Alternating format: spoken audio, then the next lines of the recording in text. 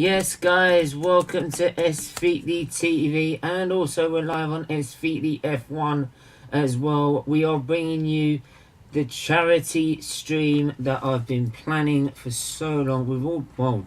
Everyone on SFeatleyTV, we've been planning for so long, and yes, it is finally here. It was the actual day, Big Yellow Friday, was on the 4th, but we planned it for this weekend. For this week, and we are live literally on every single platform you could possibly find, so you can't miss us. So here we go. Let's get straight into the comments before I start getting into the fabrics, the foundation and everything such as that as well. Static. As Steven gets celebrities on, we are not tagged anymore. So, oh man, come on, man, like, this is King Sait, you know you're always my bro. Big up, King Sait, always welcome. Thanks for tuning in today's event to raise proceeds for CLDF. Yes, if you'd like to donate, there is the link to donate in the page below. I'm actually going to pin that message up. I'm supposed to do it for mine, but I'll just use yours. It's a lot easier than that. So let me just nearly 200 likes on this video already. I'm absolutely astonished. The support that's been going around is unbelievable. So yeah, I've just pinned your comment up now, so that makes it a lot easier for me. FDT, big up yourself, big up Miss No as usual, big up Static, yeah, too much, man. Big up Static, thank you for tuning in. I really appreciate your moderating and moderating help too, not just here but on my channel too. Yeah, he's the mother of, like, trust me, he is the best mod you can possibly ask for. Big up Talk, right, my bro Talk, how are you doing, my friend? Thanks for joining. Buzzing for this is going to be great. So proud of Steven and what he has achieved. Thank you very much. But I can't do it without everyone that's in the chat, everyone that's liked, shared, subscribed and become members as well. You can also donate not just via the Just Giving page link, which is the best way to do it because it goes directly to them. You can do it via super chat, you can do it by becoming a member as well. So just hit the join button below to become a member as well, and you also get take part in extra content as well. So yeah, so you help both the charity and the channel in that sense. Thanks for joining everyone and showing your support. Big up to Mel. But yeah, Melina and Bhargav, like, are absolutely amazing. Like, absolutely amazing. And yeah, big up DWTT Gary, I hope you're well. Big up yourself. Big up Jez, I hope you're doing well, my friend. Hey, big up Jordan as well. The comments, there's so many comments around here, man. Jeez, like, I'm gonna run out of time before doing the comments. Yes, Jordan. Going through them. Miss, I hope you feel the same. Absolutely. How is everyone? We are doing brilliant, as far as I'm aware.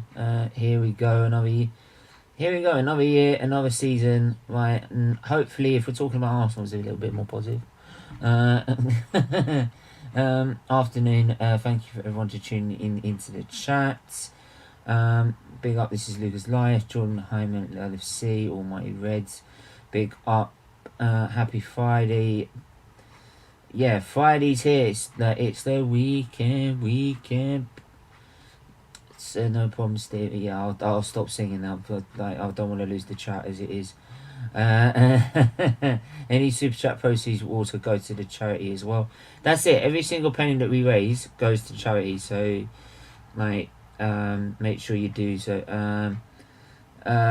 Big up Stephen in the chat. Big help Stephen to get big up help mate. look, just even if it gets the likes it needs, just make sure you just watch the stream, and that's the best way to do it. Play the Luca, mate. Play the Luca clip made me laugh.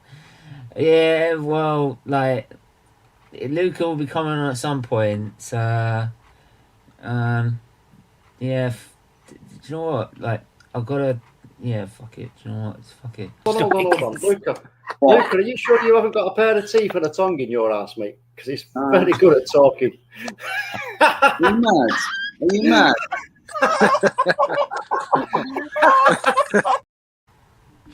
Oh Jesus! Oh Jesus, man!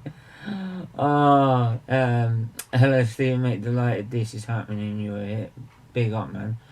Like, do you know what? A lot of people say that, right? And say inspirational things, and I absolutely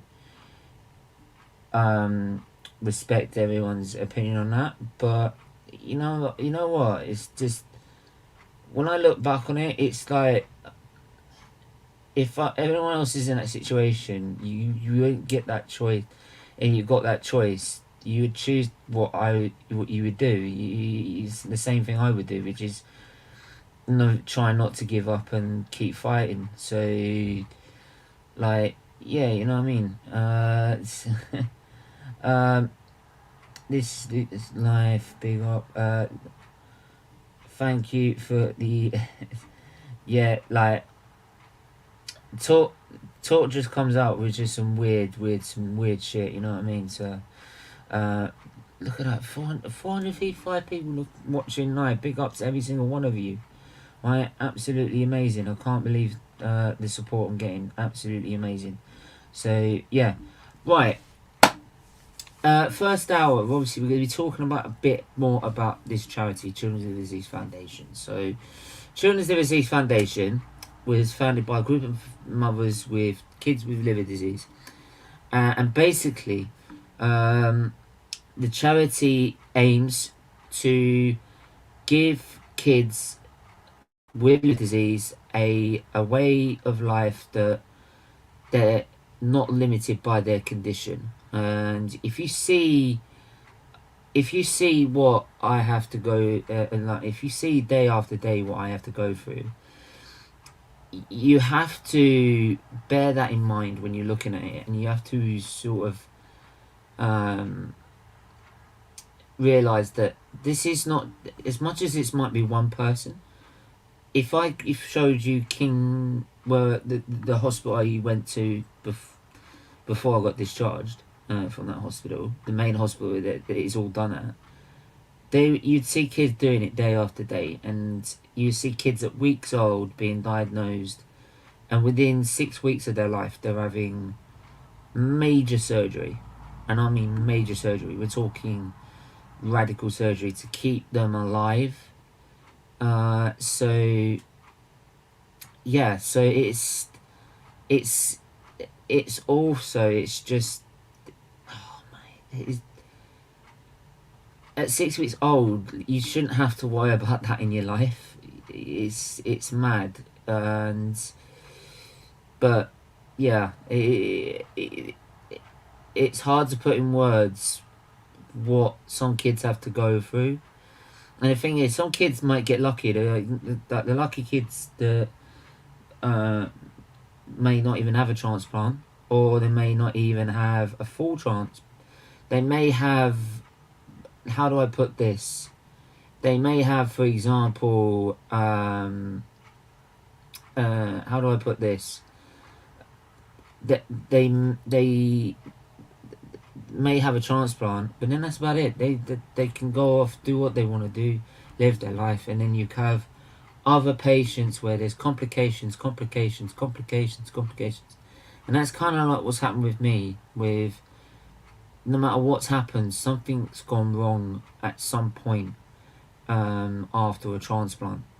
The actual transplant and injury itself has been fine, but what actually's gone wrong is something that's ended up putting us back in the same situation.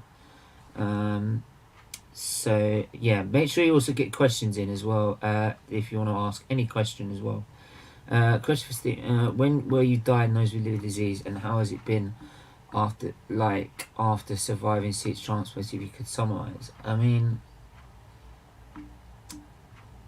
If you've seen the last 2 months, it's been quite difficult to cope with, because after 6 transplants, you'd think that has to be it. That has to be it now. I'm fully fit. I'm well. I'm doing great. Let's go. Let's keep going. And I was going to uni, and then all of a sudden, just didn't start feeling well again, and then we end up in the situation we are in now, where I'm at infusions every week. Sometimes the streams can't go ahead because I'm not well, such as like today, the F1 stream I couldn't do this morning, and like some days I'm absolutely fine. It's up and down spirals, and and then also you have other things that you are precious to you, like driving, for example, which is, for a lot of kids that are like me, it's a source of independence. It gets taken away from you. It's heartbreaking. And even when my mum had to drop the car off to the local mobility centre, it was hard for her, because like as much as it's for me surviving, it's the family surviving as well. My sister's been affected by this. My mum's been affected by this. It's very easy just for me to just focus on myself and worry about what myself is going through, but you got to count on what my sister has to go through, worrying about me every 5 minutes, what my mum has to go through, worrying about me every 5 minutes, and looking after me as well, because she's also my carer still. Though I'm now 27 years old, she's still my carer. I was diagnosed at 6 weeks, and at that time, like, it didn't really bother us. You get taught how to deal with it, and you start growing up, and you're like, yeah, I know I'm ill, but yeah, so like I'll just carry on in the way I am. And it wasn't like the mental side of it really didn't come into it until I was like turning an adult, and then it would get to high school, and I would just start going back to that time I was not well. And then every time I've not felt well, I've struggled mentally to deal with it, because you get thrown back in that situation, and you have to go sort of like worry, focus. It's a selfish way of thinking. You got to think and worry about yourself, which is, it's not right, because you want to worry about your sister. I mean, my sister's 4 years younger than me. I'm supposed to be the big brother, right? But most of the time I'm sitting there and you know what I mean? I'm sitting there and I'm thinking, it's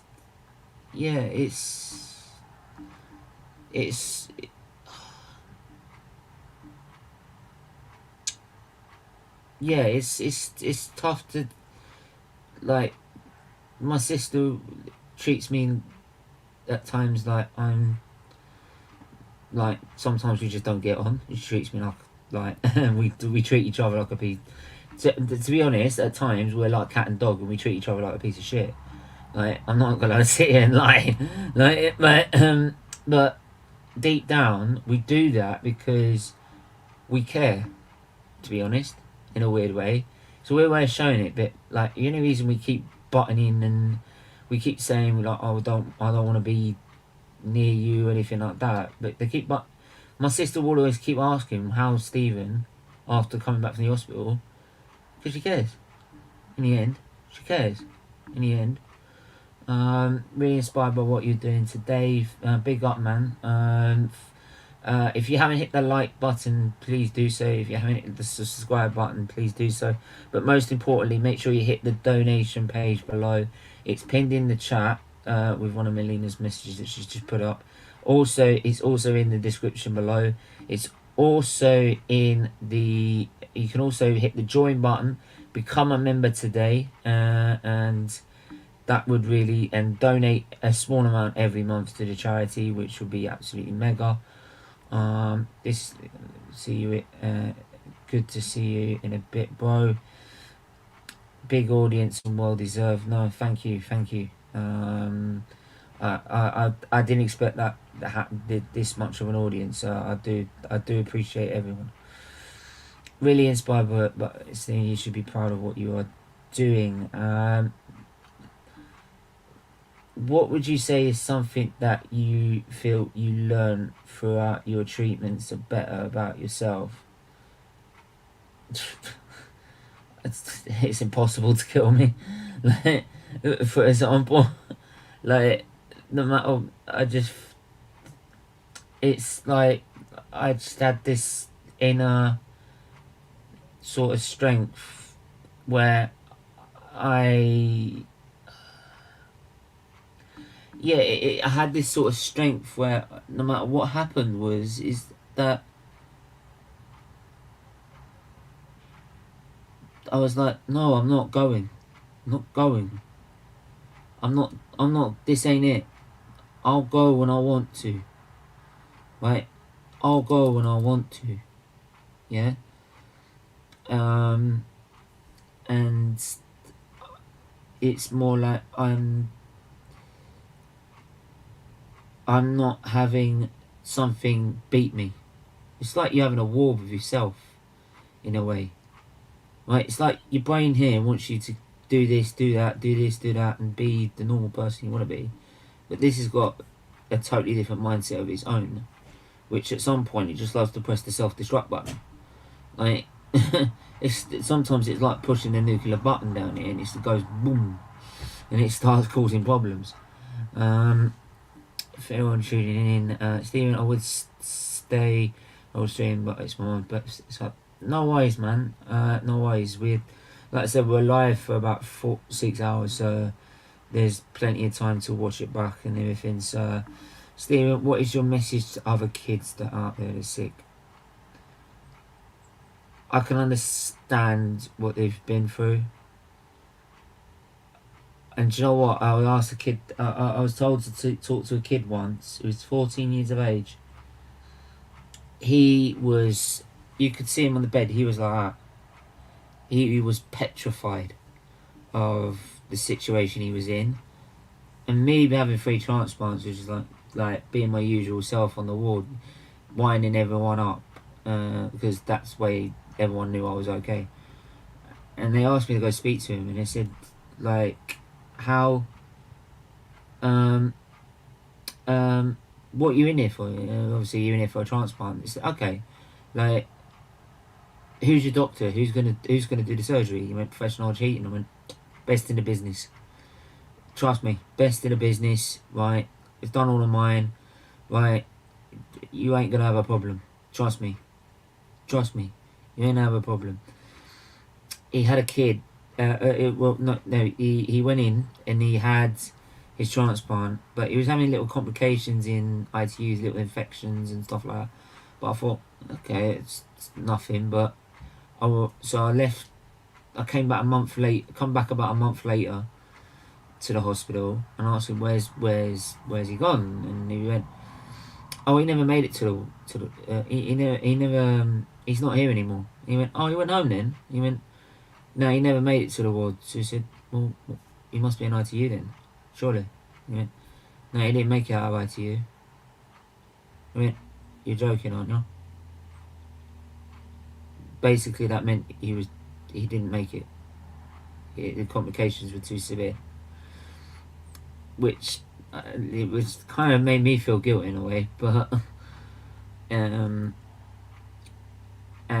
I was like, that hit us hard because I told him he was fine, he was gonna be fine. So, but came here through the CLDF Twitter page.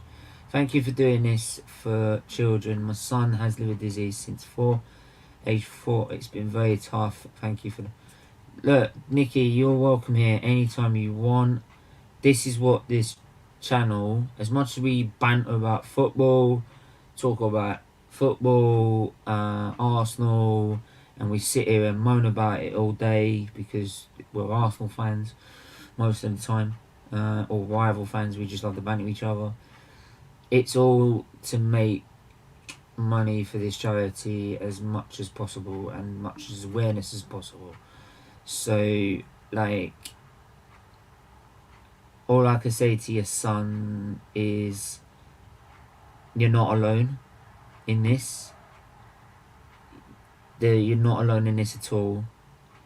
The charity is there always there for you to call, to get help. And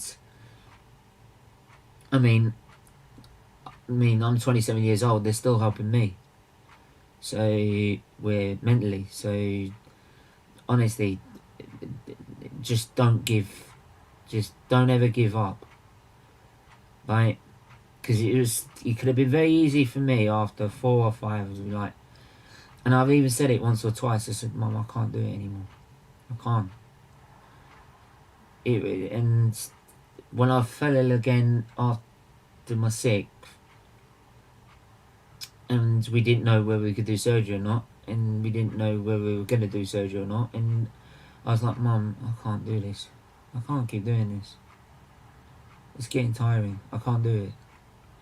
And you do get that. I'm not gonna lie, you do get that in your brain. But in the end, what choice do you have? And there's always a chance. No matter, I could quite easily sit here after 6 transplants and say, do you know what? Yeah, the world has been an awful place for me. Do you know what? I'm gonna do nothing. I'm gonna sit here, I'm gonna do nothing, right, and be a complete bum, right, and sit on my ass. That's just not me. That's not me. I've got to be fighting for something. So this is worth fighting for. It's worth fighting for. Always. Always. Stephen, it's good your family care, and it's good to raise money. Yeah, look, I trust me. If mate, you've seen me at times when we're doing the football and we're doing the F1. Right, we'll argue with each other like cat and dog. Even argue with my mum at times.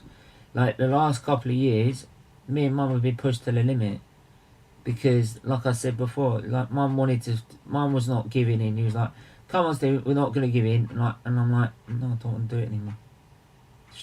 I'm sorry, I can't." Like, and it really caused a rift.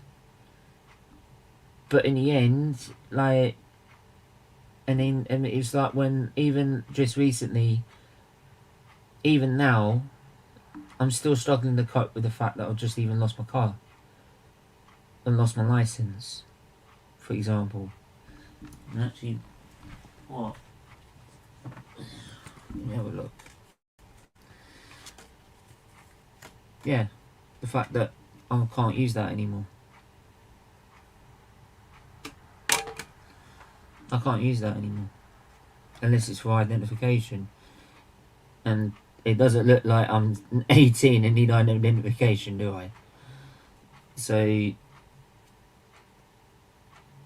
and when they told us that, I couldn't cope. I couldn't deal with it, and I still can't deal with it. I can't get it through my head. Because these days, and like today, I felt really tired this morning. I went a little sleep, and then today, I feel I can jump in the car and drive anywhere. I really wanted to, but I can't. Because it's up and down like a yo-yo. And I can't get it through my head. I just can't cope with it. I'm too proud as a person to just have to rely on everyone else. You know? And I'm trying not to make it too depressing. I really don't want to, man. Yeah, big up Arsenal forever. I hope you're doing well. That's it, Steve. Keep on fighting this battle. This battle like a true legend you are. Mate, trust me, I'll fight as much as I'm trying to fight for, like, make sure Arsenal can get themselves back up the table. You know what I mean? Like, I know you feel sorry and it's tough to lose your license, but you've shown a lot of perseverance throughout the surgeries and treatments you've overcome. I agree. And it sounds silly, but it's those little things that you love and cherish and don't take advantage of and took for granted that kill you, in a way.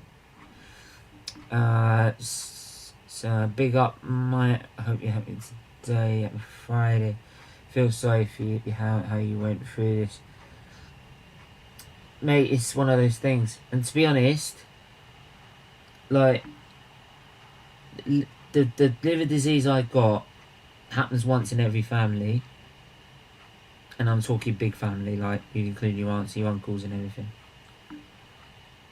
I would have wanted my sister to get this.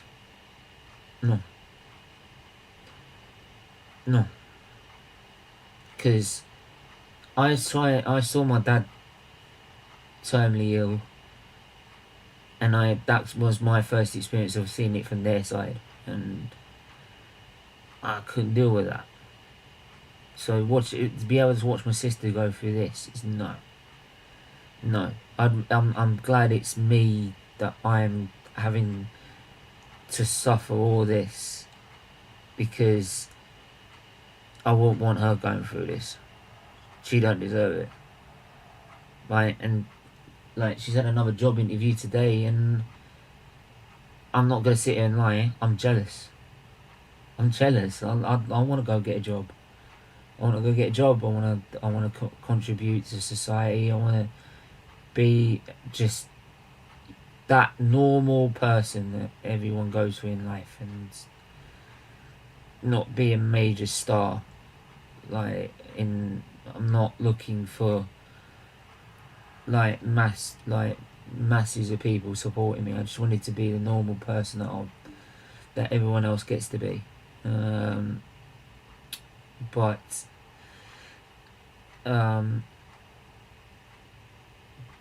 unfortunately I can't, and this is the only other way, as sort of maybe as work can do, really. Well said, Steven. Big up, Talk. Hi, Mike. Hi, Talk. I hope you're doing well. Big up big up Jordan from Jamaica, man, all the way from Jamaica. Big up. If you haven't hit the like button, please do so.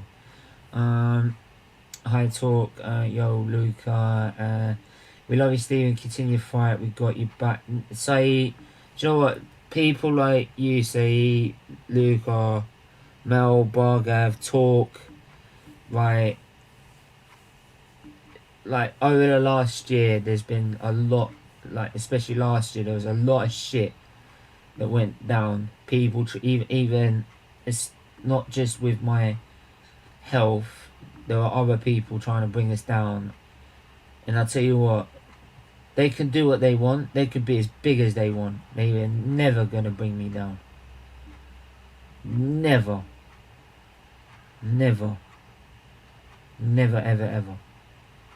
So, and well, why? Because I have friends like, yeah, like you, sir. What's the crack? What's the bleeding story? Yes, Del Boy, I hope you're doing well, man. What's up, Del Boy? Yeah, he has that Irish accent, but every time I call him Del Boy, like, lovely jubbly. You know what I mean? On a lighter note, Arsenal are crap. Yes. Not as crap as you.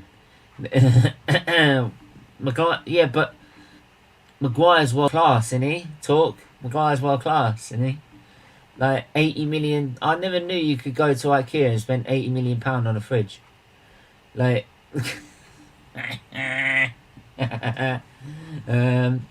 in about 3 minutes we'll be having a special guest for CLDF talk. Yes, we should do. In fact, she should be here right now. So I did send her the link. So let's see if she's got the link.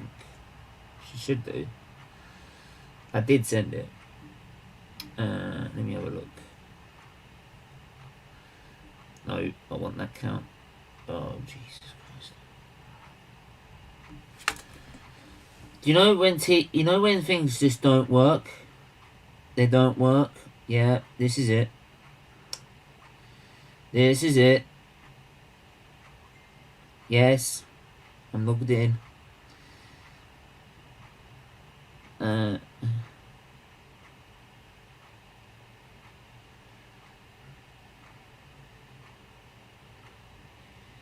Well, she's seen the message.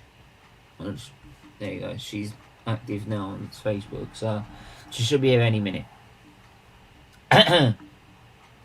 Nah. Talk. No. Teeny's better than Shaw. I said it. I've always said it. Teeny's better than Shaw. Teeny is better than Shaw. Facts. But there you go. Michelle, how are you doing? I'm okay, Stephen. How are you? I'm alright. Yes. If everyone who didn't remember from last year, this is Michelle from Children's Liver Disease Foundation. Herself, she has to put up with me literally every other month when I come in moaning about my life. Probably, like I'm not. Probably, yeah. You know what I mean. Or moan at Arsenal crap, like that, and this, that, or the other. So, but yeah. How's your self? And then just give us a sort of an explanation about what the charity does and its objectives. Sure, of course. So thanks for having me on, and thank you for doing your live stream for Children's Liver Disease Foundation alongside Big No Yellow problem. Friday. So as Stephen's mentioned, we're a organisation, a small organisation, but the only UK organisation that supports children with liver disease. So it's kind of quite it's not a very well known condition. A lot of people assume that liver disease is only something that happens in adulthood and is related to things like alcohol and drugs and lifestyle choices more than anything else. That's the main thing I wanted to promote as awareness. Yeah. But obviously our young people, a lot of our children are born with a liver disease, or they have a genetic condition, or they develop a liver disease when they're older, sort of in their teens. That can be a range of different conditions that probably no one's ever heard of, but they exist. Or they can have things like acute liver failure, which just means that their liver just stops working, and there's not really a real genuine reason why that's happened. They can't necessarily find it out, but they have to have a transplant. So we work with parents who are obviously going through a really difficult time, trying to come to terms with, particularly when they have a newborn baby that has a liver disease, how to manage their expectations that their little baby isn't well and what's going to happen. Really important that we're there for them. And then we're there for that family until that child turns 25, or if you're Stephen Featley, as long as he wants, really. But yeah, so as soon as they find out about us, we're kind of with them the whole step of the way on their journey. So whenever they need us, and then we deliver support to young people directly. So that young person has to live with their liver disease for the rest of their life. So we sort of help them to live independently, enable them to have conversations with other young people with a liver disease, because that's the main thing as well. Exactly. It's like a lot of time, and I explained it to you, when you're out here in the big wide world, it's like you're on your own, and when you're an adult as well, is that people, when they look at you, like, I mean, even as young as 14, I was even asked, like, is it to do with someone who's, and actually somebody who had done it to himself, and they would ask, like, is it because of the drink, and no kid should have to question themselves and have to have that label on their head. And as much as I've said before on times before when we have meetings, is that the reason I wanted to push it as much as I can is because, and why I started the channel, is because I got fed up with the media doing it. And if they're like, and so I think it was 2018 I started the channel, which was just a few videos at first. Then AFD, well, the response I got on going on AFTV once just sort of kick-started it. But and it was all because I saw a program on the hospital I go to, which is King's College Hospital, which is the #1 liver centre in the world for children. But they never mentioned that the whole first program, the first part of it, because it was to celebrate the NHS, was all about liver disease.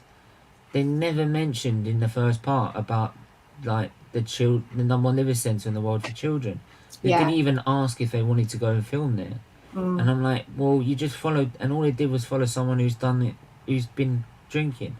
Like on a ward that's got a name of a guy that had done it to himself. So I'm like, well, that by point I was fuming with them and called them up and said, do you know that makes everyone like us feel and look like, and I was at my Auntie Helen's at the time, and my Auntie Helen, you can't swear from my Auntie Helen, and I was, my head was raged, and like, but Mel, well, I wanted to thank you so much for your time today, and thank you, Mel. Just want to say first, as well. I just want to say first, big up to Mel, because like she's been absolutely brilliant planning, like organising, thank you, Stephen. especially with the fact that I've been struggling to cope the last month or two. So like, it's absolutely amazing. Her and Bhargav are absolutely amazing. I wanted to ask some questions personally to Michelle as go for it, about the organization.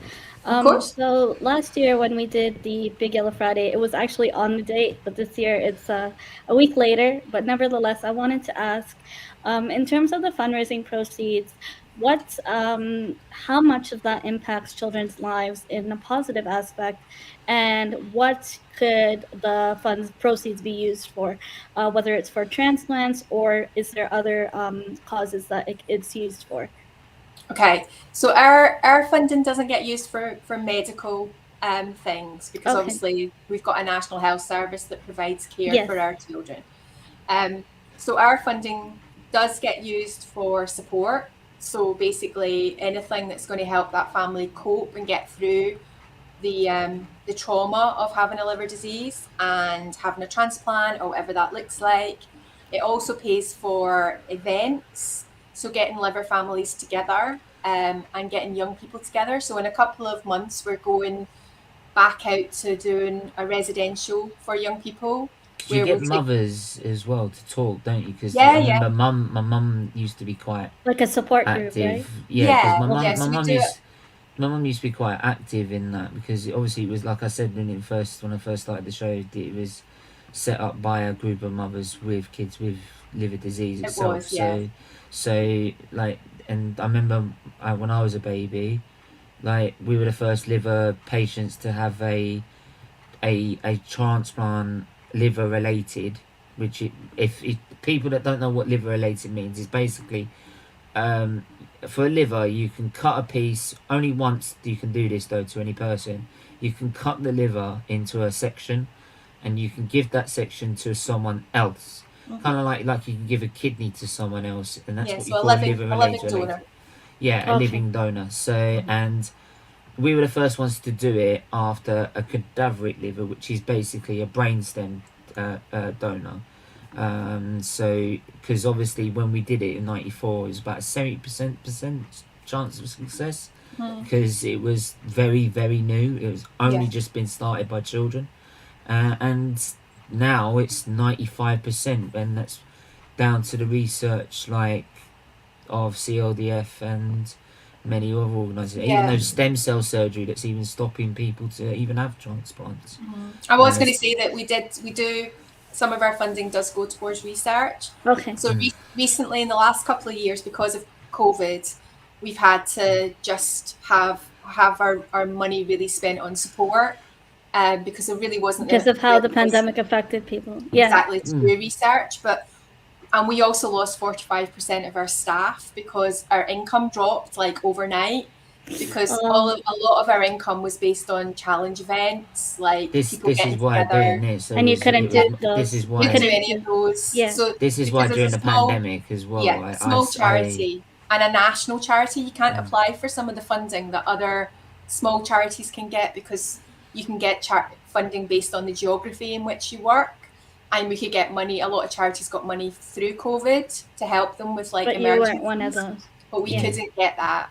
So we will But build back up. this is why I said the as well. research. I remember when I started, and Yeah. I said, I can't stand in four walls like this, because obviously I had to be literally lock key and thrown out the door, thrown out a window, and actually as well as that, I said, how are they funded? They can't get funded. I can't sit here and do nothing. I've got to do something to give back, because this lot have given and give and give and give and give and give and give and give without asking anything from me in return. And I'm like, well, I've got to give something back. So, right, the fact we've raised 1,700 since August 2020 is incredible, like absolutely incredible, and that's down to, especially now it's all also a monetized channel, and obviously we're on also an SFeatleyTV one, which is the brand new one, which is hoping to get monetized. Even if that gets monetized, half the money of that will go to the Children's Museum Foundation. I also wanted to ask Michelle, what does, for the audience that's watching, personally I know the answer to this, but the audience that's watching who's not familiar with the CLDF, what does Big Yellow Friday mean to us, and what are some of the objectives of the CLDF? Not just research, but the sort of in-person events that you couldn't do during COVID. Could you run an example possibly? Yeah, I mean, Big Yellow Friday is our opportunity to shine a light on childhood liver disease. It is, as I said earlier, it's so rare that people don't really know that it exists. So they don't know that, they sort of know a little bit about babies that are yellow when they have jaundice, but they don't know about what happens with prolonged jaundice. And that means when a child has jaundice for longer than 3 weeks. And that's when they need to see whether or not there is an issue with the liver, because actually some jaundice will go away, but other jaundice just won't, because there is an issue. So that's when you can detect in young kids whether there's an underlying... Yeah, because it has to be underlying prolonged. It has to, it's called Yellow Alert. So it's a campaign that we run, and it's a campaign that we're trying to get raised awareness, because if you can pick it up early enough, then there are operations that can happen early enough to treat it. That means that a liver transplant isn't always what has to happen. We get involved in, obviously the support is really important to the actual directly to our beneficiaries, but we get involved in really exciting stuff like drug trials. We've recently been involved in a trial for a drug that treats a condition called PFIC, which is progressive familial cholestasis, and that is about intrahepatic cholestasis, and that's about there's a part of that's a child gets an incredible itch. It's like unheard of how itchy these children can be, and this drug will help with that itch because it lowers the bile salts in the child's body. And they were originally not going to approve that drug within the UK because it's very costly, and there are not very many children. It's very rare, and we helped to overturn that. We helped to bring our parents together to actually put a case across to NICE, which is the national to show why it's important. To show why it was really important that these children got regardless of the cost of the drug. There's also times where you've, for example, I remember when we did the yellow alert thing for the.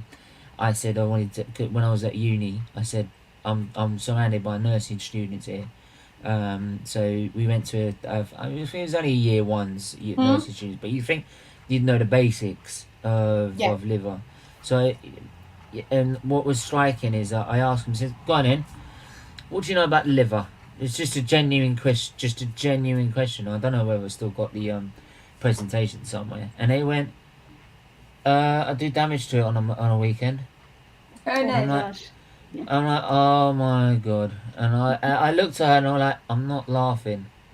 Like, so, but afterwards they were like, oh my god, I didn't know that much about the liver. I didn't know that you had to look out for jaundice, and they took every single bit of information that they could get, and they went, where can we go and find more? Where can we go and like find it? And I said, go to Children's Liver Disease Foundation is the best place because it's in English. It's not in this Latin. It don't go on Wikipedia where it's in Latin. God knows where you get hepatic biliatresia. God knows, and like different sort of terms. If I had said to someone, I've had extrahepatic biliatresia, they go, what? What are you talking about? Like, so it's the what I love about the website you do, and you can go and check it out now. In fact, I might even bring it back up. It just helps everyone understand liver disease for children in a much easier way. And that's what we want, because it is such a scary thing that people want to understand what's happening for their child, and they want to be able to know what's going to happen for them. So you know, if we can provide that information in a, as you said, look here, liver. So I mean, when I've done liver awareness shows, the first liver awareness shows I did, we covered every single bit. And the first thing I used, it's really thorough to navigate through for someone who's new and just learning about the organization. So look, you can literally go through any type of liver disease. Where's my one? At the top. Mine should be at the I have to be at the top, don't I? So of course. I know, like biliatresia. So, like for me, biliatresia is before birth. The bile ducts developing abnormally. So basically it's damaged. So, and it happens at the early stage of conception. I just blame my parents. They just didn't do it right. So I don't think there's any evidence of that whatsoever, Stephen. I'm still looking for it. You never know. Like if this grows up to major levels, we'll fund the research. Like to put the blame on it. But like I said, everyone that's watching, please do make sure you go and check out Children's Liver Disease Foundation. You can go donate on their website. You can go donate via the donation page. By the way, if we hit £2,000 on a donation page today, Marlie, who's a good friend of ours, did say he will shave his head bald live on TV, live on camera. So so make sure, and we're literally we're £297 away from that. So wow. No, you put a fiver in last night, didn't you? Yesterday, yes. Yeah, so we're now, so that's 297, 293. Well, speaking of the devil, yes, he is there. So big up Marlie all the way from Brazil. So the good thing I guess about working for a small charity as well is that all the money that gets raised goes towards helping children and families, because we don't have huge overheads. There's only I think at the moment there's about 10 staff. We've got volunteers, but we don't have it doesn't go into meetings, and it's all about that support. It's all about anything that we can do to help our families cope with the situation better, and our young people cope with the situation better. Every one of our young people is amazing, as well as Stephen, obviously. Come on. But everyone is amazing, and every one of them deserves. I'm a bloody nuisance. That's why I am. They deserve to achieve anything that they want to achieve, anything that they set their heart on. So if we can do that, if we can help them, then of course we will, absolutely. So it's just super important. It really is to us to do whatever we can. So as you can see, I'm about to give I'm not going to show that bit, of course, but I'm about to put in hang on a minute. Oh yeah, that should be it. Nope. Sorry, Got I that also wrong. wanted to ask Michelle. Michelle, do you have Yeah, any go on, questions go for for it while I us? sort this out. Rather than us asking you all the questions, do you have any questions for us on how, you know, how we came about to know about the CLDF is through Stephen. And of course, last year, it was really impressive to see how much support we raised and awareness across the globe. I'm from North America, so liver disease in children is not highly highlighted in the media, or, you know, not a lot of people know about jaundice. So I mean, um, we were up last night still worrying it's about this great stream. to, you know, raise awareness for conditions that aren't often, you know, given that funding that they need, and some medications aren't even covered because of how expensive it could be in the region. Absolutely. I mean, we are really lucky, I guess, in this country that we do have the Sorry, NHS. I've just got to Yeah. cut in because obviously I've got some of the funding back from the car, which obviously has devastated us. So here you go. Here's 100 of it. Some funding back for what? The car. I had to give the car back because I can't drive anymore. So they gave us a lot of money back. Oh, bless. Thank you, Stephen. About half of it. It's a £2,000 deposit, and I've got about 900 back. So here's 100. Well, you know that we'll put it to incredibly good use. You are a very good man. Yeah, and that's the thing. It was exceptional to have you on, Michelle. Thank you so much for your time. And I don't know if anyone has any questions in the chat, but if you do, Yeah, if anyone's got any us questions know. in chat, please do so. There you go. Michelle Bang. does have to Done. leave soon, but I really appreciate her time today. And even last year for you coming on, really meant a lot to us and to help make an impact on people's lives, especially in social media awareness for the CLDF. Anything that we can do. Here's the other guy who's behind it all, Bhargav. He's moaning last night he weren't being a perfectionist, but he's an absolute legend actually. So, I kept telling him last night, stop getting stop, you know what I mean? He's like, get a grip. So, I mean, for me, it's just I want to make sure every stone was turned. We did everything we could to throw the best event possible. Yeah, we've done everything we can, and if I'm not mistaken, Marlie, we are now at, if I refresh that page, we've got £47 to find, and your hair is coming off. I'm gonna love every minute of this. I said, can I buy the ticket to Brazil so I can do it myself? All I'm saying is I'm glad it's not me. I'm glad it's not me because I'm trying to grow my hair out. Yeah, me too. Me too. Stephen knows this. I've got hair that grew in lockdown. I used to have short hair. So yeah. You wanted to see my hair after a while in lockdown. It was coming down here. It wasn't as bad as like 9 months in hospital. 9 months in hospital I was like, I want my hairdresser to do it. I'm not doing it. And I didn't expect to stay that long. I expected a month. But it took a month just to close the stomach. That's how bad it was. It was complete. I laugh about it now. Everyone's like, why are you laughing? I'm like, because he was completely fucking screwed up. So, but yeah, so there were so many problems afterwards. It took us 9 months to just get out of the hospital, right? And my hair went from like it is now to about here. I started looking like Charlie George, like, you know what I mean. I started looking like Charlie George, but there you go. So, like, mate. But yeah, I've also been going because he's gonna come on for the next part of the show. But yeah. Is there any final questions anyone's got? Bhargav, Gary, do you have any final questions or anything like that? No, I'm just happy to be part of this. Yeah, thank you to the Children's Liver Disease Foundation for helping out Stephen with this. I just, like I said, I'm just happy to be part of this. We all I come together with this group because of Arsenal, and it's more about the people than it is about the football squad. So yeah, just happy to help out. Yeah.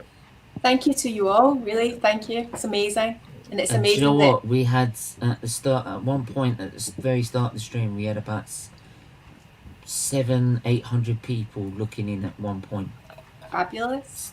To nearly 1.1k at one point, which was even more than last year, which I'm astonished. I am absolutely astonished, and I can't thank them enough.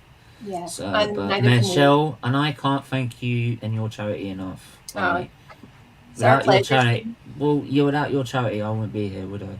So, Well, it's what we're here and for. I'm not gonna say any more because I'm gonna start crying otherwise. Don't cry. Like, it is honestly, and I know next week you're gonna get me next week, and I'm gonna be probably crying about the car and everything like that. And so we can do that next week. we'll do that next week. Warren, big up Warren for donating a £5. No, any little bit is more than welcome. Like I said, you can go to the donation page, do it that way. You can also do it by becoming a member and donating monthly.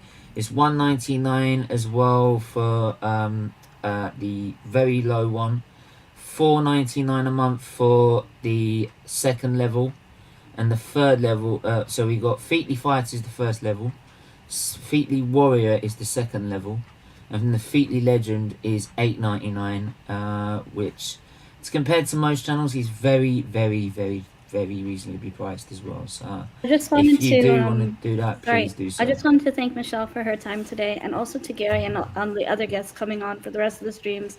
So later on today, we will be doing a lot of Arsenal content, so stay tuned, especially for that Battle for Top 4 show, where we will be talking about the Chelsea situation and how Chelsea is back to the pre-Roman era. But do stay tuned. Thank you to everyone. Thank you for everyone for joining in the chat. Everyone on the panel as guests, I really appreciate your time. Michelle, thank you so much for joining, and I hope you have a great rest of your weekend ahead. Thank you, and I will see you next week, Stephen. Absolutely. Thank you very much. Thank you, guys. Love this Bye-bye. See ya. See you next week. But yeah, big up everyone that's watching. Big up everyone that's supporting the channel. I really do appreciate you all. We've now, obviously, we've got Melina on, we've got Bhargav on, we've got Gary on, and we've got Colin on for 5 p.m. We're talking about, what are we talking about? We're talking about football across the globe, aren't we? So Colin, for once, we're not going to be talking about Arsenal, so you don't need to rage. Bhargav, I think you're hosting, aren't you? Yeah, you're host. I'm going to be acting as a guest. Bhargav's going to be taking the lead on this one. Yeah. Mel, you're more than welcome to stay if you really want to. Sure, I will. So yeah, go away. It's all yours, Bhargav. I was gonna say, Stephen, be nice to Bhargav, all right? Of course I'm not. What are you on about? So first of all, thanks for everybody being here, and thank you for the kind compliments in the chat. Thank you to Mel, Stephen, and everybody, and all the guests coming on. So that's one thing I wanted to say. But anyway, so the format of this show is going to be like, there's going to be a ton of Arsenal stuff coming along. But I felt like this was a good appetizer as a lead-in. And so there's a couple questions. Really, some are going to be thought-provoking, but it's more like the thought process that really matters. There's no real right answer. It's based on how you view football sometimes.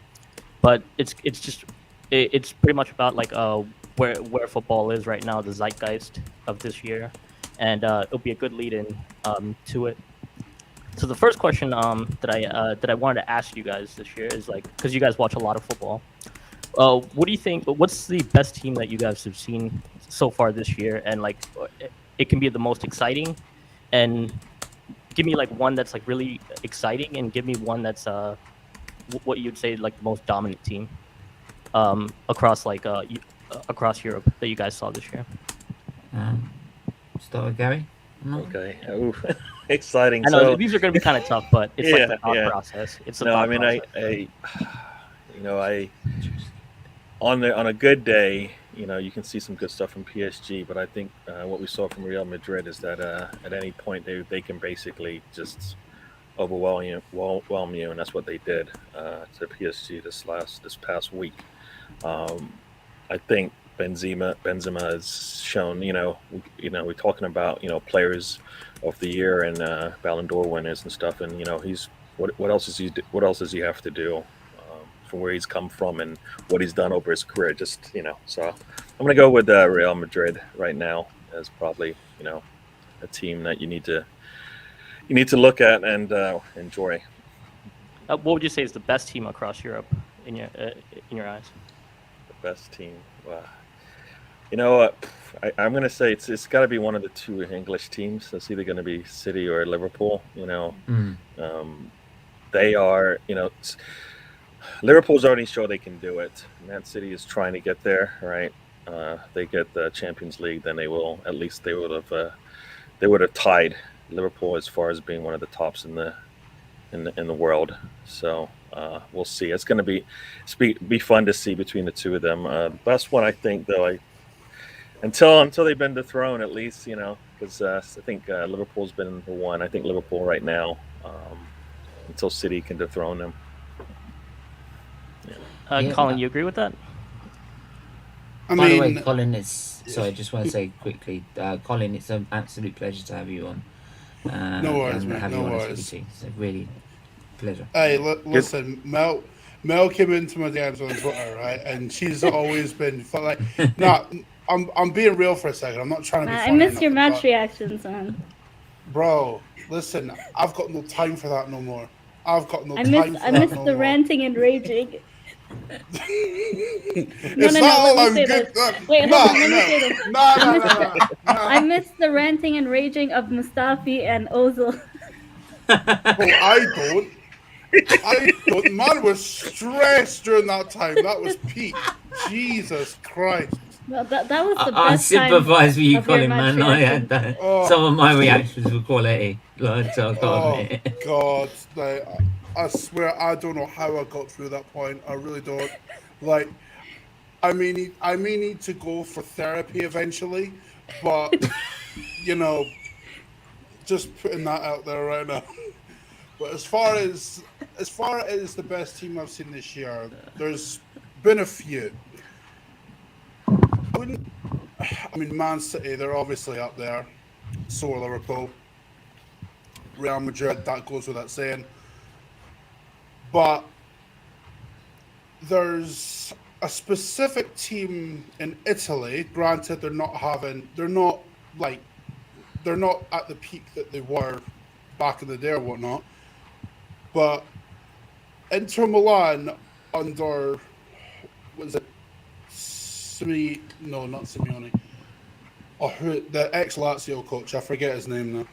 But they've been pretty good this year. Like, they've fallen off a little bit, but that's to be expected, especially when you've got Napoli and Milan chasing you down for the title as well. So, Inter Milan, to me, are pretty good. They've got a very good squad. Lautaro Martinez, oh my God, there's not enough words in the English language to describe how good he is. Like, you could go on for hours and we still wouldn't be done with Lautaro Martinez. Legit, that is just the long and short of it. As far as, well, the one that I like to watch, this might surprise some of you, right? But I don't like watch Man City because it's so boring when they play. It's like, yeah, I'm expecting it.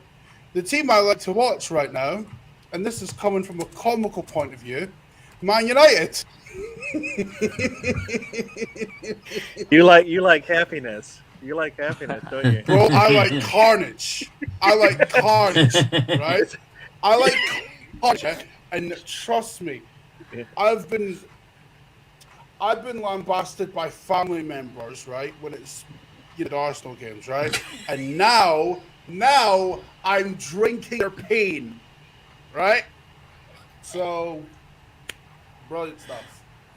No, that's interesting that you brought that up, actually, because I think Italy is actually one of the most competitive leagues this year. They have like fantastic. 5-6 teams that are like somewhat nearby. They're all really competitive on their day. Who'd you say was the best team, by the way, across Europe? Like the best team. Like, I can't say Inter, even though they're really good. I'd probably say Man City. Because I mean, when I look at that team, like, they're geared around Pep Guardiola's system, right? And a lot of people will compare it to PSG. but the two aren't even remotely similar. And the reason why they're not is because Man City are configured around Pep Guardiola. Pep Guardiola is not a figurehead at Man City. Whoever you get as manager at PSG, you might as well just make them a figurehead. Just take one out, put one in. Take one out, put one in. Like, it's why I never believed that they would beat Real Madrid. Even when Real Madrid were losing the game, I still felt that Real Madrid would win. And the reason is because PSG have got to shed this, and this is if they're ever going to win the Champions League, until they shed this mentality of buying best players and just sticking a manager in as a figurehead, they're doomed to fail in Europe. Period. I think No, I agree with Pochettino you. might be out the door soon if we're being serious. Hopefully I to agree Man with you. United. I mean, PSG never came together as a team this year. I think that's the reason they took a wild. They They somewhat tried to gelled. build I mean, that super team, but they didn't have that gel together with the manager and the squad they're working with.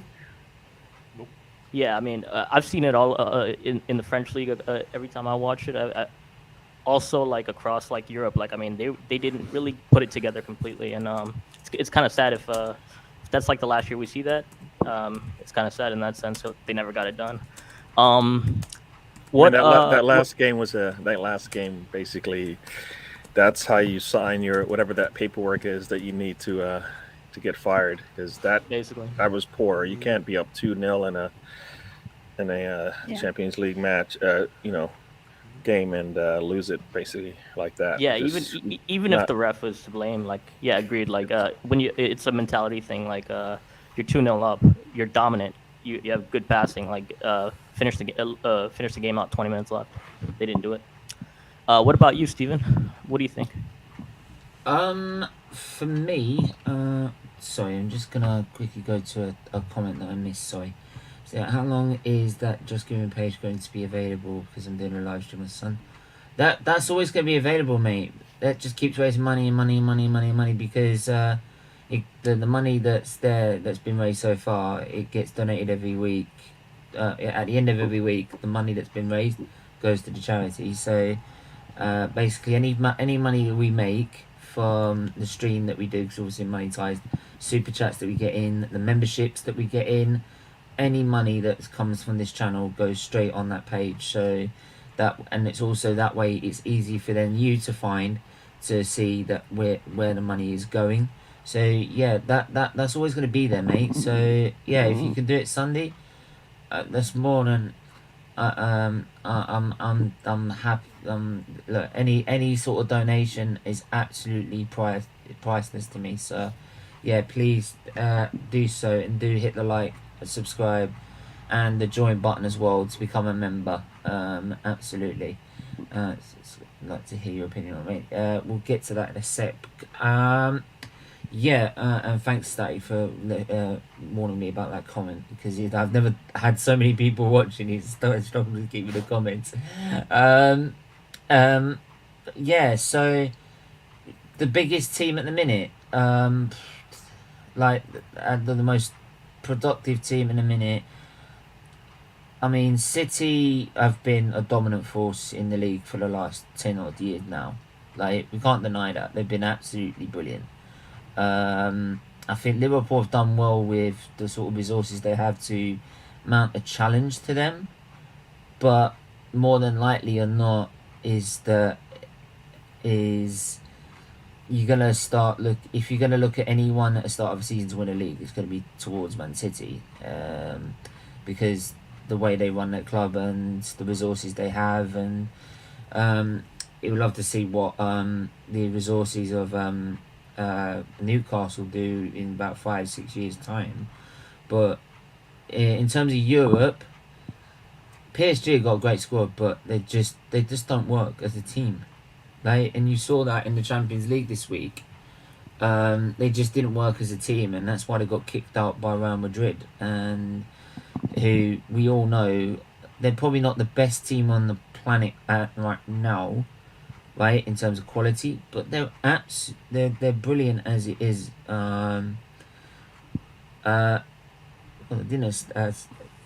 Static. Hey, Static. Static's on camera, guys. He's on camera. This is an occurrence. How you doing, bro? Hey, I'm good. Hey, everyone, and hey, everyone in the live chat as well. So big up everyone that's still watching, and I appreciate you all. But I've got to say, for me, the best club you could look at. I mean, Ajax looks quality right now. They've got a great side with a good manager. Um, uh, if I'm looking at favourites for the Champions League, I'm looking towards maybe a Bayern, or because I mean their game, they actually destroyed Salzburg. I mean, it was expected, but they actually destroyed them. I didn't expect the scoreline that big. But so Bayern for me, and maybe even Man City. Yeah, I'd have to go with at the minute. For me, Okay, at the minute. Static. Quickly, like Hey, what's yeah? By the way, I do like your shades. By the So way, I'm late, everyone. By the way, you know. Yeah, the shades are quality. Better late than never. shades are amazing. By the way, The shades are quality. But quickly, like the question was, all right, Yeah. what team in the Champions League have you found, all right, not just the Champions League, across Europe, have you found to be the most exciting this year? And like, what do you think is the most dominant team? Oh, you just asked me two questions there. Yeah. These are gonna be tough ones, but they're like, no, that's fine. I'm happy it's to like the answer thought process. 1, 2-ish. At the moment, Ajax is the most exciting team at the moment. Not a fan of Ajax, but I respect the club. But they're definitely the most exciting at the moment. What was the next question? Most dominant team in Europe, in your opinion? I'm going to say Bayern Munich. Okay. So, Just, like, I kind of just ahead of Real Madrid. Just. So I agree with what everyone said so far. One team I would like to add, like, is exciting, is Benfica. They've had, like, every time, like, I see a Benfica game, it's like in Europe, but not in the league. Yeah, I mean, and then pretty much Man City. Pretty much go with that. All right. So the next question is, what young player do you think is going to be the next iconic legend? Does Haaland count? Yeah, I mean, he's young. He's young. Like, he's 20. He's 20. Haaland to Arsenal 2023. Let's hope. No way. No. We'll probably get the Let's start with Gary. of that. Let's start with Gary on that one. All right. Obviously, I'm going to go with what I just saw. And before I go, I'd like to say hi to everybody in the chat that's watching us and said any personal hellos. So welcome. For me, based on what we're seeing this year, and I think Haaland is a name that you hear a lot, but right now it's how often, availability right now. And Mbappe for me would be the one. I mean, PSG isn't where PSG is without him, and we saw what happens. I mean, he did that. He got them to that point, and he needed some help, and he was left basically stranded. It seemed for like you said, that last 30 minutes. He needed somebody else to step up. I mean, what else does he have to? He just needs to win the Champions League, right? And then he's done, I think. But he probably won't do that in France unless he changes teams. So we'll see what happens there. But yeah, Mbappe. I mean, every time you see him, what he did to that goalkeeper. I mean, yeah. He started to look more complete, like compared to like years past. Like, he's way more complete now. A couple years ago, he could do a step over. Now he's everything is like a lot smoother. It's really nice to watch. Colin, what do you think? I mean, the obvious ones are Mbappe and Haaland. But part of me wants to go kind of left field a little bit, right? And I know everyone's going to probably predict what I'm going to say, but I don't really care because he is, without question, like just under the tier of Mbappe and Haaland, right? Dusan Vlahovic, yeah? When I tell you this guy is cold, believe me. Like, was it 13 seconds into his debut with Juve and he scores? Yeah. Like, bruv, I'm gutted that we didn't sign him. He's the one I wanted. He's the one I wanted. But you know what? When you've got your heart set on Juve, as we found out with Locatelli, bruv, just ain't gonna happen. So it is what it is. But he could get towards that Mbappe Haaland level without doubt. Yeah, I mean, it definitely has the potential. Static, what do you think? Yeah, well, like I said, at the moment, all I can think of at the moment is Mbappe and Haaland. Mbappe and Haaland. I'm trying to think of maybe. I'm trying to remember a player's name, but I can't remember at the moment. So for me, like a couple players I think come to mind. Pedri is one, and I think he's going to be really good. Like every time I watch him, he's really confident on the ball. He does a lot of things for Barcelona. Joe Felix is another one. I just remembered Bhargav. Sorry, guys. Yeah, go ahead. Gavi? Yeah. I really like him. Him and Very Pedri for promising, Barcelona. Unbelievable. Or Could you Barcelona. say Jonathan David from Lille, who we are linked to, possibly, hopefully? But You just had to mention him. I like Joe Felix. He's a great player. He's a really good player. He's shown a lot of potential, so hopefully he lives up to the name. Mm-hmm. Now the other one is Musiala. I really like him. But Sorry, as who? far as Could you iconic, repeat I feel that, like please? those four I think are going to be He there. said Musiala.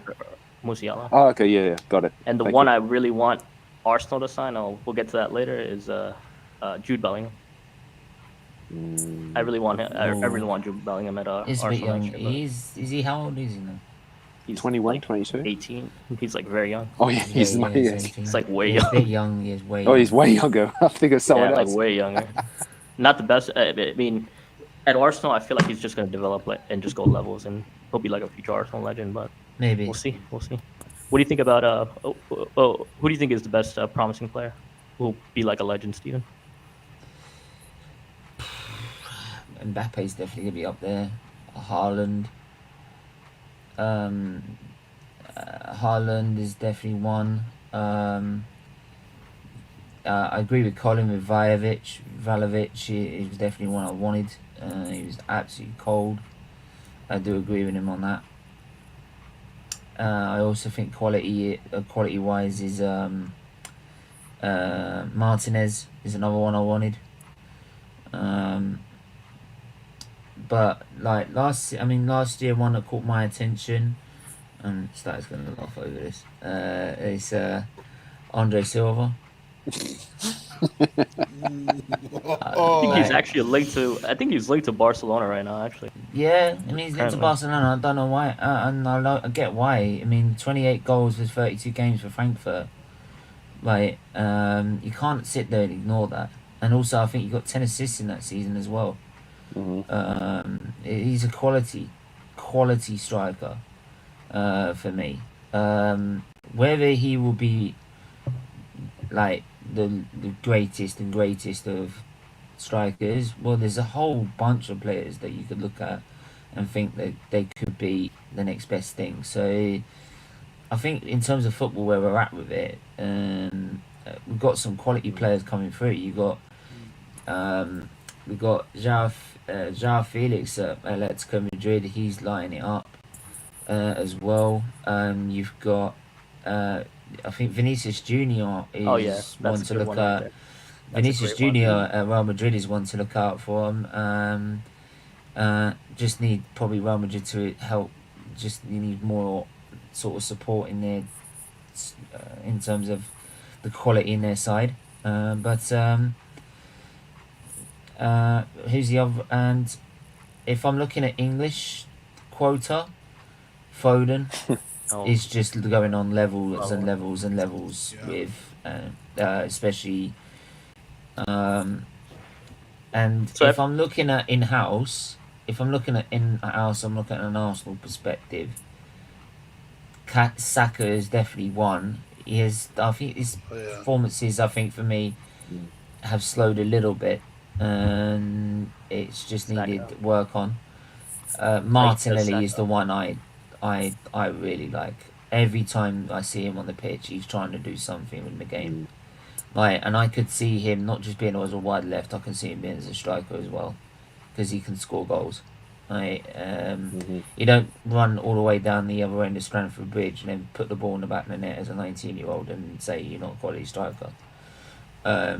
because that takes a lot of composure. So yeah, the only thing I think with Saka compared to Martinelli is that Saka needs to work on his shooting. When he wants to cut inside and try and bend one like in top bins or something, he needs to work on that.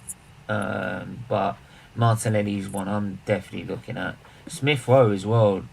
Like Smith Rowe, you can look at as a potential left winger or a cam in the future as well. He's coming. This season. He's been brilliant this season. Absolutely on fire this season. So yeah, there's Arsenal are quite good with the young talent they've got. It's just about keeping them there. That's the problem. We struggled to keep players there once we've got rid of them. Before obviously I'll just go through. Obviously to go through some. If you are, make sure to hit subscribe, like, make sure to donate. Big up everyone that's involved in this together. Guys, catch it later. Big up Chris. Mbappe, we need to sign João Felix. I doubt we would sign João Felix, to be honest. I do agree with Mel. The Jonathan Davids definitely want to look at as well. Thoughts on Andres Silva? Come on. He's now reversed. reversed. Another stream for that.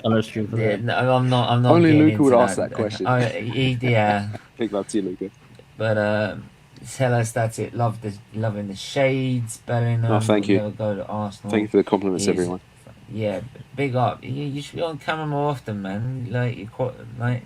Yeah, he's got a beautiful face. What can I say? I'm oh, thank you. I guess. What can I say? I'm like Haaland. I'm mysterious.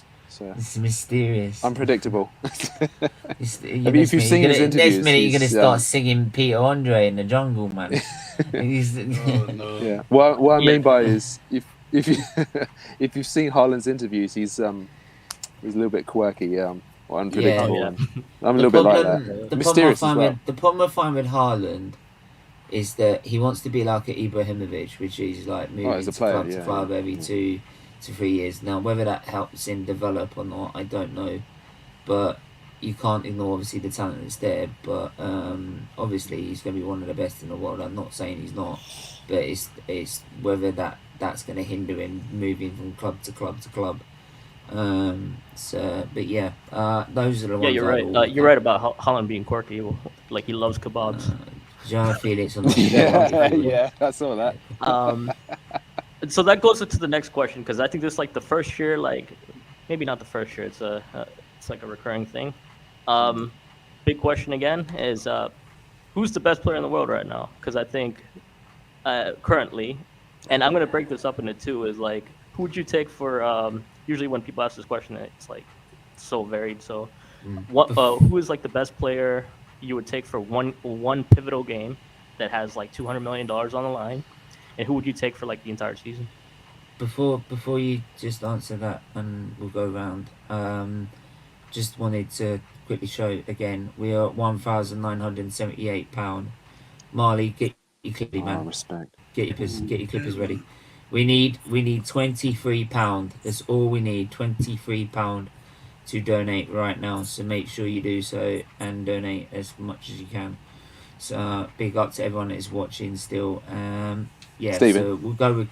Go on. Can I just say I did donate to you this morning? Oh, you did. Thank you. Yeah. I saw that. So big up to you, man. Pleasure. No worries. I'm happy to help the cause. Always. Yeah, man. Absolutely. Gary, we'll start with you. Okay. I guess in the setup, I'll put the obvious out there, and then everybody else can do something a little bit more challenging. All right. So you said who would you want for a big game, 200 mil on the line, and for the whole season? Well, I'm just gonna go player for the whole season. Wow. Okay. Jeez. I mean, it's hard. Each mentioned one we ain't mentioned actually. Salva. I guess with a game on the line, I guess 200 mil. I feel like I'm gonna. I guess I'll switch it up here. I'm gonna go with Lewandowski here, with 200 mil on the line. I think. Yeah, that's what I'm gonna. I mean, there's others I could have gone with, but I think I would go with him if I have 200 mil. And from what I've seen him do, Maybe he'll get to win the Ballon d'Or this time around, but I don't know. He's got a lot of challenges this time around, so it's going to be. We'll see what happens there for the whole season. Well, I'm just going to go with what I said earlier. I kind of like Benzema, so I'm going to stick with him. He's not considered one of the best. Definitely not. But he's right there. So, but yeah, those are my two. Colin, agree?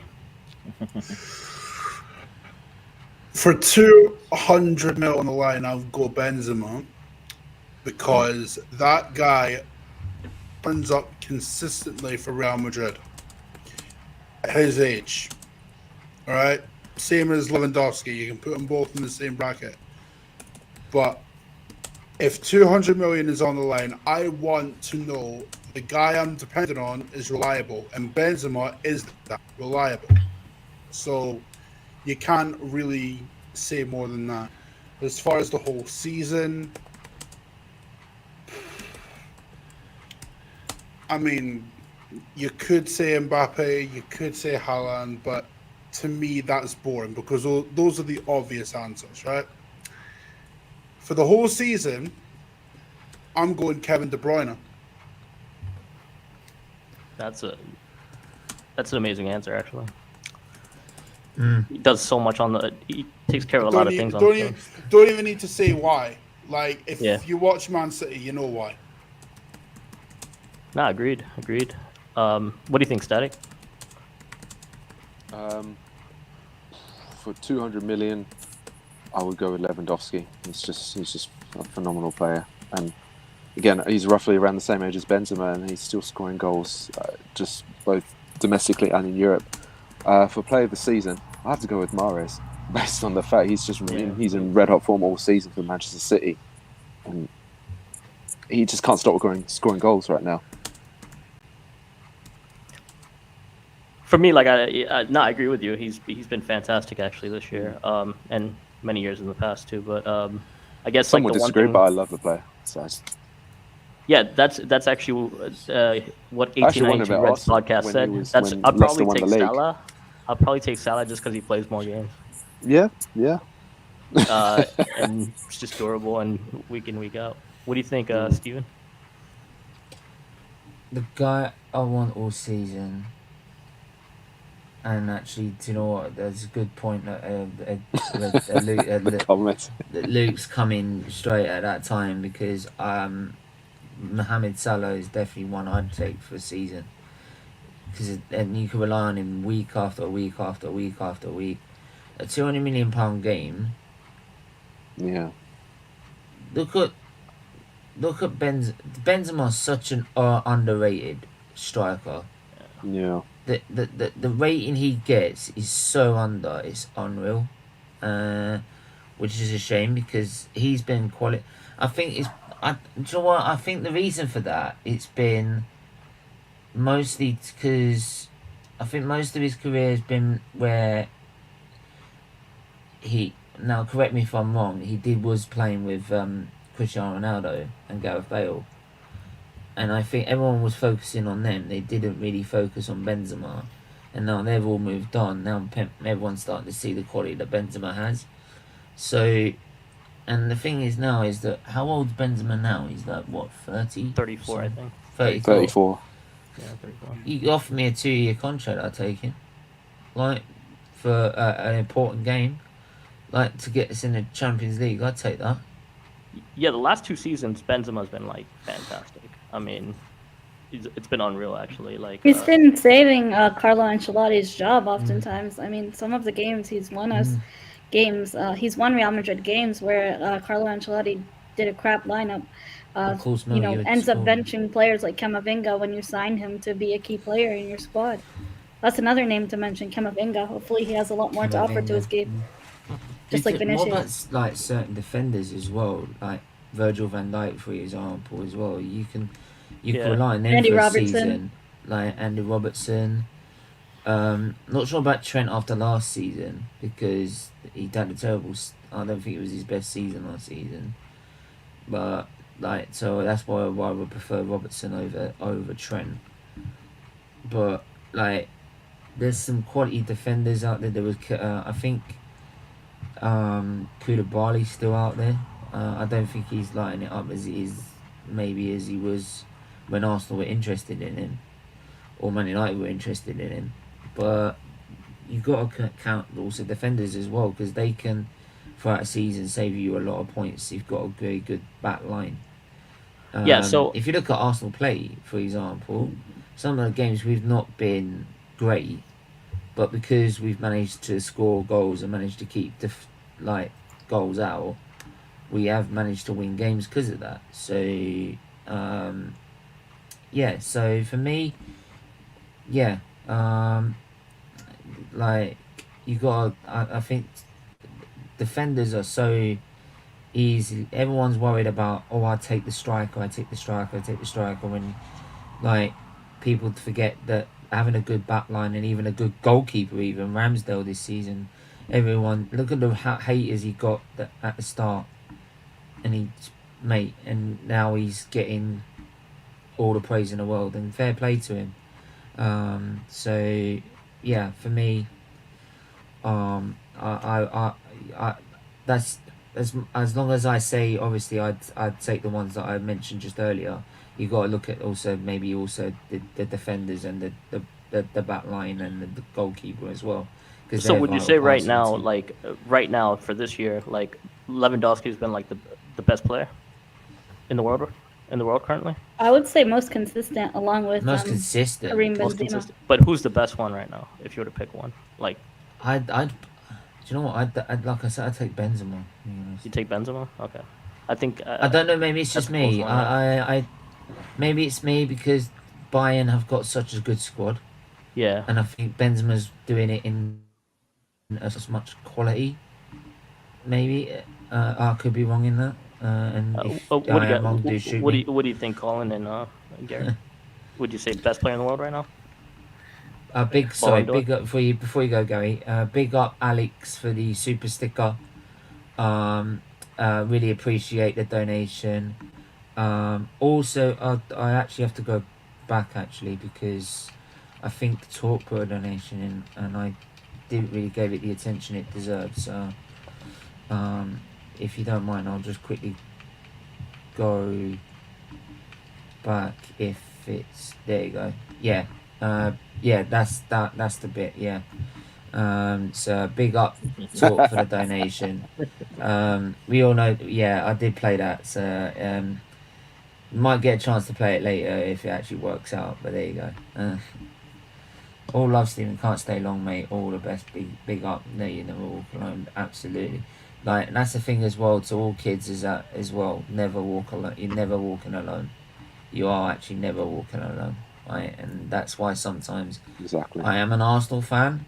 I'd always be an Arsenal fan, but that song does resonate with me a lot of the time because you do feel at times you're on your own, and you've got to just remember that as much as you've got your family, you've got also I've got all you guys as friends, and I've got like the charity as well. So and even if you've got all those people as well, it still can sometimes feel you're on your own because no one can feel what you feel unless you've been through it.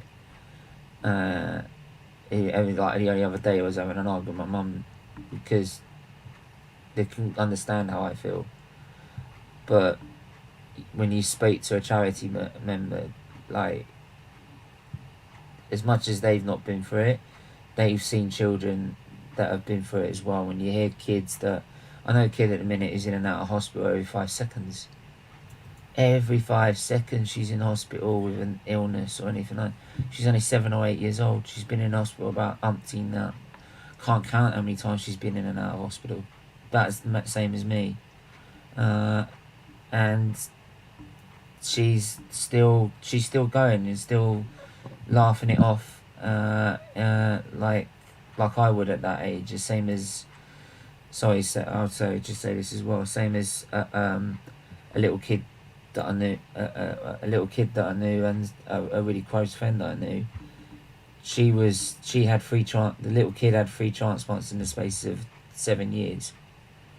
And then a 4th transplant came in when she was 14, and she was just like me when she came in the room, in the cubicle when she come and see us. But she never made it at 14 years old. And same with a friend of mine I still speak to their mum, and that's where you feel you're not alone in that, because she loves the fact that I still call her and still talk to her about Autumn, her name was, and we were very close for a year, and we were both waiting for a transplant, and she didn't get her transplant, caught sepsis, and passed away on Easter Good Friday 2017, and I didn't get the news until Easter Sunday 2017, and I was the only one who spoke at her funeral, and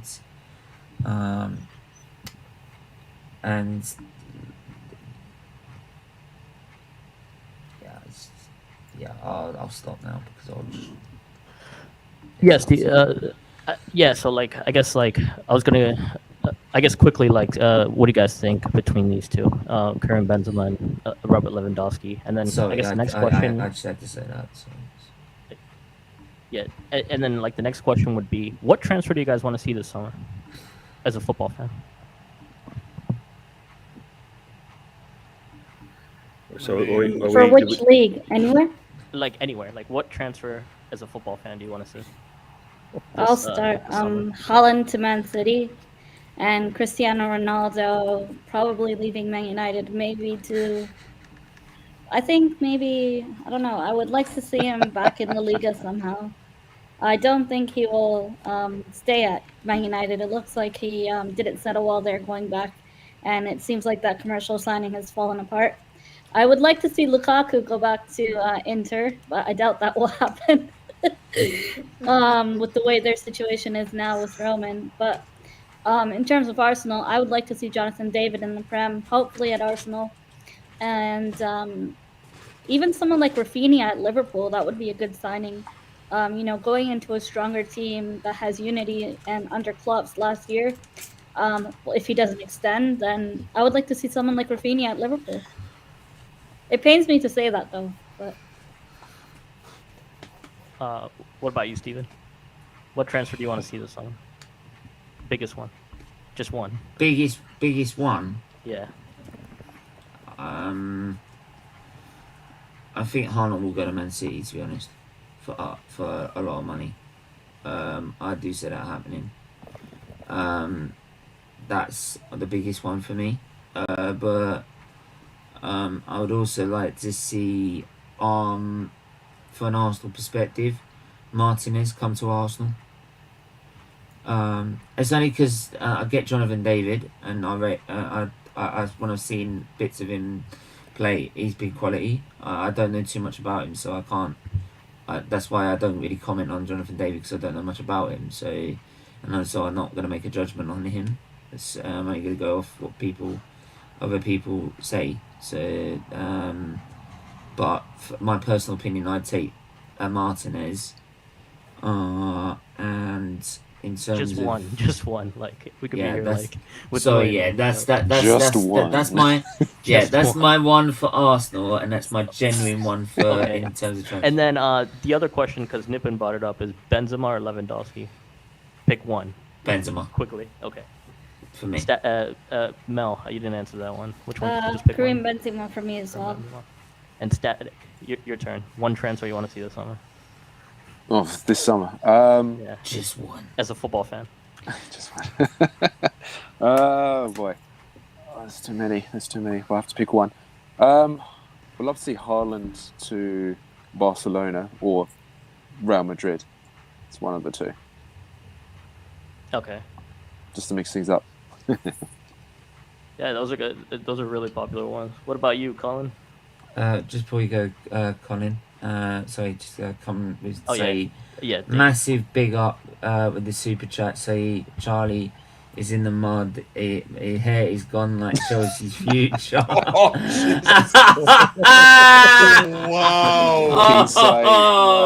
He's gone there.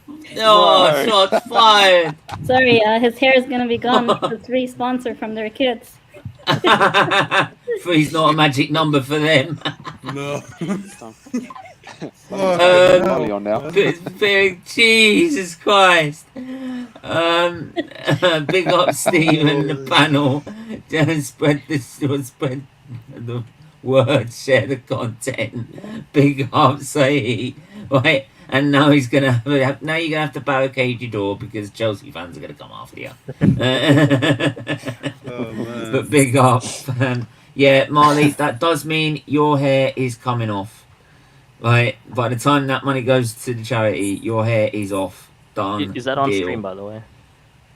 I don't know whether we'd be doing that on stream. I don't know, but it's gone. We'll figure it out. All right, Colin. Biggest transfer you want to see this summer? All right, first things first. I'm clear this up. I'm not mentioning any Arsenal transfers because if there's one thing I've learned, right, never try and predict what transfers Arsenal are going to do because I can almost guarantee it's happening, right? Whatever we think is going to happen, right? You know, links of Lautaro and Jonathan David and everything else. Here's what will happen. It'll be someone completely out of left field that we're not expecting. That's what it'll be, right? So that's Arsenal for you. I'm not saying any Arsenal-related transfers for this, right? The one I want to see, right, and I don't really care for Mbappe to Real Madrid because same. That's been in the works for like a year. Like we know it's happening. I'm bored of it now. Just get it over with. I'm not going to say Haaland to City either because, again, that's been in the works for a year as well, right? That's been in the works for a year as well. And when Haaland comes to the Premier League, you're going to see the first 40-goal season from a striker. That, I'd bet my house on that. It will happen. The one I want to see, however, I want to see, like, do you know what? I'm just struggling with this. Okay. If I had to name one, I want to see Kane go to Manchester United. Oh my God! Wow. Oh God. You actually want that? Yeah. You think he's gonna struggle there? That's why. I think that's Colin probably saying he's not going to win trophies there either. Exactly. Oh. You know we do well, man. Nah, you're right on two things. I think the Haaland transfer anywhere, Bayern. I'm surprised no one said Gnabry. Gnabry. Mel, that's not happening. Mel, that's not happening. You know that as well as I do. Like, okay, let's just break the Gnabry thing down right now, yeah? Whenever a player needs a new contract, what happens?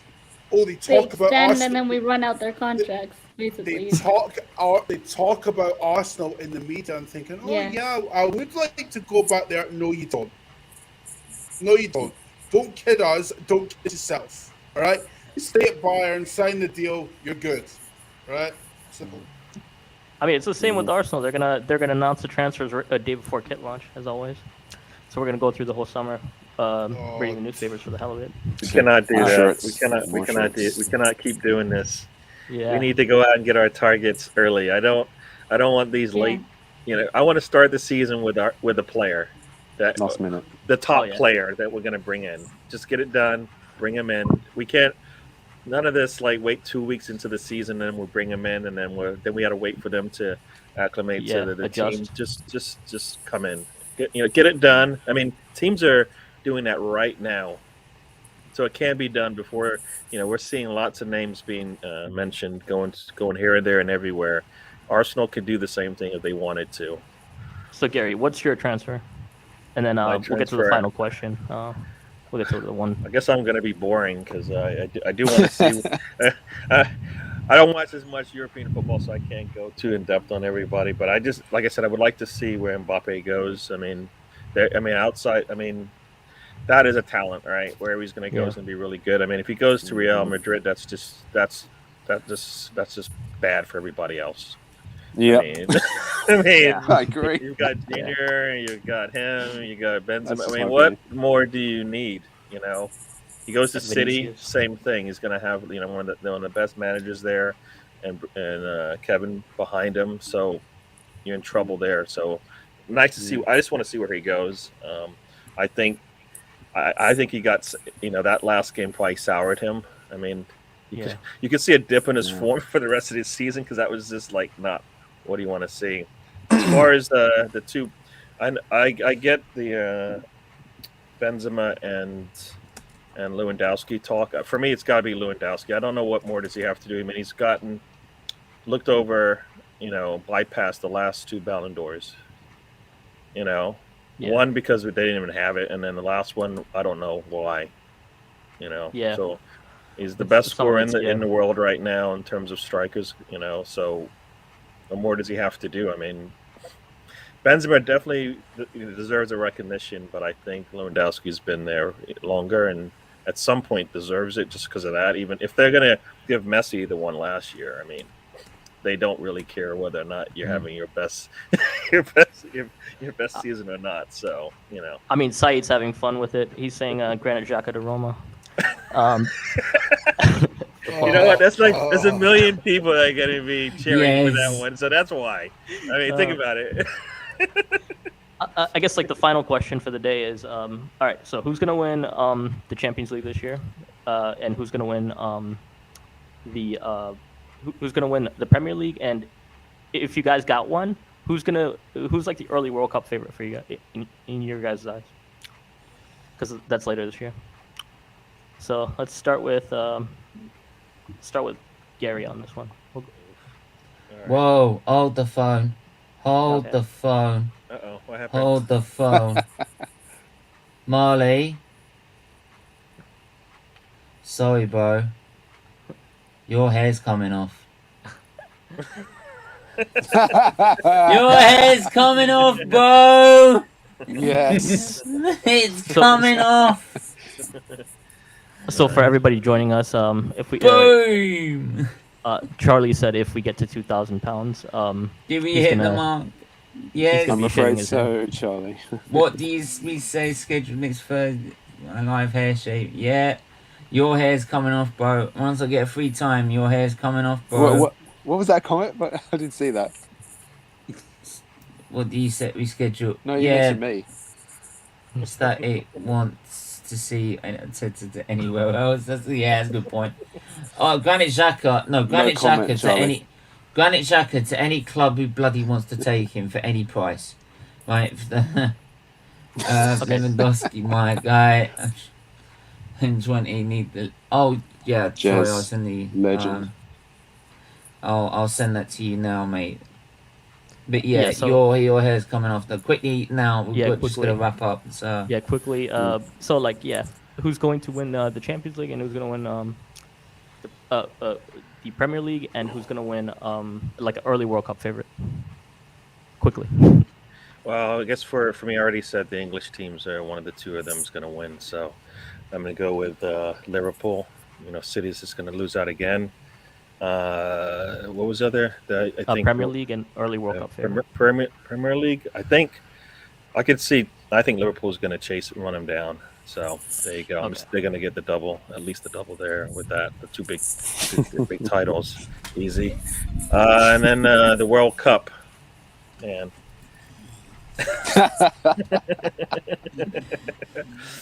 I'm not happy. The World Cup, man.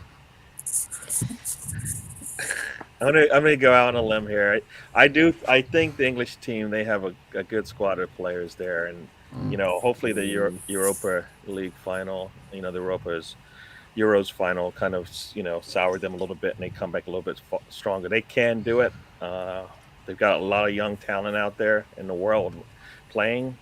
They need to bring them in house and get them to perform it. It's going to be hard, and we'll be screaming at the TV as well, watching them play. But yeah, I'm just going to go with them. That's the dark horse, but it's possible they have a really good team there. So, yeah.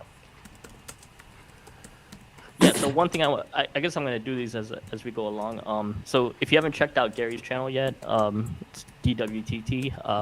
We'll put the link inside. Definitely go check it out. I mean, Once definitely it's all finished, the 5 points is definitely like definitely check out the videos where he goes with the 5 points from like the once Arsenal game.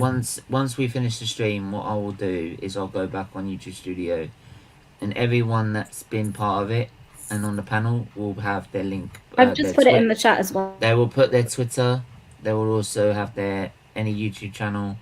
Put in the link below, and yeah, so Colin as well. If you want to put in the private chat as well, your Twitter and that, I'll follow you and I'll get it sorted for you, mate. Because obviously Melina's done some of the contacts as well as I've done some of the contacts in Bhargav as well. So but there's one thing I wanted to say before I go is everybody sees DWTT and don't waste a tweet is what they see a lot, but it actually means don't waste the trip. And if you've seen any of my shows lately, you know how I end it. Enjoy, life is a journey. Don't waste the trip. Enjoy the ride. And basically, this is what it looks like. Steven, this is what it is. You want DWTT, what epitomizes it? That's what Steven is. He's taken what life's given him and he's done exactly this, and that's what it's all about. You try to do it every day, so that's what it means for those who, because it's don't waste. You see it a lot, but that's what it means to me. Life. Yeah, respect that DWT. Especially, and I'll just say, especially when you have when you have health like everyone else has. Everyone has their own struggles with health, but most people generally have their normal health until they get their old age, their elderly years. But when you see young people like my friends at school and they have perfect health and then they have to go to hospital and that, you won't believe how much though you're friends with your closest friends, but you resent the fact that they have so much better health and you have to go through the suffering that you have to just stay alive, let alone have some health there. And it's why it's infuriating when you see people waste it. And like I say, is that as long as you have your health, you have a chance to make your life a better place. So you just don't waste your life, because there's a lot of people who don't have health, and this is not just liver disease kids, this is anyone around the world who's terminally ill or anyone like that would love to be in your shoes and would love to have that opportunity to make to have the health that you have. So don't ever waste it. Yeah, quickly have to go because we just gotta keep. Yeah. We gotta keep it to the hour. So I just want to thank everyone for coming on as well, and Static for your time. Colin, keep up the great work on Twitch. I really like your streams. Hopefully you're back on YouTube more often, because your match reactions are unmatched. Take that as a compliment. Gary, keep up the great work on your channel as well. Your Monday show with Tony is really good, and I just want to thank everyone in the chat who took part, and keep on donating as much as you can. If you can't donate, then we would appreciate if you can share the stream out to your friends. And this is just to raise as much awareness as possible for the CLDF, Children's Liver Disease Foundation in the UK. Yeah, absolutely. So Colin, your picks real quick, and we'll just talk about everyone else's picks, and then we'll call it a wrap. Yeah, right. just we literally got to announce everyone's picks, and then we've got to go. The Premier League, Man City, can't look any further than that. The Champions League, I'm going to say Man City for that as well. And the reason I'm going to say that is because I've said that consistently for the last 2 years, and I'm going to keep saying it until they do.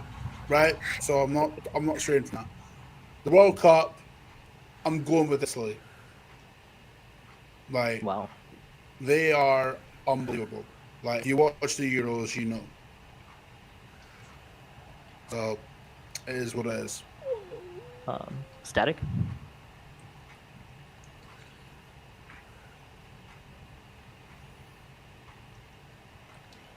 Static, your audio. Your audio is your mute, I believe. Alright, we'll come back. It's static. Yeah, the audio is gone. Oh, we'll come back to you. Mel, Yeah, what's come your back to that. what's your choices? Sorry, can you repeat the first question? I got the second Premier one. League, Champions League, and Okay, early so World Cup. Premier League, I think Liverpool might win it this season. Champions League, I think Real Madrid will win it for the 13th time, hopefully. And the World Cup, I'm gonna go for France. Yeah. Static had to go, but yeah, Steven, what about you? Yeah, he's gonna come back as big up. Lead judges will be towards the end of the show. I've got a question. What is it? Twice Twitch is where you can stream. Bomb as well. Later, guys. Yeah, get Twitch, man. It's a good place to stream as well, especially with gaming. Right. Yeah, my picks. Premier League, I would say. Let's say Liverpool. And in the form they are in right now, I think they can do it if they stay fit. Champions League. Nah, I'm gonna have to go. I'm gonna have to go Bayern.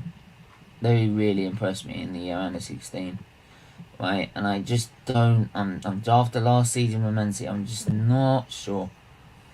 I'm not sure. And like, to be honest, I know it was a 0-0 draw against Sporting, but it was a bit disappointing for me. I would have expected something a little bit better. So, and especially with their form in the league, it's it just makes me doubt them a little bit for this season. Especially with no proper striker like they had last year. For me, I would have to say World Cup. I said it at the end of the Euros. I'm sticking my head on the line. England.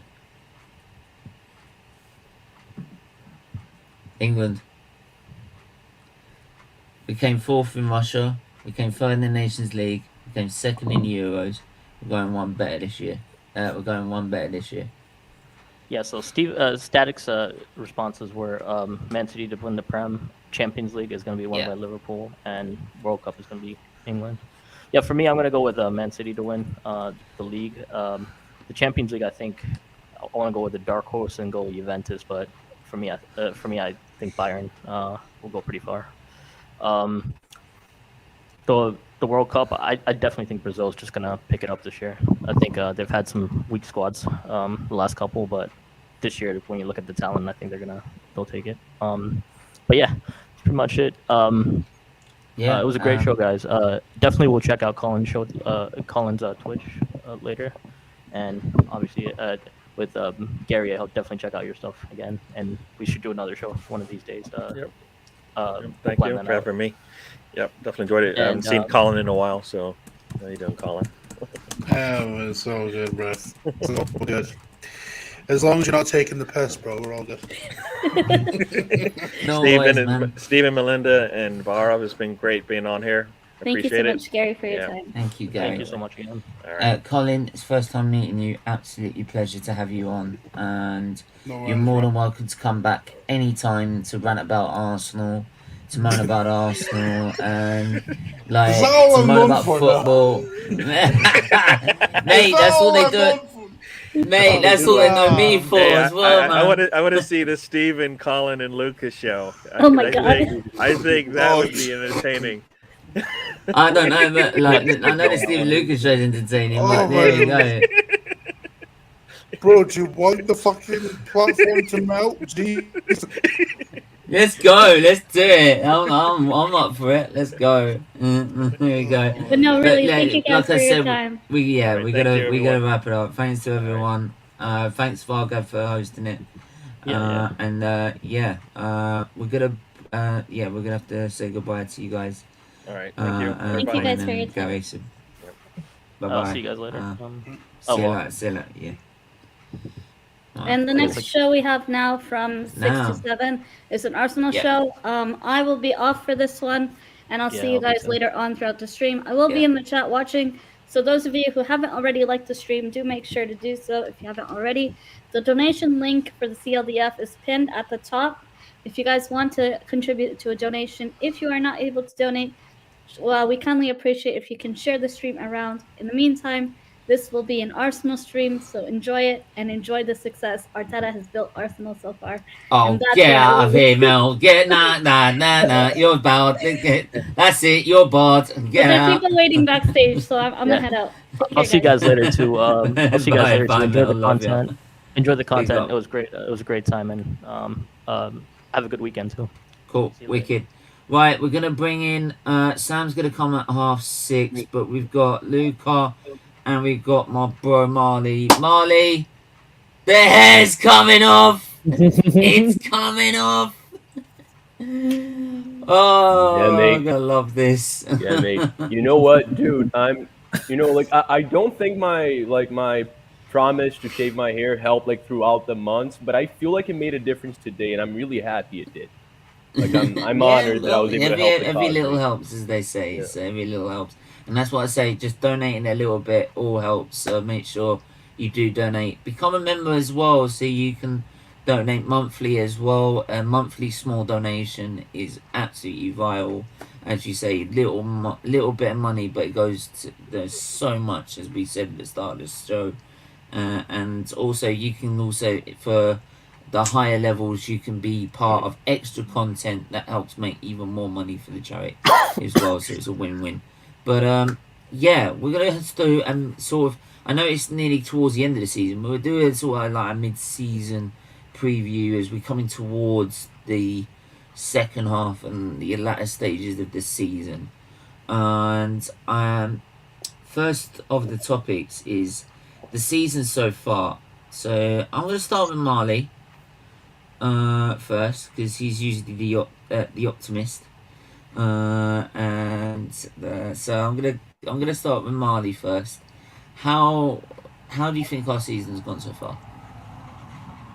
I think our season's doing well. Like the fact that we have 14 points more than we had at this point last season, can't really argue too much. We have a really young team. The tendency is that they get better, not worse. So it's looking solid for us to reach top 4. I like the signings we made. I feel like the ones that haven't gotten that much impact thus far are really young, so they still can make an impact later on.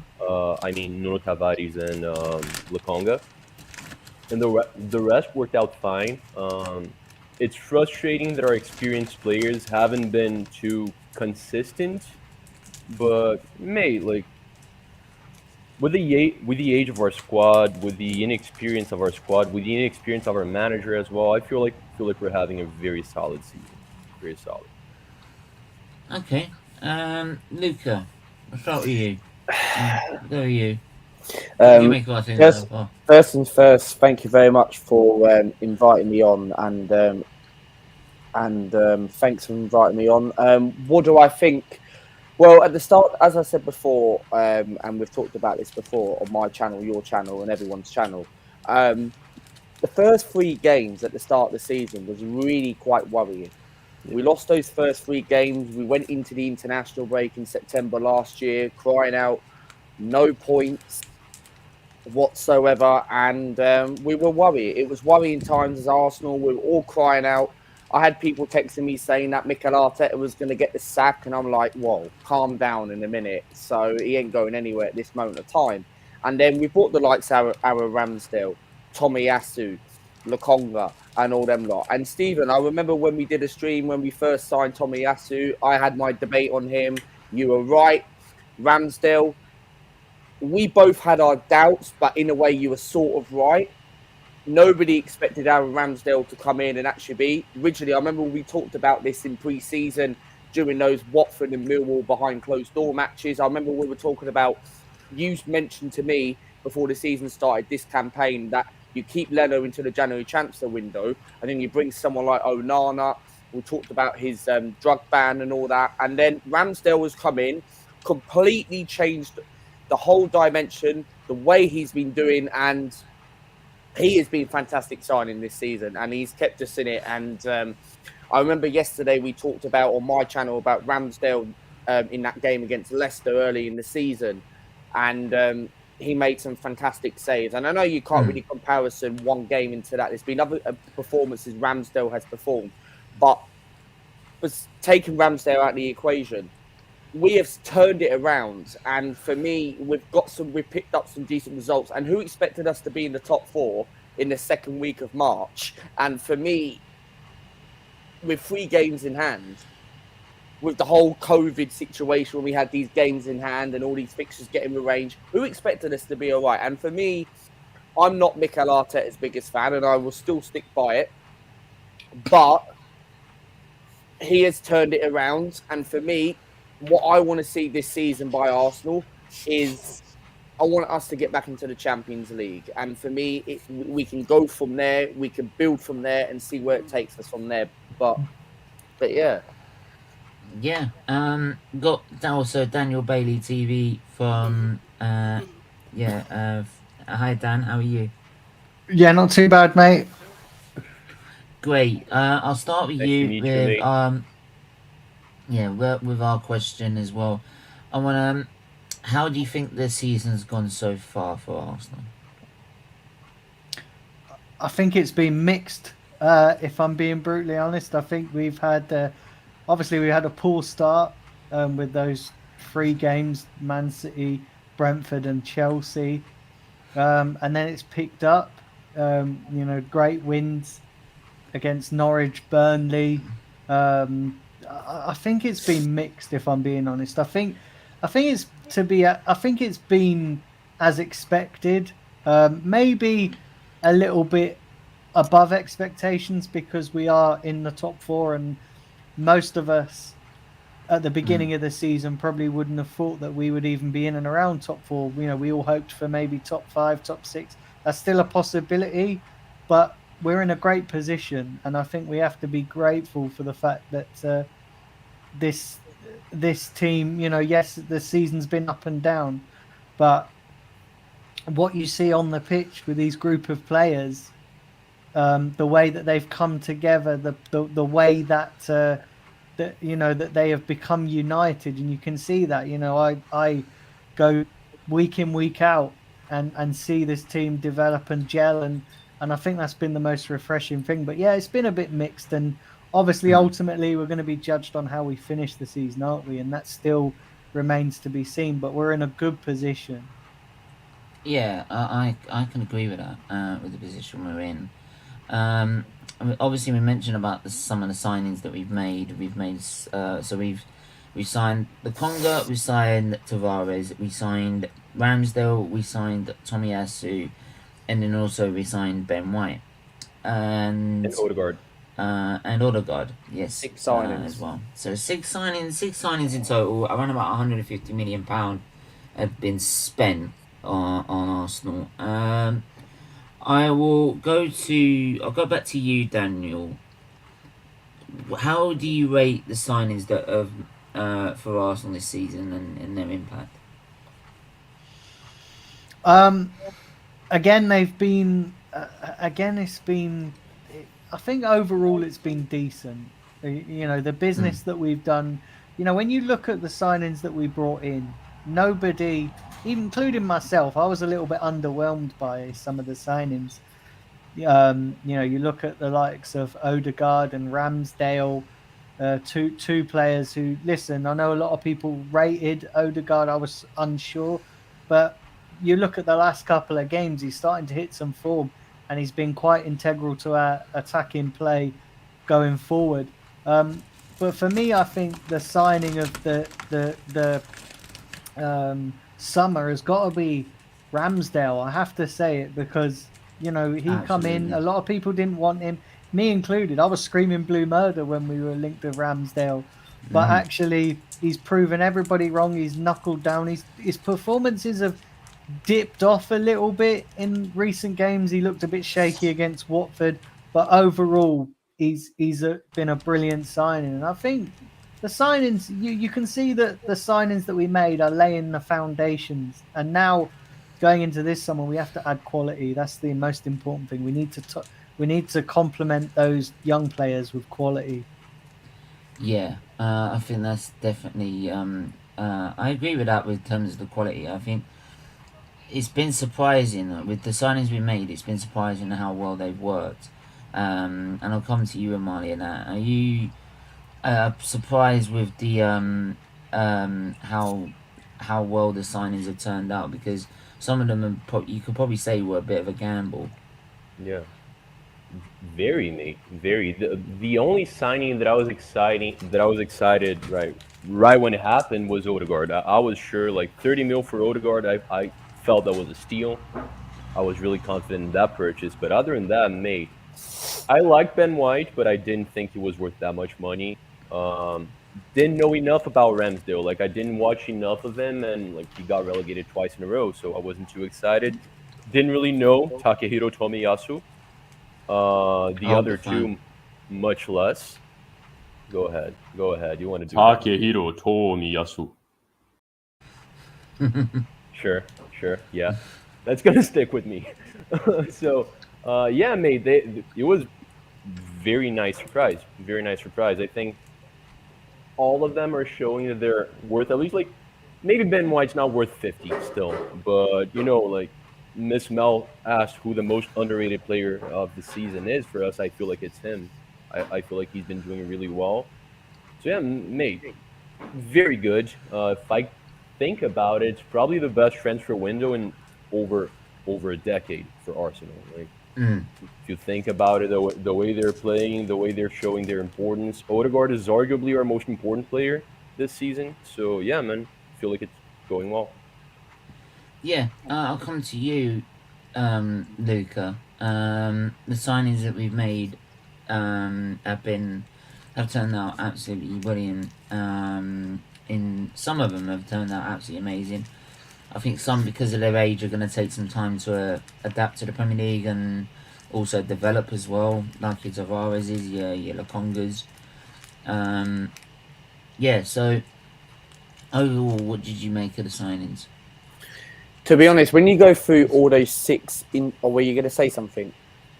Were you going to say? No, go for it. I thought you said something after when you finished the sentence, but no. Anyway, as I was saying, when you go through those first six individual signings, as you've just mentioned, Ramsdale, Tavares, Lokonga, and all them lot, etc.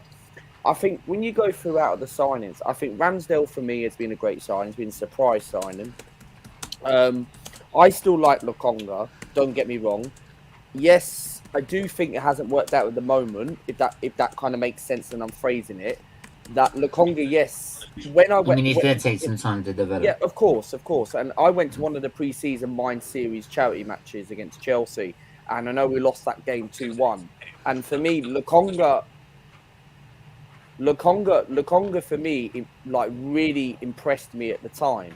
And for me, he should have scored, and I remember, but it's going to take time for him coming from a Belgium league into the Premiership, because the Belgium league is a slow league, and for me, the Premier League is a league where it's difficult to adapt. Some players can adapt, some people can't. But for me, I like Lokonga. Tavares, for me, we had this debate on Tavares. I think it was yesterday or some point this week.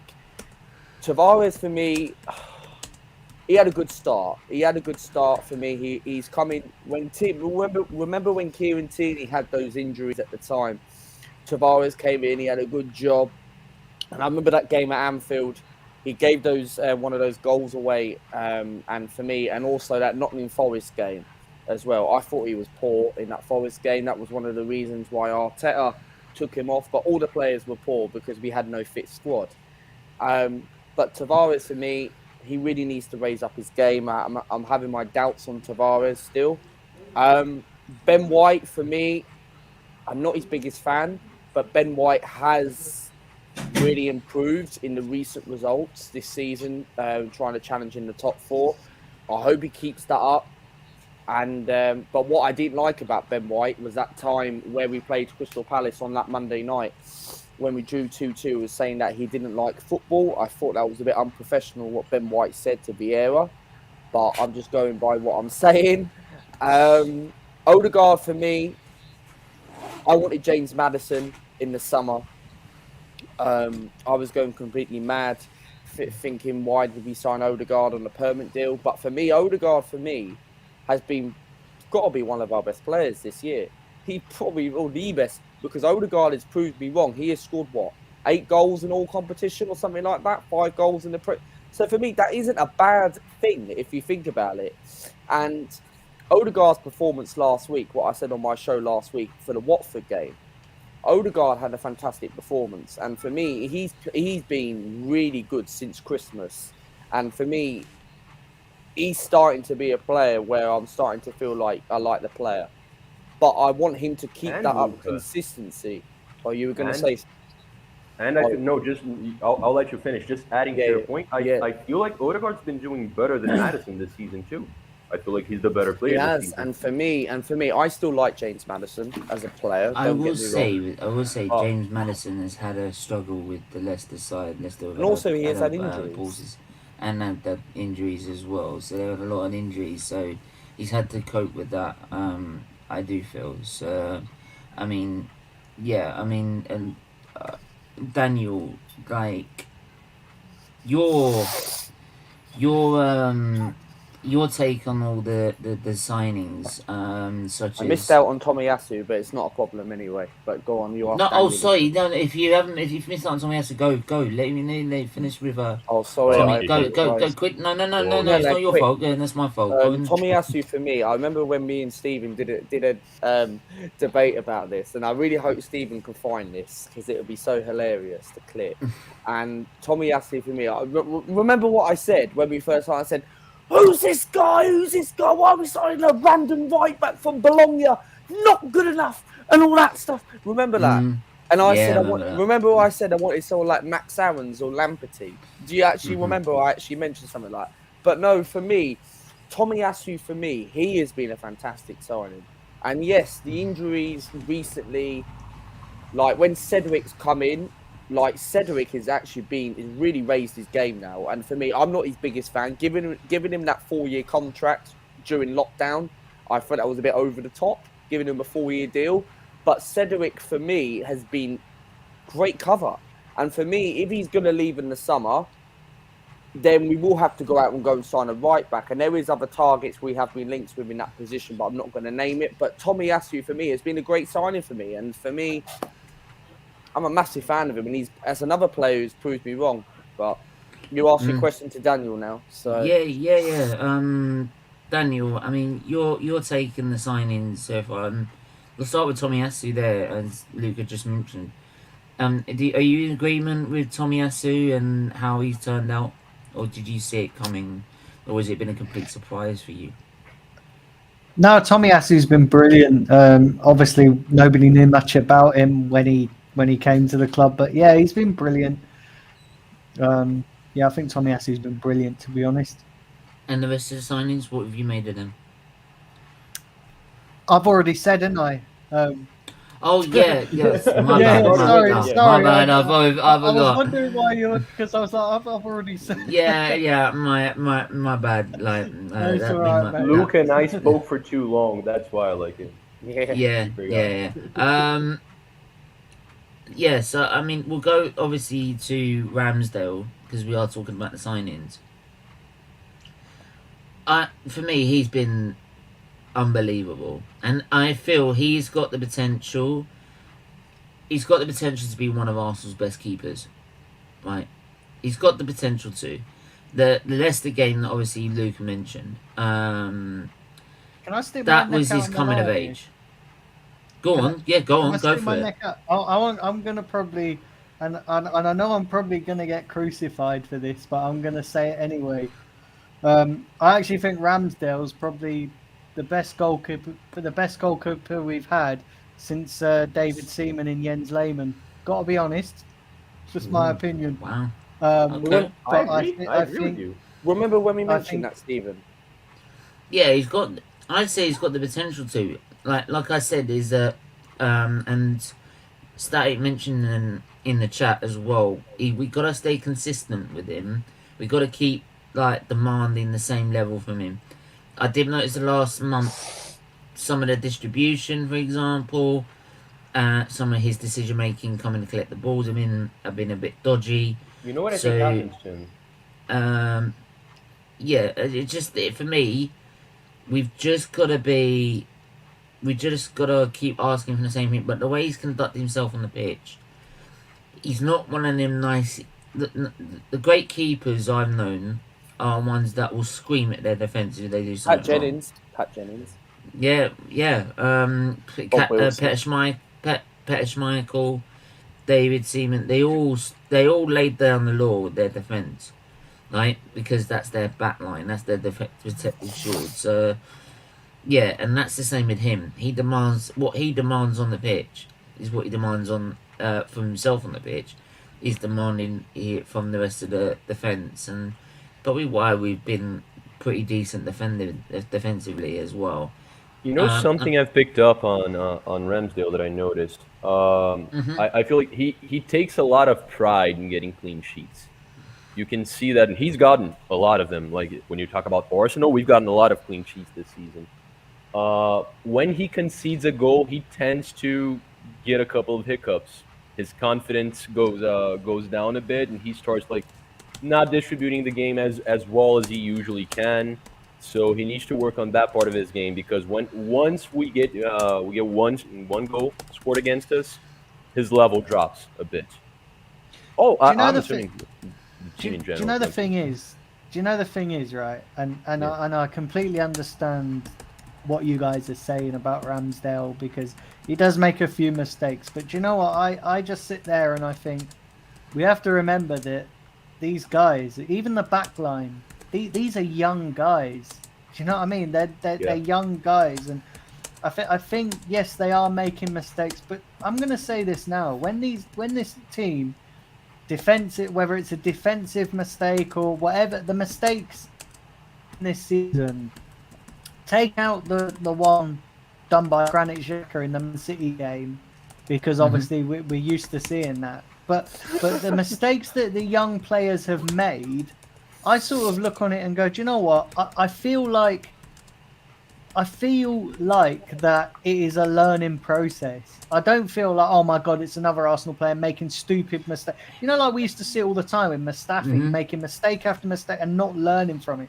I genuinely feel, and I'm not trying to blow smoke up this group of players' asses or anything like that, but I do genuinely feel that when they make a mistake, they learn from it. And yeah, if they make another mistake, they learn from that. I feel like they're all pushing each other on to try and get the best out of each other, and they're all encouraging each other. And when a mistake happens, you see it, another one of them's going up to them and go, listen, it's all right, you know, it's fine, you know, it happens. And what I'm seeing from this team that I've not seen from an Arsenal team for a long time is togetherness. And that is so crucial to any successful team. And yeah, we're not getting the successes right now in terms of trophies and stuff, but you've got to appreciate the togetherness that is actually being built within this team. And I actually think we do have to remember that these are young players. They are going to make mistakes. They are going to occasionally, you know, get overwhelmed by the occasion. You know, we've seen it. The league game up at Anfield, you know, when they had a brilliant start and then they crumbled when things went against them. But they'll learn from that, you know. And going into the Man City game again, same thing. 2 minutes and the game turned on its head. They'll learn from that. But I feel with these group of players that they are learning from the mistakes they're made. And actually, most Arsenal fans will look at this and go, do you know what? We can forgive that kind of mistake as long as they're not repeated wholeheartedly throughout the season. Then that's fine, you know, because they are a young group of players and they are going to make mistakes. They are going to, you know, they are going to have a few teething problems. But I do generally think that they are learning from them. The mistakes they've made this season, they're not mistakes where you could go, oh, this is typical Arsenal. This is. Yeah, I mean, I'll go to some of the comments, obviously, to get to the questions. Who do you think has been the most underrated player in our team? Quickly, Marlie. Benji. Ben White. No. Luca. I'm the most underrated player. So it's hard to say. What's it mean by underrated again? Does it mean bad or does it mean good? It's just not been rated highly enough. Yeah, not being rated high. For me, I've got to say Ben White. Yes, Luca. Yes, Luca. Steven's about to kick us out of the stream, but yes, Luca. No. Stop it. Two people Stop already. it. Two people. Daniel, don't make it free, please. Do you know what? Not because I'm trying to jump on the bandwagon for you guys, but I'm going to say someone completely different. I've got to be honest. For me, it's Smith Rowe. Absolutely, Emil Smith Rowe has been. Do you know what? When I seen Smith Rowe play last season, I was really like, oh, this kid is something special. If he can just add goals to his game, he'll go to another level. This season, he has done that. He has added goals to his game, and I'm seeing I feel like we're getting a better end product now from Smith Rowe. I think this kid is underrated. I think he's underrated, and I think we should. He has the potential to be world class if he carries on the trajectory that he's carrying on. But yeah, for me, it's Smith Rowe. For me, can I comment on that really quickly? Go on, very quickly. Yeah, very quickly. Just that I feel like ESR is very underrated worldwide, like outside of Arsenal, but I feel like Arsenal fans rate him really highly. That's why I didn't say ESR, because I agree with you. I feel like he's not seen as a great player. He is in football, but Arsenal fans tend to love him. Yeah, for me, if we're looking at Arsenal, I'd have to say Pepe. Pepe for me. Underrated. Every time he's got on the pitch, especially recently, like in the big pressure games, he's come on and made an impact. Alright, when he's been given the chance, he's made an impact in the game. So for me, Pepe has been severely underrated for me. Absolutely. Most overrated player, underrated. Star sign and shock to see the flop of the season so far. We'll just do the overrated player because obviously we're really pressed with time. For me, Ben White.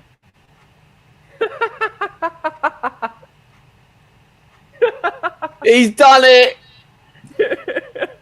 Marlie, say something now, please. I don't know who the most overrated player is, because like the team's doing well. You know what? I'm gonna throw a name and it's gonna hurt me. Maybe KT. He hasn't been doing too well this season, and he's a player that leave KT alone. What are you doing? I love him. He's one of my favorite players, if not my favorite player. Well, after GMAG nowadays, but I love KT. No, you and GMAG have a love affair. The entire fan base loves him to death, and I feel like he might be our like second worst player out of our starting 11 after Xhaka or Lacazette. So I feel like he's been overrated this Partey season. in some games. Partey's not been playing to his what he should be. But I don't feel like people rate him that highly. That's why I don't think he's overrated. Okay. I think Partey's done all right, especially in the last few months. He's got he got to. Oh yeah, and it just feels some of the games that he's played this season.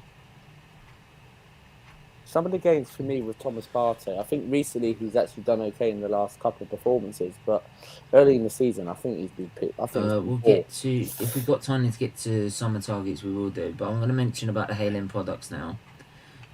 Keep everyone's comments coming in. Can I just quickly say who I think is massively overrated, which no one's mentioned? Yeah, quickly, go on. And I've got no idea. And even Arteta bloody rates this guy. For me, it's Eddie Nketiah. I've got no idea why people just love this that's kid a good so point. much. He's like, overrated. Honestly, he's a letdown. Honestly, I could do a 24-hour stream on how I think Eddie Nketiah is not good enough for Arsenal. But I just don't know why I don't even know why he even comes onto the pitch. I see a lot of people as well. When I was there at Vicarage Road on Sunday, and I was talking about why is Eddie Nketiah always coming on as a substitute? Why is he even being picked? And people are like, oh well, he did score 2 goals against Norwich in the Carabao Cup. I'm like, come on, is that really what we're going with now? Is it because he scored 2 goals a few years ago in a Carabao Cup. I just can't. Do you know what? A lot of people are going to highlight Granit Xhaka and say that, but I think, listen, with Granit Xhaka, you kind of know what you get, don't you? Like, people, you know, he is what it is. But for me, it's Eddie Nketiah. Do you know what I mean? I just don't understand why people rate this kid I have a so question much. about Eddie Nketiah, right? How come Mikel Arteta, Daniel, like, there's been games this season where Nketiah comes on and, like, the Wolves game, right? I know we played, Stephen, we touched about this before, about the Wolves game. He came on against Wolves, and yes, this is one of the games where we won. I think it was the one at Molineux we won last month. He came on, and then I was thinking, why are you bringing Eddie Nketiah on? But at the same time, you feel like he's bringing him on because we were down to 10 men. We couldn't push for the second goal. But Nketiah, for me, right? Why would you? Why would you bring him on where you've got 6 months left of his contract? Why is Mikel Arteta using? Well, it's like, hang on, if I can just answer. Sorry, I'll just answer that. Is that it's kind of like what happened with Ramsey.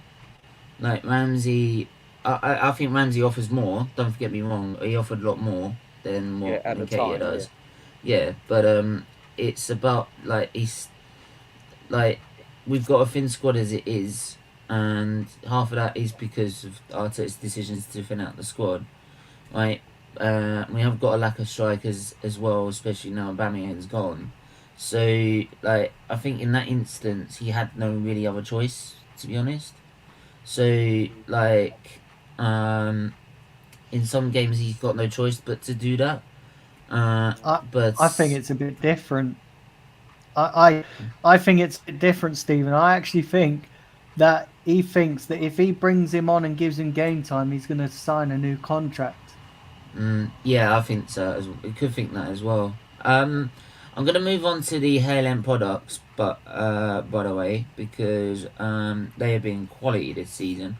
Smith Rowe, Ben, Saka, who else has been from the? That's it. Patino played 1 or 2 games. Patino's played 1 or 2 games, and he looked decent. But obviously, the Nottingham Forest game, it was. Unless you want to call Martinelli a Hill-in product because he got here really early, but yeah, it's Saka. Well, yeah, but like Saka. No, he's not a Haaland product. No, he's not a Haaland product, Martinelli. No, just Saka and Smith Rowe. But look, I mean, Saka and Smith Rowe, they have been quality. They've been quality ever since they got in the side. Obviously, Saka gone from a left wing back to now a right winger. So he's played in multiple positions when he's needed to, and done absolutely brilliant. Smith Rowe has come on leaps and bounds this season, so even I was astonished. And I think the coming of age with him was the Spurs game for me, the North London derby. That was the coming of age for Smith Rowe. He was so good in that game. It was unreal. Right, which was nice because I was suffering a fever at the time in the hospital, so like it was a nice thing to bring to see. Look, I've got one person who agrees with me. Well said. Thomas Partey is an overrated player. Well, we want KT. Yeah, that if we sell KT, then I can't say that. I question the ambition of the club.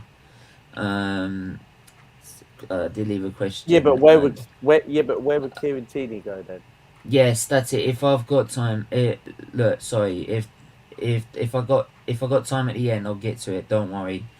It is a very, we got a lot of topics to cover. That's also the point. So that's why some of the questions we're trying our best to answer. I'm also going to introduce Sam. If you don't know, we have Sam, who's been on AFTV before, and he's here now with us. Great to have you on the show, Sam. It's a pleasure to have you on. And Thank you for inviting me. Hello, everybody. Yeah, have you got could you turn the mic up for us a little bit? Because I was just wondering if the Turn the microphone up or it's a little muffled. It's a little muffled, a little bit quiet. Mm, Can you hear me now? No. Still sounding muffled.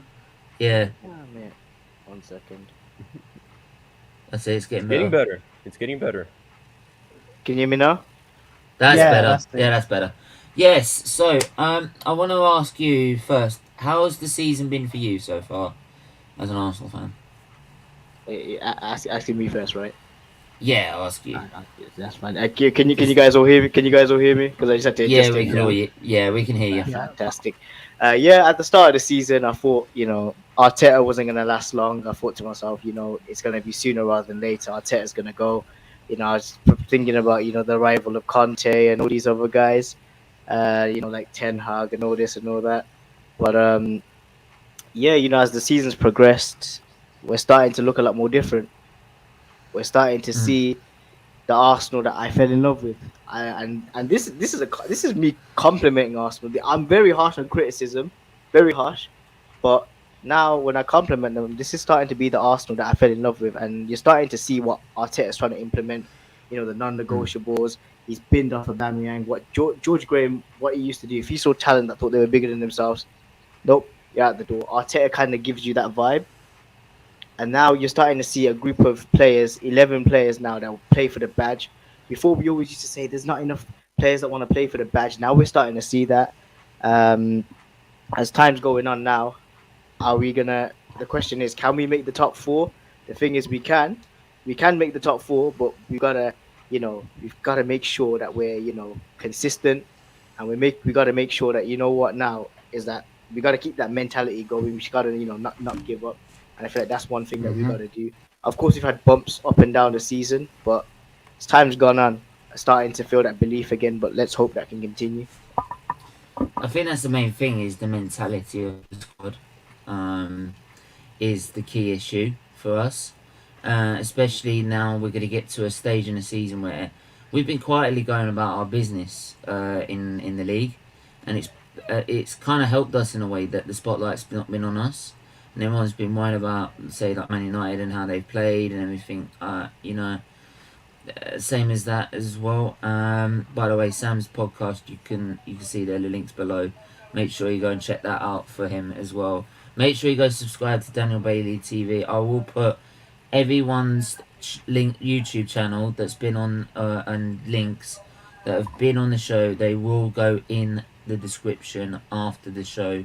I'll make sure of it, because obviously some of them were last minute call ups, so I will get it in, don't worry.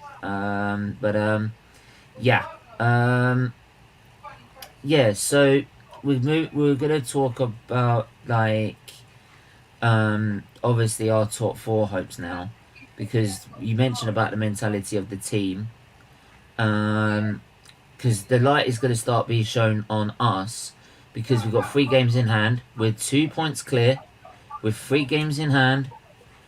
And do you know what? We'll start with you, Sam. Actually, can Arsenal keep the mentality, even with the pressure on them, to reach top 4?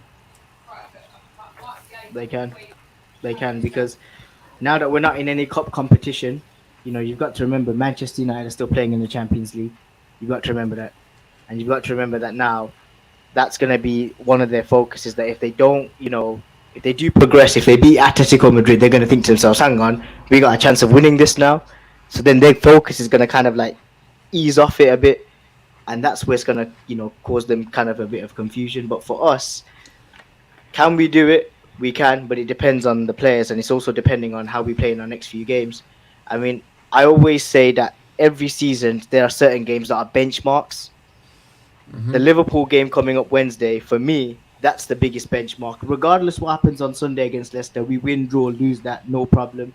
We beat Liverpool on Wednesday, and I promise you, we will get the top 4. If we beat Liverpool on Wednesday, I feel we will go all the way and get the top 4. And it won't be about whether or not, Man United win or lose their games. It won't be about that. It will be about the fact we went on a consistent form and we carried on going to the end. And it'll get to a point where the end of the season, we play Everton and we're just told, you win, you get top 4, right? It doesn't matter that Everton need to beat you guys, but if you win, you get top 4. And that's how I feel like it's going to end out for us.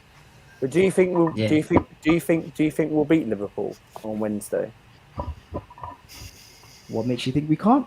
I mean, We don't get me wrong. can, but Don't get me wrong. You might think, we've lost to them in the League Cup. We got slapped up by them 4-0. Last season, they beat us twice. They beat us at the Emirates and at Anfield. But you got to say to yourself, those players that were playing at Anfield and those weeks, they've all toughened themselves up. I've seen a completely different side. They must go into that game, right? And this is how you end up winning games. Go into with that mentality, that belief. Look, you guys beat us in a League Cup unfairly, right? They did win unfairly. I'm not even gonna lie, right?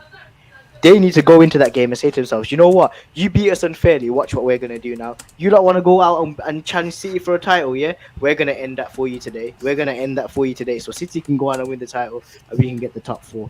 But we can go, but it depends on the mentality of the players. That's where it all lies. It's all about the starting lineups. It's all about can that defensive line, can that defensive line of Gabriel and White stop Jota from getting in? Because the problem is Jota, he can get in and out of our defense, and that's our biggest problem.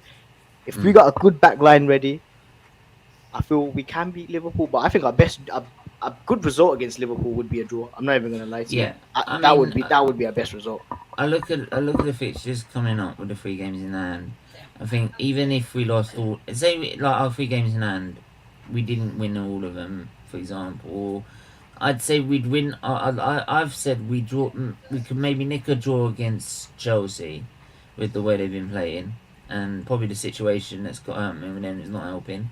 Right? Plus, also we beat North London. We can go to North London derby and win, with the way they're playing, and that's why I've said that we could do that. I'm not sure about Liverpool with their form. Their form is very, very impressive, and they got the bit between their teeth for the title. So, that's always a worry for me.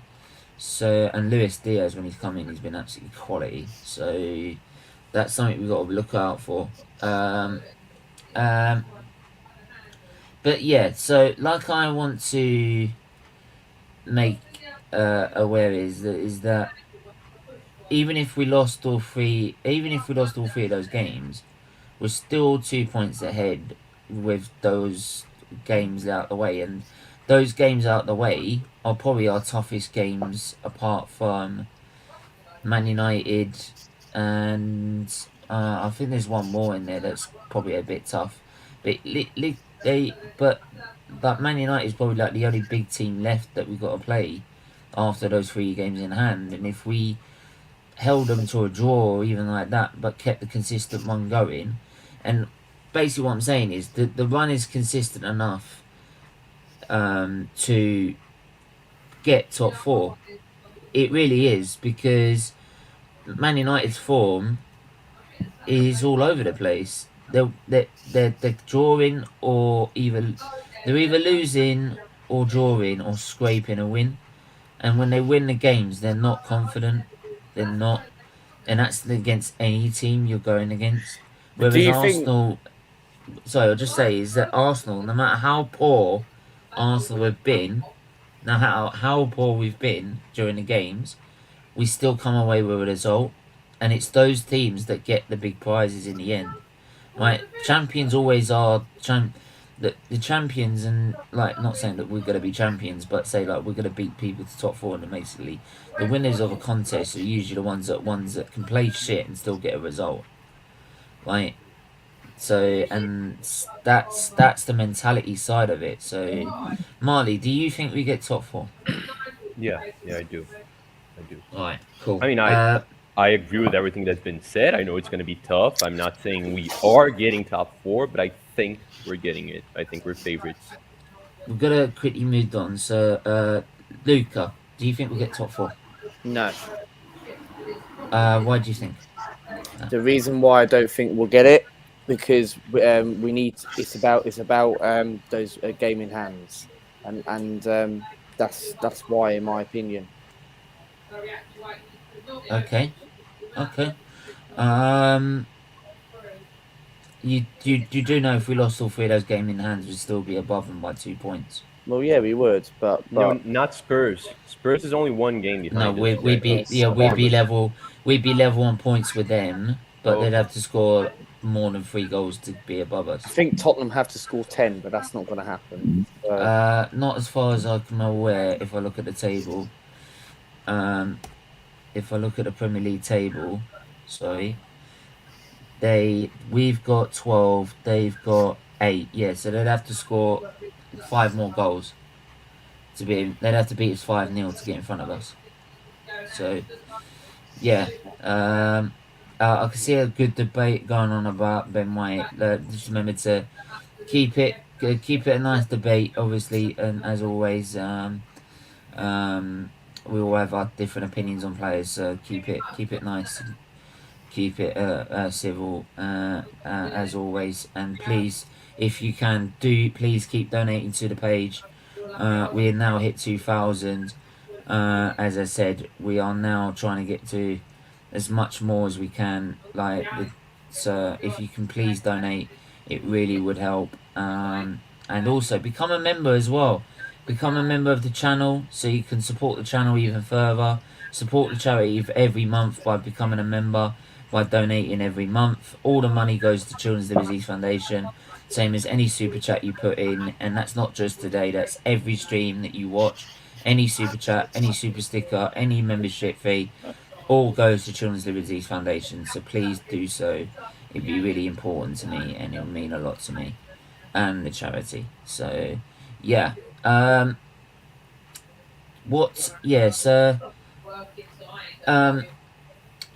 terms of like the end of the season, say if we've got top 4 then, like at the end of the season, what's your hopes in terms of summer targets? And I'll bet it brings back to Mel's question earlier that I highlighted. What do you think should be our main summer targets? And I'll start with Luca on this one. What's the targets you want to see? For me in the summer, what I want to see is I would like to sign. Well, there's been talks about where we need to sign 2 strikers. Whether that's the question where I think we will get 2 strikers, I think we will, but it all depends who it will be. I think Bellerin and Maitland-Niles, what I've seen this week on Twitter, apparently they're leaving in the summer, so we need a right back. So I'll look at that Nottingham Forest right back. Spence, I think, could be a great cover for Tomiyasu. Young potential, very good game he played against us in January. I think centre halves were okay for this season. A left back, I'm guessing Tavares is probably going to stay, but midfield, we're looking at that Leon midfielder. I can't remember the name. I think it's Paqueta. Yeah. Apparently he's meant to be good. Paqueta. Yeah, apparently he's meant Paqueta. to be Paqueta. Yeah, apparently I don't want to say Paqueta. I don't know why. Apparently people are saying he's a really good player, so I've never heard of him. So for me, midfield, Phenomenal player. For me, I'd get rid of Granit Xhaka. Me, I think I would go for maybe someone like Ruben Neves, Bazuma, someone like that, maybe. But all depends what happens on Bazuma's private thing. For me, we need 2 strikers.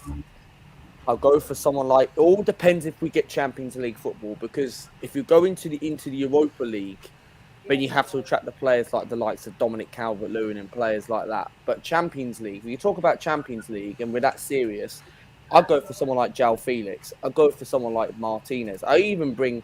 I know we're I might get João Felix. I know we're not gonna. I know we're not gonna get João Felix, and I know people are thinking I'm a bit all over the top, and a bit unrealistic. But I'm just saying we need. If you get into the Champions League, those are the type of attract players you'll go for. I'm not saying we're gonna get the exact player like a João Felix. I wouldn't say so though, because like if you look at Liverpool, like they're not getting the out and out stars and big names, and yet they're just getting what suits their team.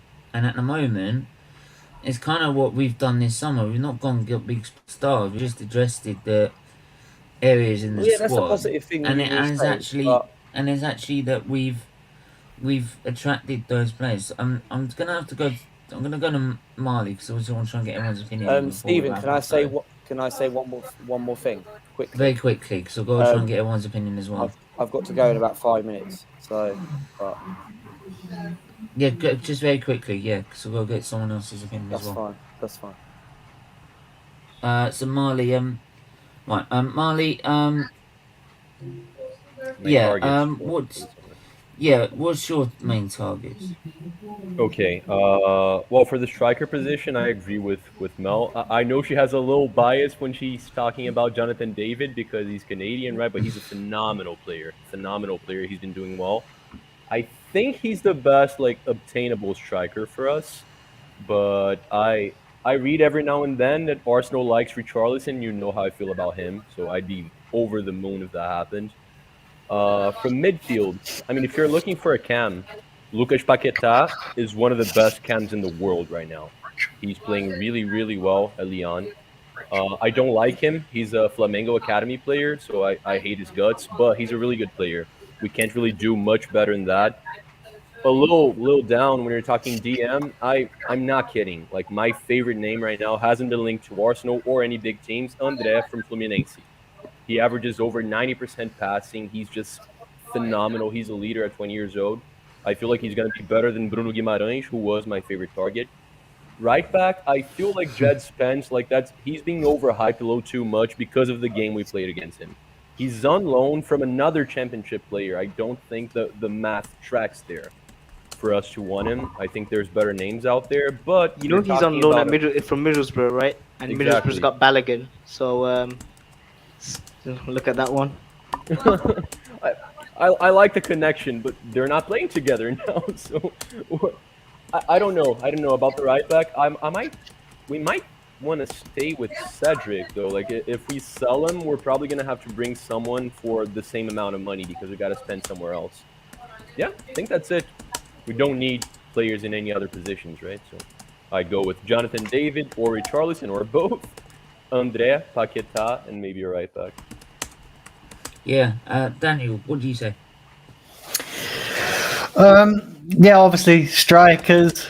We definitely need strikers. I've not seen enough of this Jonathan David, so I can't really comment on him. I've not really seen enough. See, Richarlison.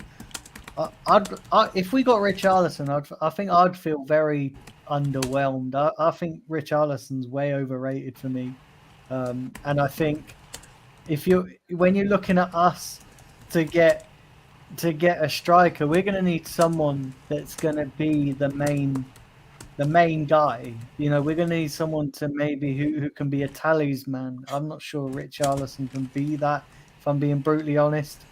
So we've got to be very careful. In terms of the midfield, we definitely need to replace Granit Xhaka.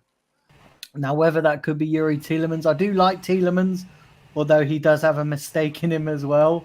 How he would fare with, Thomas Partey beside him might be different. We just don't know. But also, the right back, if we can get in. We definitely need a backup right back for Tomiyasu. I've always liked Tariq Lamptey. I think if we can get him in, the only problem is with his injury record. And then, Jed Spence. I'm not so sure he would be. I mean, he's had a good couple of phenomenal games. But, yeah, I just think, I don't know, very interesting. I think those are the only positions that really need filling. 2 strikers, a midfielder and a right back. I'm not sure when you're looking at this team. Maybe we need to add maybe a couple more for depth wise, but I'm not sure that apart from those positions we need anywhere else. Maybe you could look at a high profile, more experienced attacking midfielder to complement Smith Rowe and Odegaard, but that's not a necessity as the other positions are. I mean, yeah, I would take, and get rid of Xhaka. I would take Jim right now on the spell because of the experience he's got. Like, experience in Champions League. He's won a Premier League. He's not happy at PSG, right? So we could probably get him for a good price. And just having that in the dressing room would be valuable. Because I think we need experience in the team as well. Because especially when we're very naive in some of our mistakes. I'd also say, what would I also say about it? Also go with, hey, I don't think it's ever going to happen because at Leipzig, I take Andre Silva all day, every day. Right, I love him. Right. I've seen it. I'm loving.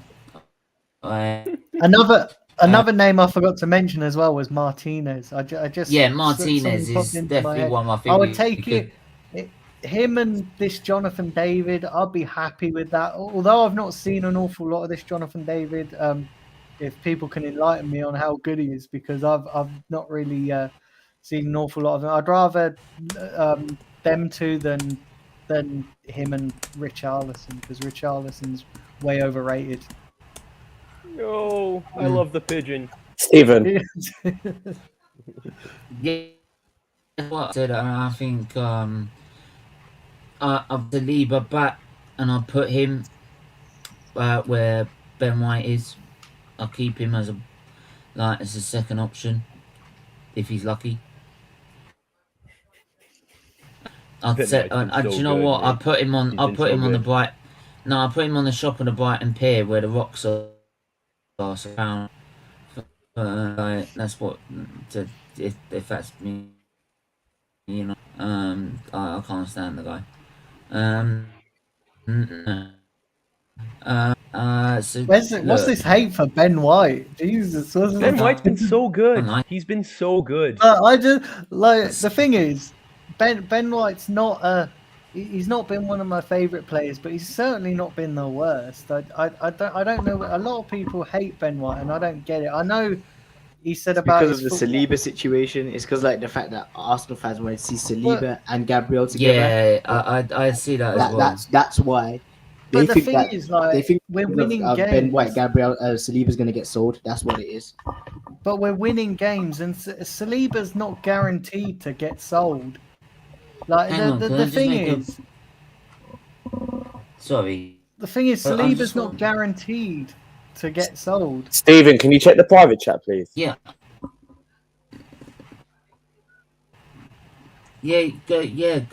Go. Yes, I know you got to go to another show, so.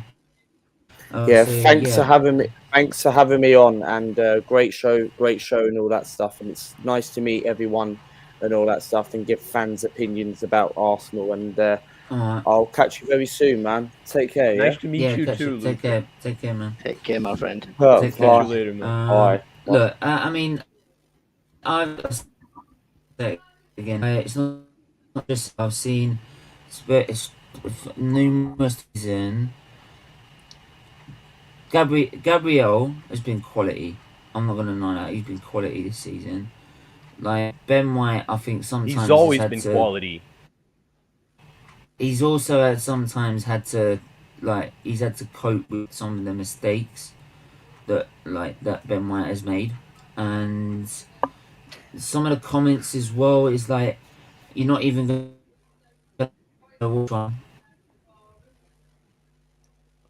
it doesn't like someone who's convinced he wants to improve and he wants to develop. No, Steven, I think you're freezing a little bit. I don't know if it's just for me. I know the internet. The internet.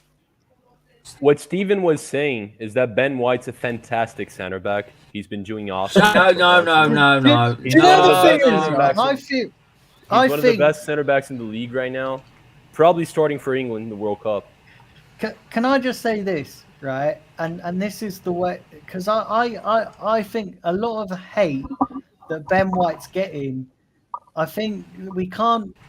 It's not Ben White's fault that Saliba hasn't had a chance at Arsenal yet, and I think we need to realise that. I think a lot of the hate that Ben White's getting is to do with the fact that Saliba's been left out the team.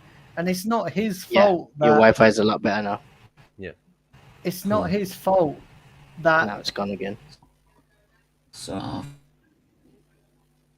It's not his fault, is it? That he's got left out the team. Yeah. I think a lot of people create problems with that one statement he had where he said he doesn't watch football. Dude, football's a results game. Like if Messi out of the blue told people that he never watches football, no one would care.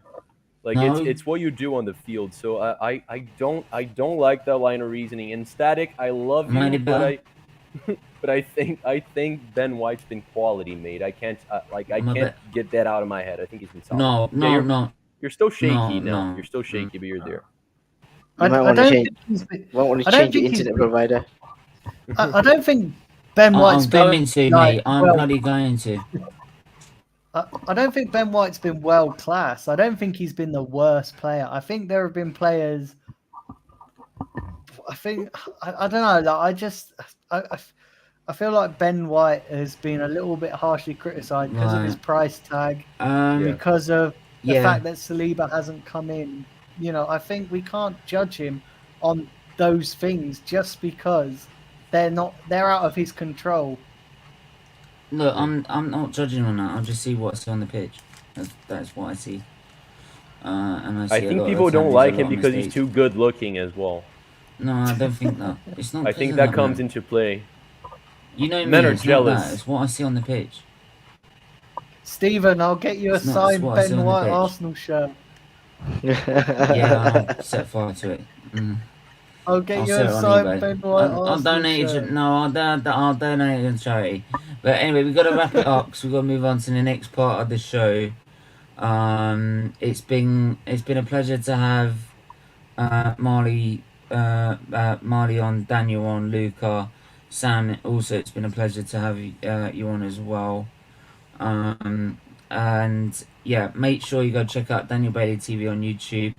Make sure you go check Marlie out. He's here on He's usually here or on Football United TV as well. So make sure you go and check that channel out as well.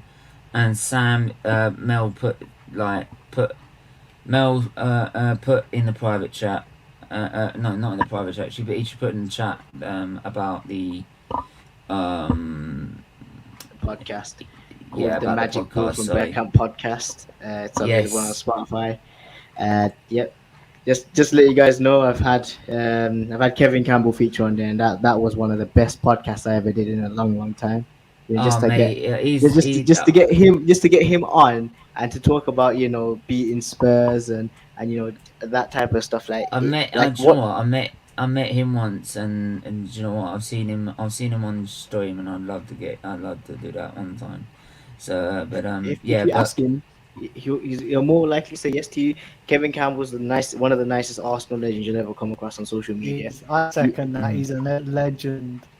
Yeah, absolute legend. Did you guys know who I met at the Arsenal Burnley game in almost 2 months ago now? Go on. I met Tony Adams. I even got a picture with him. Oh, wicked, man. Wicked. That's another guy I'd love to get on as well, man. He's quality. I loved him to death.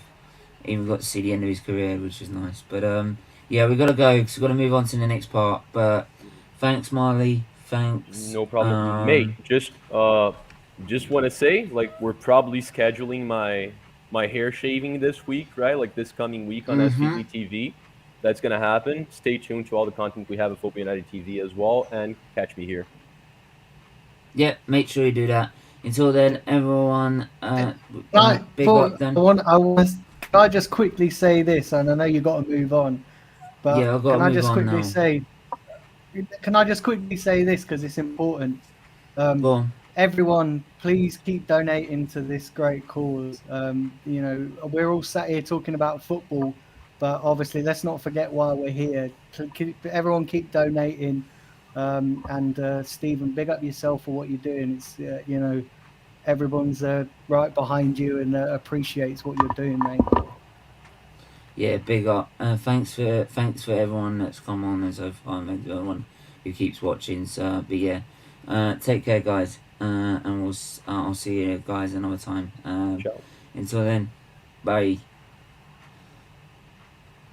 I'm gonna bring Bhargav in. I'm gonna bring Nitish in. as well. And Nitesh is going to take, unfortunately, I don't know why I agreed to this, but Nitesh is going to take over the reins of hosting for today. Also, I'll put him at the top for this one. Steven, I'll control it, but I'm only hosting and controlling till I start my narrative with Arteta, and then you're gonna take over again. See, hey Steven, I just want to say, like, great show. The last one was great. It sparked a ton of debate in the chat. I mean, I saw the passionate debate. topic, we're the most passionate fans in the world, like Arsenal fans. Yeah, I thought it was getting a little bit heated at times. Yeah. So, like, No, it's definitely, but like, it's proper conversation to be had. So definitely love it. Yeah. And except for the next couple of shows, and this was like Nitesh and everything. So I'll be back real soon. Yeah, no worries. Yeah. Right. So, Nitesh, big up for coming on and hosting for us. Let's wait I'm for the just other gonna- guests to arrive as well. Yeah. I'm just gonna quickly send the link to.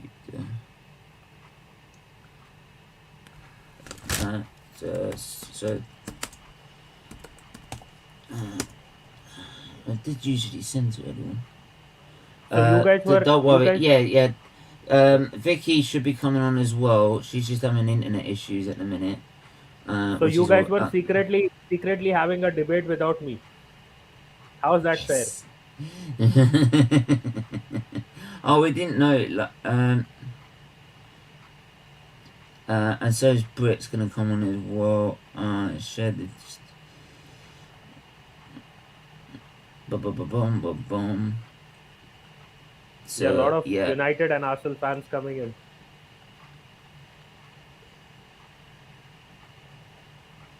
Right. But Steven, great show so far. I guess everyone knows what the next part is probably, or have an idea. It's basically a top 4 show. So we're talking about the top 4. Hang on. It should be one more as well. Make double. I sent him the link. I'm sure I did. So I double. And see, Marlie is saying the exact same thing. I should have been part of that debate. Yeah. No. We will be here till next Sunday. Like, you know what I mean? Like, but If you and I started off the stream, this wouldn't be a 6-hour stream. It would be like 60 odd hours. no, it would be 6 days, more like 6 hours, like 6 days, like trying to get through the logic. But like, honestly, but again, it's a pleasure to have you on again. Like I said, the guests are coming. It's just some of them have had internet issues, and that's talk. Yo, my what's bro. happening? What's happening? How are you doing, my Yes. bro? Yeah, I'm all good, bro. All good. Been watching your stream, man. Done well with the numbers and that, and people donating and everything. It's all big. It's all good. Yeah, I'm absolutely gobsmacked, especially the start of it. So, but look, when the other guests coming, we'll add them in as well. So we'll start with it. Obviously, we're talking about the top 4. So Nitesh, fire away. Let's get it in, because we've got Brit and Vicky finally. How are you guys Sorry. doing? No, I'm it's having to alright. do- No worries. The internet at the hotel is terrible. Oh, it's alright. Don't worry. But It's the alright, game's they're next to be sending playing me- up. They're sending I just me want to a make it confidential clear. Anyone who's Arteta in, you don't need to fear, because Steven is actually not hosting this stream. He's just there. Anyone who Anyway. believes, go ahead. Anyway, let's go. I'm Let's safe as out, so yeah. Let's crack on, because I know Talk said he's got half an hour, so let's get on with the okay. let's start. Sorry, Let's I'm get so on with late. the show. So yeah, no worries. Let's go into Tish. Let's get it cracking. So we're starting with obviously the potential summer signings and the manager situation at with Ralph Ragnick, which I think should be a good start. So, fire away, Natish. What do you want to ask about to these Man United fans about the Ragnick situation? About the Ragnick situation, any manager coming into Manchester United, where is your DM? You guys need a DM. It is clear as hell that you guys need to sign a DM, not a Cristiano Ronaldo who's past his prime. And at the end of the day, if Manchester United doesn't sign a defensive midfielder, it only helps the other teams who are trying to get into the top four. And I think that is a blessing in disguise. Whether it's going to be Solskjaer, whether it's going to be Ragnick, whether it's going to be any other manager coming in, I think as long as Manchester United doesn't have a proper defensive midfielder, I think I would just like to say thank you to all the Manchester United fans, and not actually the fans, but the ownership and the recruitment. Nitesh, you won't be saying that in the summertime, bro, when we've signed Declan Rice. That's why we ain't signed them. There we go. There wasn't any time. There was no time for us. There was nowhere. Where was we going to sign a DM? We weren't going to get one in January because that's not the right time to do it. Right, Ralph is trying to settle the club. He's trying to find an identity. You know what I mean? We're still all over the shop, to be fair. So I think that's in the summertime will happen because also the fact that we've, as a board, you know, the sort of spinning around there, sort of trying to find a manager who they can sort of pin down to try and lure into the club. So once they get them that sort of in place, and if they can't get something going with the targets that we've got, they've got to stick with Ralph, in my opinion. And then he can then say, right, okay, if I'm the manager, I'm going to spend X, Y, and Z, what you give me, on these players. And he will bring in what he thinks he needs. And then it's a whole different outlook for us. Okay. Vicky, what do you think? I am all obviously Ten Hag in. We all saw the PSG game, and if you were a Man United fan, I think you panicked, especially today when you were hearing about how he was going to get sacked. It looks like an easy way out for Man United to just pick him. But so far, I've just liked the process. It seems like Man United are thinking about it, where you didn't really think about it with Moyes. I guess, Alex Ferguson did assign him. So, but was he made for the job? No. Louis van Gaal, probably not. And so I'm just thinking, obviously Mourinho being Mourinho, where he's fixated and very locked in now.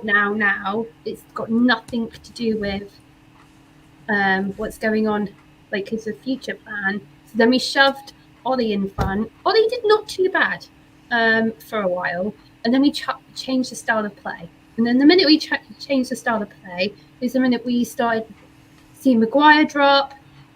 And then when we saw Maguire drop, then we saw the whole team folding away, and now we are where we are. And I'm quite happy to say, if I'm not against Poch, but I am for Ten Hag. Okay. Did that answer the question? Yeah, just want to ask one thing honestly to both the United fans right now. I understand Maguire, Lindelof, all these guys have been very bad. But doesn't a DM just Lindelof had one bad match. One bad match. And that was against Man City. But you got Bailey, you got Varane. Sorry, go ahead. He works very well with Varane. That's all you had to do. It's put magic together and let it happen. Let's stop trying to show the kids how tricks are formed and mistapped. I mean, I could have a coin under my ear, but I can have a coin in my hand and show you that I had a coin behind your ear. But that's what's happening right now. Maguire is that coin that's right there. But you go and put Lindelof and Varane together, you do not know that coin is behind your ear.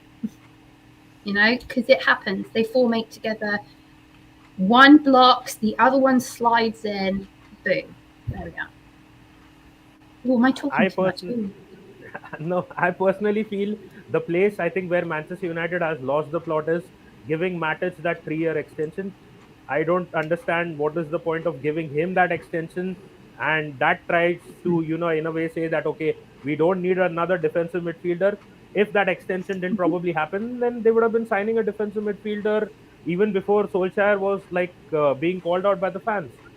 But that defensive midfielder thing, go ahead.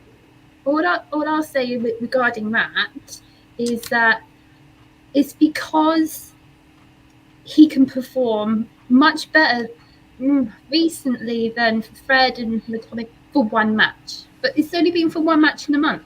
So he's not worth it, but we make players almost retire at United these days. That's one of our issues.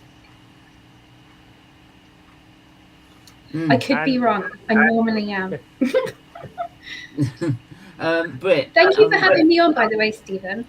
No. I mean, obviously, like this, some were cancelled at the last minute, and so it was really like thrown up in the air. So like the fact you managed to come in and sort of save the day at the last second really means a lot. So, for absolutely pleasure to have you on as always, and like talk like I've missed you having you on, bro. Like. Just like I'm sorry. Like I've got look.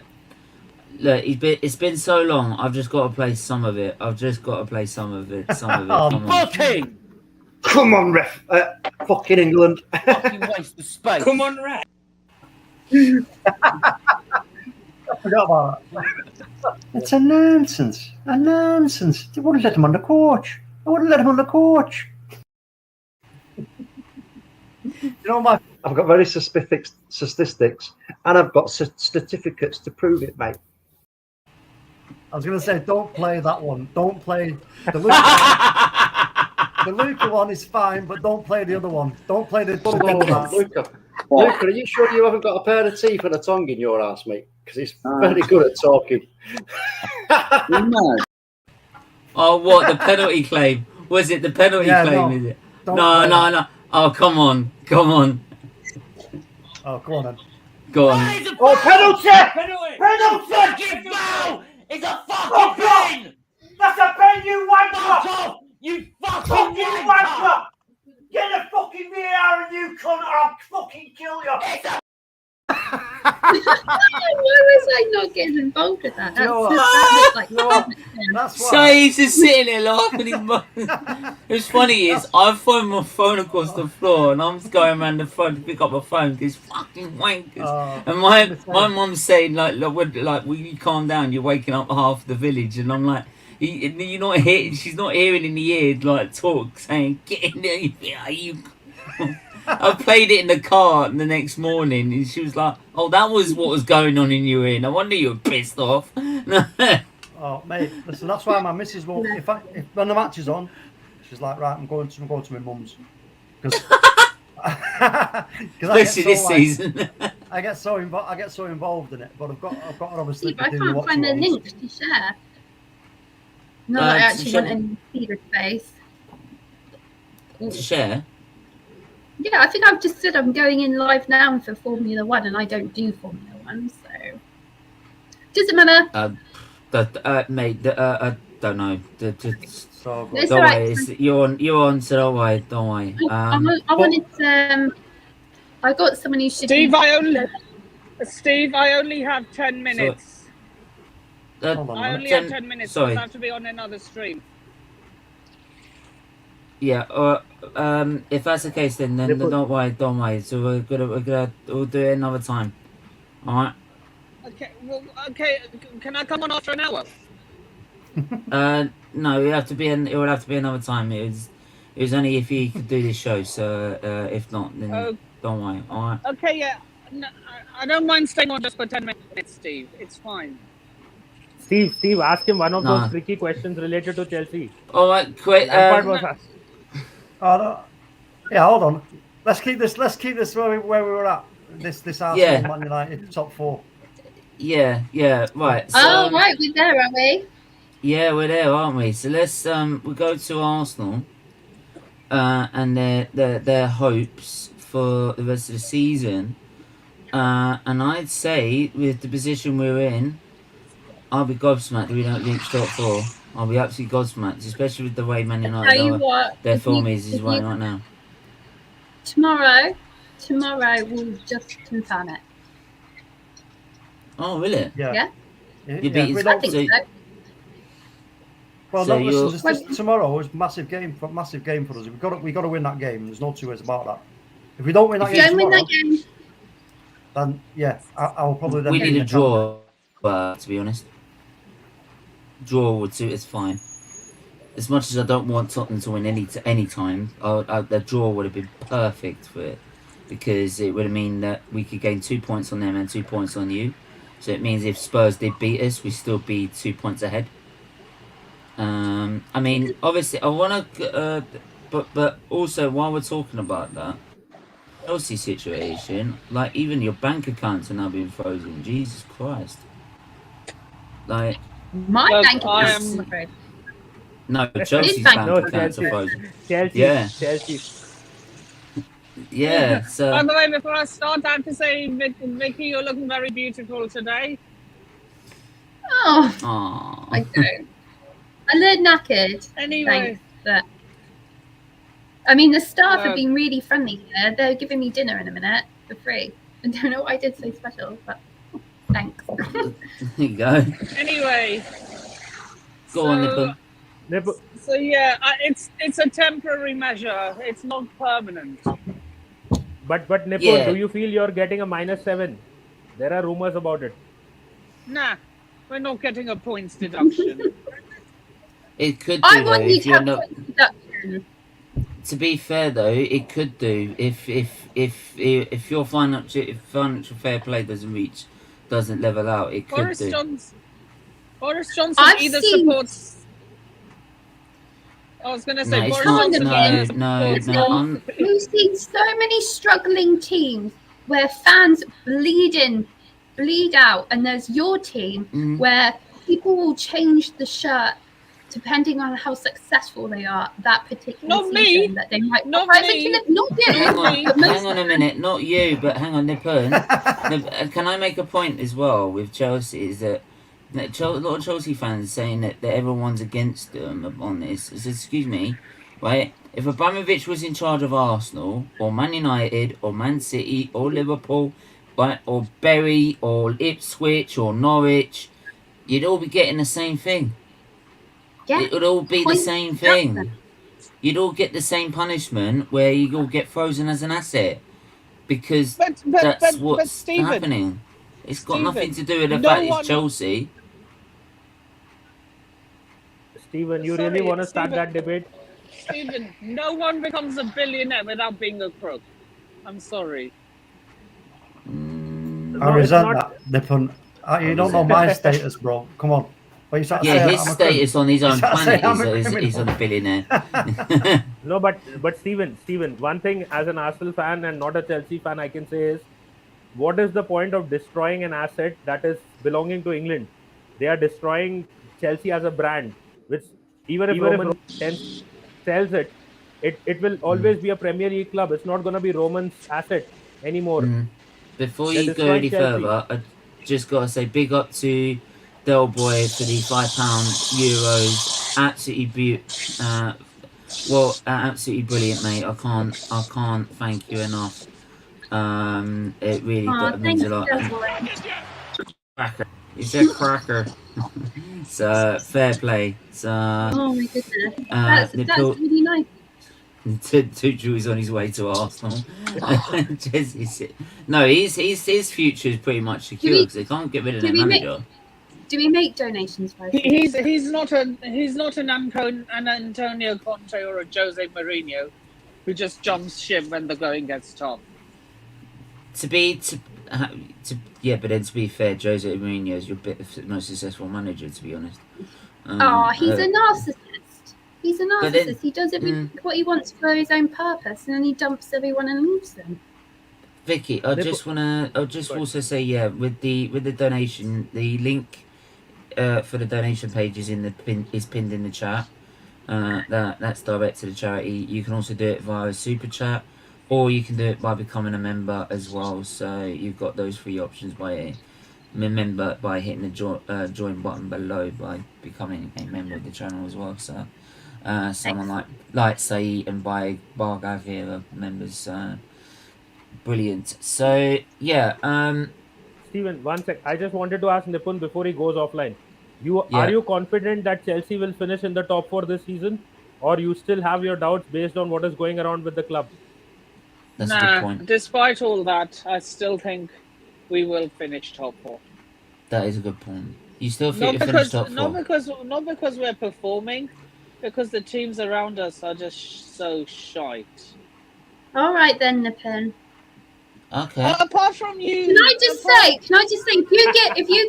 If you guys get a point deduction, it will happen after the final whistle's blown, and you'll be brought all the way down. That's what they'll do. They won't. So, They won't. yeah. They won't. They won't do it ASAP. They'll wait until afterwards.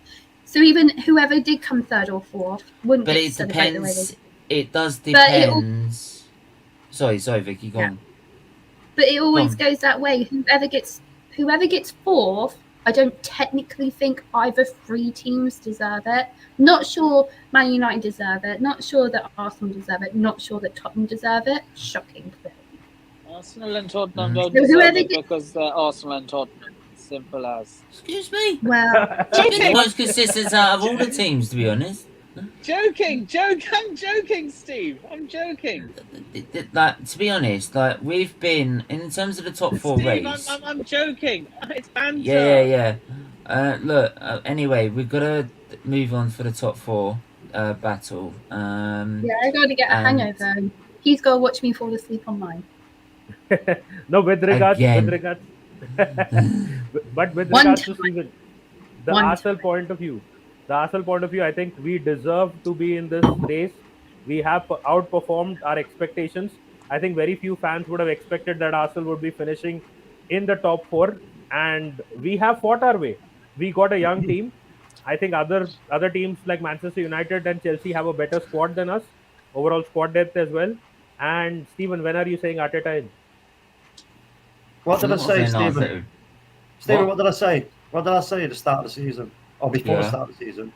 I said Arsenal and Leeds looking around that 5th and 6th spot. Now You got Leeds said wrong. no. Yeah, well, Leeds have surprised everybody. To be fair, he wasn't expecting such a dramatic, total collapse. Well, to be fair, the start of the season though, I didn't expect you to be so like opening the door for 4th spot. It was supposed to be like whoever's in that top 4 gets to decide amongst themselves what order they want to be in, while we play catch up, pretty much. Like, But the signs were there, though. I mean, I said to you, the signs are there from what Arteta's doing. The signs were there for me that he would be able to get you up the table. Now, the question I've got is can you sustain it now when you have to? This is the big question. You know what I mean? Yeah. Go on. James, Yeah, can we because talk the thing is me. Sorry. The thing is with me is that now everyone's going to be looking to us because we're now 2 points in front. We've got 3 games in hand, right? They're going to be looking to us now and putting the light on us to see have we got the mentality in the big pressure games now. So I think you play first, and then so you'll go above us. So then everyone shines the light on Arsenal and thinking, well, they should beat Leicester, and like if they want top 4, they need to beat Leicester. They need to be doing this. They need to be doing that, and it's now down. As long as Arteta to keeps us. using those picnics, I think he'll be fine. Yeah, it's down to I don't look know at. if that's my bad Wi-Fi connection because I'm dealing with 5G, or am I really bad? Is my connection really bad? No, I can hear you. No, Yeah, you're you're clear. doing well. Quite Yeah. clear. So, but look, I do feel we need to just focus. As much as everyone's trying to distract us with the top 4 race and building it up, because everyone's now probably looking to Arsenal in a sense because of the way how consistent we've been. We need to just keep focused Steve, on our game. Steve. Yeah, go on. You have to go. Bye. You have to go. Steve. Yeah. Yeah. Can I just say thank you for having me on. I have to jump onto another stream now. And can I also say that I've just reached 500 subs on my YouTube channel. Alright, cool. So, That's yeah, brilliant. I shall see you on the podcast on That's Saturday. brilliant. Oh, No worries, see no you. worries, mate. See ya. Bye Oh bye. my, sorry if So- I say bleeding a lot. Or No, it's gee. alright. I will, look, he really wanted to help out, so I said he could come on for 10 minutes and contribute. So So what do you think about what's coming up? it's gonna be a tough test Yeah. for Arsenal. With the pressure, can Arsenal handle the pressure? We have got a very. This is the point when we bought in January. Why I wanted someone like Wijnaldum or someone of that ilk to come in and centre in the midfield. Not just because I wanted to get rid of Xhaka or that. Right, that was one of the reasons. But the main thing is that if we're going to challenge for top 4, we need to. What we need to do is have someone in the dressing room that has been there, dealt with the pressure of winning, winning full spot, winning. Look, and don't forget, Ronaldo had to fight his way back to full spot with Liverpool, winning in a Premier League, winning a Champions League as well. So at top, the pressure at the top level of the game. So and teach the young players how to handle that pressure, because everyone's going to be looking to us to handle that pressure. And with the squad that we have, if we stay fit with the best team we've got, I do feel we'll do it because of the consistency we've been showing. Do you That's think why. that if you get 4th and that you end up going to the Champions League and then you end up getting the striker that you need, and probably I think you were saying that you're crying out for like a centre back as well, aren't you? Yeah, I'd bring No, that's Saliba just back. Steven. That's just Steven. No, I'll bring if Saliba I back. had the chance, hearing the two sides of the conversation, I would take TalkMU as an Arsenal fan rather than Steven sometimes. But it is Excuse what it me. Would you like Harry Maguire? No, I mean, I won't pay 80p for him. 80 is too much. We wouldn't pay Like- even 20p for him. But Vicky, 50 Don't, pound. it's That's fine. that's It's amazing. fine. Like, No, I can't don't. thank you enough. No, it's okay. It's my pocket money. It's fine. Oh, you didn't have to do that. Honestly, thank you very Well, much. I actually just, Um, I'm fine. I'm fine. so, I'm rather it went to a good cause. You know, it only goes to Gin House, and we all know how that goes. Okay, I love the honesty, but well done both of you. No, So stop. good of I you. actually, let's not do that no more. Let's hide all this. On the I'm, Men's Donation. Big you up know, I'm a big Um, giver, so. We will fucking go on. Ew, not like that. Not for years. Thank you. No. They just call me Dictator Featley. That's why. Oh, wow. Dictator Steven spoken. Yeah. Look, All I that'll want be to used know for is great that use. if you get the big 4 Yeah. and you get Arteta's 3-year contract, and I can see all this thing with what I think I watched Del Boy's channel where he says, oh, they're all like powwowing together, they're like positive notes, and they're all being friends and having like little sandwiches together and stuff like that. I think Ole Gunnar Solskjaer did that, and it lasted like 3 weeks. Do you really think? I want to hear more of this. I want to hear more of this. Damn, Steven, she just donated £50. She can say all good things about Arteta. 3-year extension, and as she's right. We need to back the manager. You need to back the manager. No, I don't need to back the manager. I'll back the manager when he's But in the all I title want to race. know thank is you. that if this is working, which it did for a format for Ole Gunnar Solskjaer for a period of time, are you saying that that's okay? Would you let it go? Would you, if it was successful? I would you have let it said go? Arsenal's main objective is to get back into a position where we can start challenging for titles. Right? Mhm. That's why we decided to get rid of Wenger, because we were fed up of getting top 4 and then 5th and then 6th. Right? So why would I want to just only stick with top 4? For me, But you guys started from One second, hang on, Patrick. I Thank said you, it. thank I you, said James. if we get top 4, I would hold. I said I'd bite my tongue. I would not back the manager, but I would hold my tongue and I will What I want to know is that see you what he guys does started from next season. yeah. But anyway, I mean, James, Hold on one second. I see the sorry, I've got to argument. I'm sorry, I've got to Do you want me to introduce. I've go? got to introduce. No, it's alright. I've got to introduce James from. You all probably know him from AFTVs. So James, it's a pleasure to have you on. Hey everyone. No, honestly, a uh, pleasure to be here. I'm so sorry I'm late. I tell you what. No, it's all right. I blame work. I blame public transport, but at least I've done some exercise to get back. But yeah, no, look forward to this. Bit of a chat would be good. Be good. Top 4. Yeah, I mean, I'm absolutely honoured to have you on. So, but yeah, please do. Like, what's your take on Arsenal in this season, and what your hopes for? How long have you got?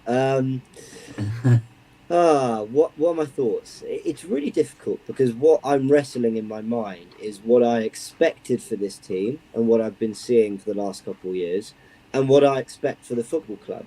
I've kind of said for a while now that actually my expectations for Arteta as a young manager and these young players that all have really immense potential, it's not really fair to put the demands of the club on them because they are at their own, they're in their own journey, they're in their own, they're doing their own thing. But the club will always be expected, especially after you spent 150 million in the summer, will always be expected to be, up there in the top 4 at least, and then challenging for titles, as I just heard being mentioned there.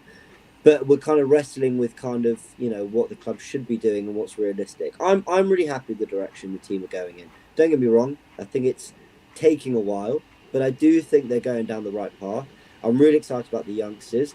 I'm starting to see what Arteta has been trying to do. All those times where I was critical after Everton because the football was boring, we're doing the same things. We're just doing it at a better pace and with a better conviction behind it. So I'm excited. And listen, a lot can change in a week or two. We've got a tricky 3 games coming up. But I really like the direction this team's going in, and I'm willing to see a lot more. I think whatever happens, I want to give Arteta another summer and another season, I think. Okay. But not 3 years. Well, then that's the bit. Well, that's the big question. It feels premature to give him a 3-year deal. I think what I'd say is we kind of panic as football fans about giving out contracts and all this and signing players. The reality is it's not. I mean, listen, it's our money because we spend money on the club, on merchandise, whatever. But we see managers go mid-contract all the time. So if they really believe that he's their man, but they are willing to let him go if things don't go the way it should, then I don't have a problem with it. What scares me is that we're kind of saying, let's put all our chips in, and we're still to learn quite a bit about Arteta. We are still to learn quite a bit. We're learning good things at the moment. It's premature for me. I wouldn't give him a new deal right this second, but I'm also happy with the direction we're going in. He's got this untrustworthy hairline. Look, Natish, sorry, I'll let you go, Natish, because you were supposed to be. I'm sorry, I've taken over a little bit at It's times. okay, Steven. We know you are the dictator. We know you are the dictator. But your next agenda may be probably world peace, but it's okay. But yeah, overall, I wish I could do world peace, and then everyone can go back, and we don't have this thing in the top right, top left, or top left corner, or at all. So honey, world it's peace. a pleasure to talk to you for a very short amount of time. I'll try and follow you. Yeah, definitely. Yeah, definitely. Yeah, James is a great guy. I've spoken with him on the Twitter Spaces as well.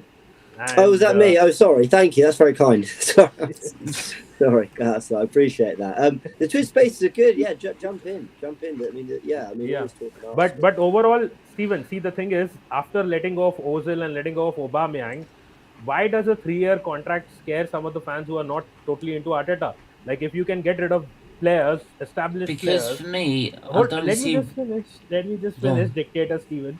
But as long as you can see that if it is okay to get rid of an established player from your team, why can't a manager be sacked? Like, every club sacks their manager if they want to. So if Arteta is even given a 3-year deal, and if you feel at the end of maybe 1 year that he's not doing justice to what he's expected to do, then you can just get rid of the manager. Who is stopping Arsenal from doing that? That is not a problem. The thing is, the problem arises is that people are making an issue out of the 3-year deal just because they don't want Arteta to extend. I mean, some part of the fan base, and it makes no sense. Back your team. Your youngsters are performing. They're play. See, if a Borussia Dortmund or a Bayern Munich has youngsters playing week in and week out and performing, everyone is happy. They're saying, "Look at this team. This is one of the best upcoming teams in the world." When Arsenal is doing it, some of the fan base says that why are these kids being forced to play week in and week out? So there is a contradiction of opinions. But at the end of the day, if you want your manager gone 3 years or 5 years or 10 years, he can be sacked at any point. It was just that Wenger had that kind of respect, so he never got sacked. Arteta still is growing his respect, and he can be sacked at any time in the future if needed. I think there's something that we're all forgetting here. Is what is it that, like, Man United and Arsenal, what did we have under the Wenger and Fergie years? It's Stability. Identity. Yeah. Right. We had as well. we had Neither of us sorry. No, carry on. No, go on. We had stability, we had respect, we had a constant routine, and at the time we had top-notch fitness places, and we had research analysis going on much better than we do now. Let's not lie. People look after themselves because they didn't want to let their manager down. It's not happening right now. Well, the thing is, is Del Boy gone? Because I want to say goodbye. Bye, Del Boy. But don't you think, as it stands right now, for Arsenal and Man United, everything's switched around. It's now Liverpool and Manchester City. They've got the identity. They've got the momentum. They've got that real powerful attacking football. That's going to actually put them in a position to win. We're nowhere near it. Never at Arsenal. So we're kind of we're like the flotsam and jetsam. You know what I mean? Behind the ball. I think for me the reason I question with the 3-year deal, and I probably agree with James, is that I feel that at the moment we've not guaranteed top 4. Like, if you've guaranteed top 4, then fine, give him a 3-year contract, and then if he goes on and progresses further from then fine. Look, don't get me wrong, right?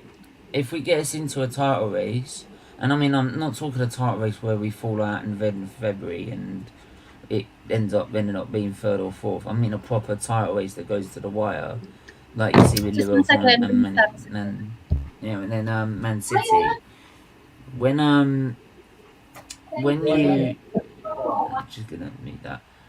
But yeah, when you see a proper title race go like that, then I would say, great, that's fine, you've proved me wrong, right?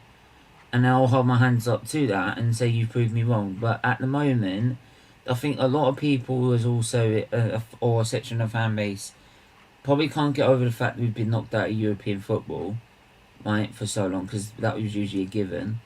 And 2, like such as myself, I couldn't stand the fact that we were kicked out of European football. We would sunk that, and we sunk that low. 2, I also feel that we apart from an FA Cup, we haven't really that we won in the first half of each tenure. We haven't really done anything else to say that, okay, there's nothing paramount in terms of record-wise apart from finishing 8th twice to guarantee another 3-year deal, and maybe even I think there's even a pay rise in that as well. So I think that's where the fan base are just a little bit sceptical about the deal. Let me just say, listen. I'll always say it. Man United and Arsenal. We were Rome. We were Rome. Okay, Rome collapsed. You can't build Rome in a day. It's simple as that. You know what I mean? It just can't be done. And with Manchester City and Liverpool doing what they're doing, but then behind that you had Chelsea, who with the way Chelsea, they changed the landscape of British football. No two ways about it. So the way that the club was run, it's like, right, okay, they can. It's like almost they could see the future. It's like, right, this is the right time now to get rid of him and bring him in. Bang, and they win. Right, it's time to get rid of you, and we're bringing him in, and they win. That's what Chelsea. But we don't. No other clubs has done that, have they? You know. I also think. Sorry, I was going to say. I Go on, also then. think Arsenal have been a tad unfortunate. Don't get me wrong, we've made mistakes, but you think we made the move to the Emirates Stadium, which was meant to be a massive thing for the club, just as broadcast money shot up and really rich investors came into the Premier League. The Premier League then became a very rich league where it became very uncompromising. Wolves can get promoted and then finish in the top 10 and then get into Europe. I mean, that's the kind of the attraction of the Premier League. That's the knowledge share that everyone has now. Everyone kind of understands where to pick up the best players, what they're looking for, the kind of football to play.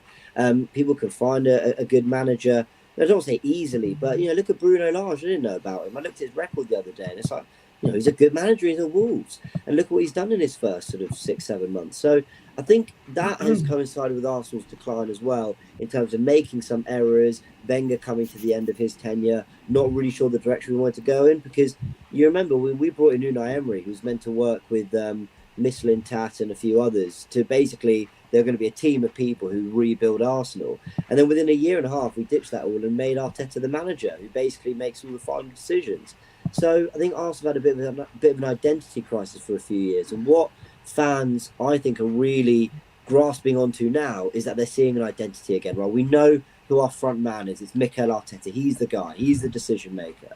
And we know who's doing the bits upstairs. And also, even love or hate Kroenke, I think I know what most people feel. Josh Kroenke, has been fronting up the media recently. He's been saying, "I'm the guy. I'm essentially the owner. Forget Stan. It's me." He's not exactly said that, but you can just tell. So I think Arsenal have readjusted their identity a little bit, and I think that's helped on the pitch as well. And I think that's why Arsenal fans are getting excited. I can see that. We've brought back in Bhargav, but we also brought Tom, who you probably recognise from Lee Gunner's channel. How you doing, my friend, Tom? How you doing, guys? I'm good. How about yourselves? You all okay? Yeah, fantastic, man. I mean, absolute pleasure to have you on. I'm gonna just quickly move Nitish, otherwise we can't see him. I was just about to say I was all good for the last 5 minutes, but now my face is hidden. Yeah. Go on, Nitish. Yeah. Obviously far away with See, overall, again, I think the bigger question needs to be asked is: are we satisfied with where our club is going so far, and what our managers have done this season? I think a lot of Arsenal fans who were not satisfied at the start of the season will say yes. A lot of Manchester United fans will still probably be confused about it, because Manchester United has mixed and matched, and they have gotten in a few signings probably that may make some of the fans happy, may not make some of the fans happy. Even with the Solskjaer issue, it was all divided. Apart from, I think, a few Arsenal fans, that I don't know a lot of Arsenal fans who are still very angry with the manager right now, because we are winning and we are getting results, and we are in a position where we can pick up from and probably end up in the top 4. Now, if probably, I don't know whether, I don't want Chelsea to drop points because of whatever is happening. I want it to be a fair fight, and I want Arsenal still to finish in the top 4 and probably in the top 3 if possible. But that is what I want, and if that happens, I think I'll be very happy as an Arsenal fan. From expecting a Europa League spot finish to getting into the top 4, I think I'll be glad with what this season has given as an Arsenal fan. So that's about it. Yeah, absolutely. Tom, what's your thoughts in terms of how Arsenal are and the top 4 battle with essentially with Man United, really? If you want to include Tottenham in there. I like it the way you put in. If we want to include Tottenham, they're definitely. I think well said there, mate. Absolutely fantastic there, buddy. I think for me, it all depends. I'm coming late to the stream, so I've missed the vast majority of the comments here. But for myself, I think Arsenal, everyone's trying to make out, are we overperforming, underperforming? For myself, I think being a positive lad that I am, I think we're on track of where I'd like us to be. When you look at us on paper, in terms of the team that we got, especially our first starting 11/13, 14, of what we can bring off the bench, let's pretend we're playing FIFA or something like that. It's going to do okay. However, we've got no Europa League, we've got no FA Cup at the moment, so we're where we should be in my eyes. I'm from an era where we're fighting against Man United in the top 2. And that's what I'm used to. And I get sick and tired when I hear people saying, oh, okay, I'm okay with top 4. I think I was readjusting at that point, and I got to the level where I thought, actually, do you know what? Okay, I can get that. But then when we start to drop into, would be happy with the top 6, that's what really gets my back up. However, guess what? We're on the up. We're going to do well. I feel positive. And that top 4 place, that's ours to grab right now. We're going to do it, I think. Just got to stay positive. No, you're not. No, you're not. Have we got other individuals on Arsenal fans here, have we? Yeah, we've got Man United fans as well. Yo, let me tell you, listen, our squad is way out there compared to yours. That's number 1. Okay. Secondly, hey, can I say something real quick, like, if you don't mind? Sorry, what's that? Bhargav. Secondly, Ralph Rangnick is a much better manager than Arteta. So you put those 2 things together, then what we said earlier about the pressure of this running for Arsenal, given the expectation and. Can I get everyone to wave for a minute? Just let me go. Can you still wave? I can't. Well, yeah, you can see me. I'm waving. You can't see. Just imagine I'm waving. Thank you. So from that point of view, for me, I think we've got the edge. What do you think of that? Absolutely. So I think United. I mean, you got a cracking squad. I mean, let's have it right. I mean, you guys should be finishing 3rd, pushing for 2nd. I don't think you're quite ready for winning the championship at this stage, but I think you've definitely got it in a kitty to make movements. You should be outclassing us, but there's something that doesn't make it pop right now. So, it is what it is. Can I interject? Yeah, go for it. Yeah. I don't think Spurs, Arsenal, or Man United deserve this 4th spot. Sometimes, we've all been inconsistent. I think Arsenal done it at the very beginning, and then you never got Kane going, and then we just decided to just completely change our format of play, and then so that's where we let ourselves down. We went into the thing where we bought Ronaldo, which we were meant to do. We've got to do because there was no way Man City should have had them. And then we bought Varane, and we finally got Sancho as well. We should have nailed it. And then two games into the season, we just started getting a little bit inconsistent. But Arsenal went inconsistent straight from the get-go. Harry Kane was sort of sulking. And then you've got a new manager, and now he's starting to want to work with him. Excuse me. So Newcastle is finishing in the top 4, right? Sorry. I've been waiting. Bhargav, go on. Yeah. So one thing I want to say is thank you, James, for coming on. You made a huge effort coming on. So I mean that with the comment. Second thing is I do watch your shows every once in a while with the tactical breakdowns and everything, and it's amazing to watch sometimes because you kind of get to the heart of Arsenal's problem. My thing has always been chances. We don't make enough. In the biggest of games, that's for me. You got to create chances. You see Man City, they create 12, 14 chances. They don't take all of them, and we see that with the Champions League final. But we're not doing enough. And with the style of play and stuff, sometimes I get it. We're playing out from the back, we're making good passes, direct passes.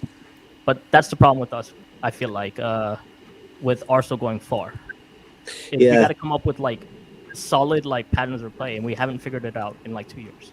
I think the patterns of play are coming. I think the goals is definitely.